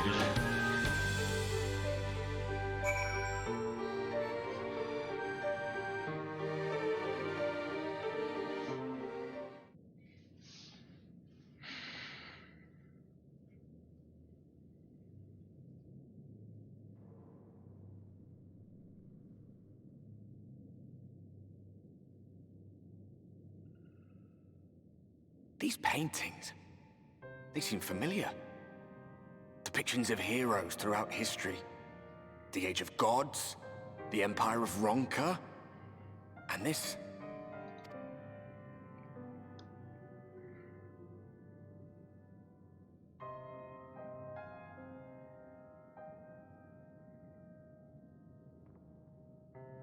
There was a man, a researcher who pored over these pieces. He offered us work when we needed it. Slaying beasts, delivering provisions. A funny old bugger he was. But he had a good heart.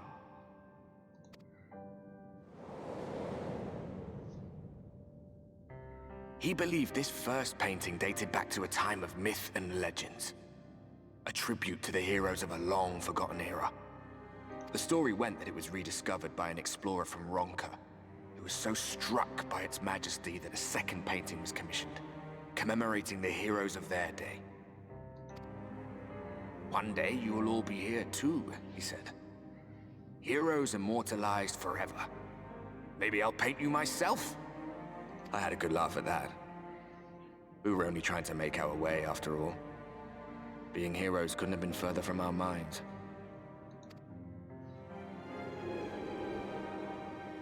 But it seems he actually went and did it. Before or after the flood, I wonder. Rather faded, isn't it, compared to the others? Or did someone try to scrape it off the wall? Well, maybe the man himself once he came to his senses.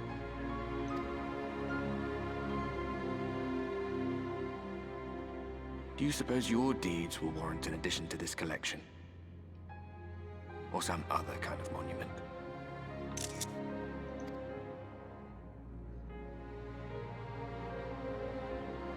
There you are. I have everything I need. Let us quit this place.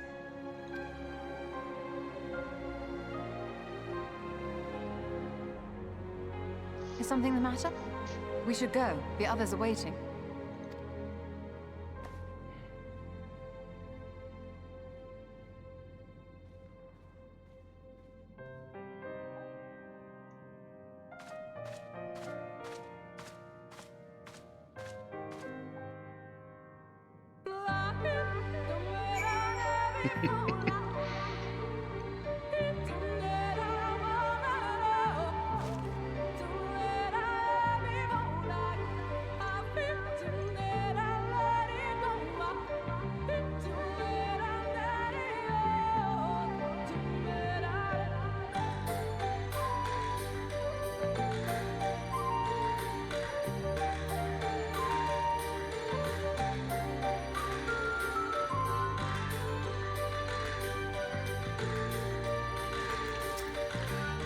I believe I now have everything needed to finish deciphering the tablet.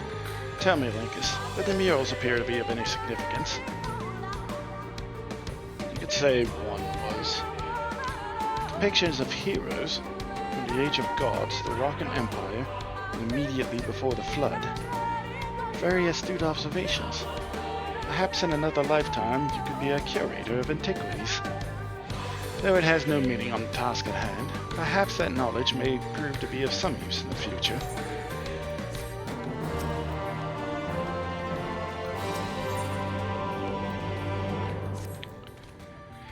Let us hurry to Slitherbow. The others are waiting. After we've returned, the two of you should rest a while. No doubt Runar will be eager to have you sample his cooking. As soon as I discover anything of import, you will be the first to know.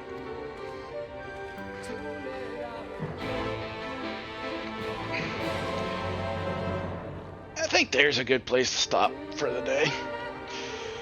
Technically gone for 4 hours of MSQ, with an hour waiting for frickin' dancing plague to queue.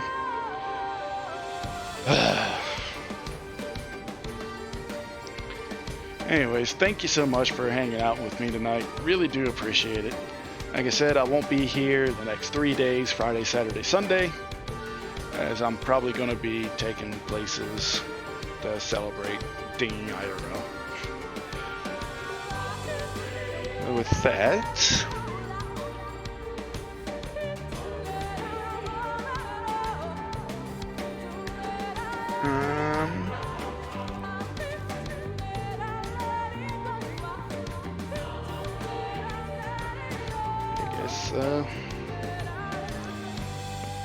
edit stream info, you dingus.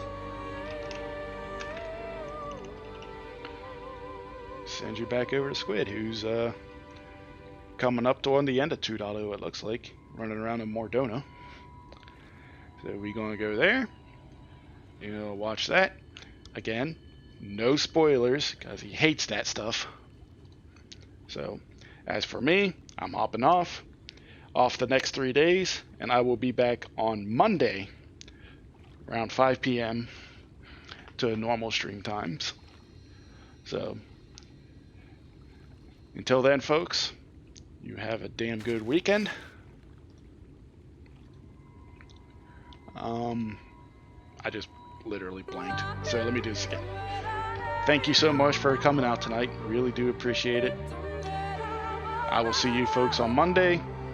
Enjoy the rest of your weekend for Labor Day. And please, if you do anything, stay safe out there, folks. I will see you folks on Monday. Take care.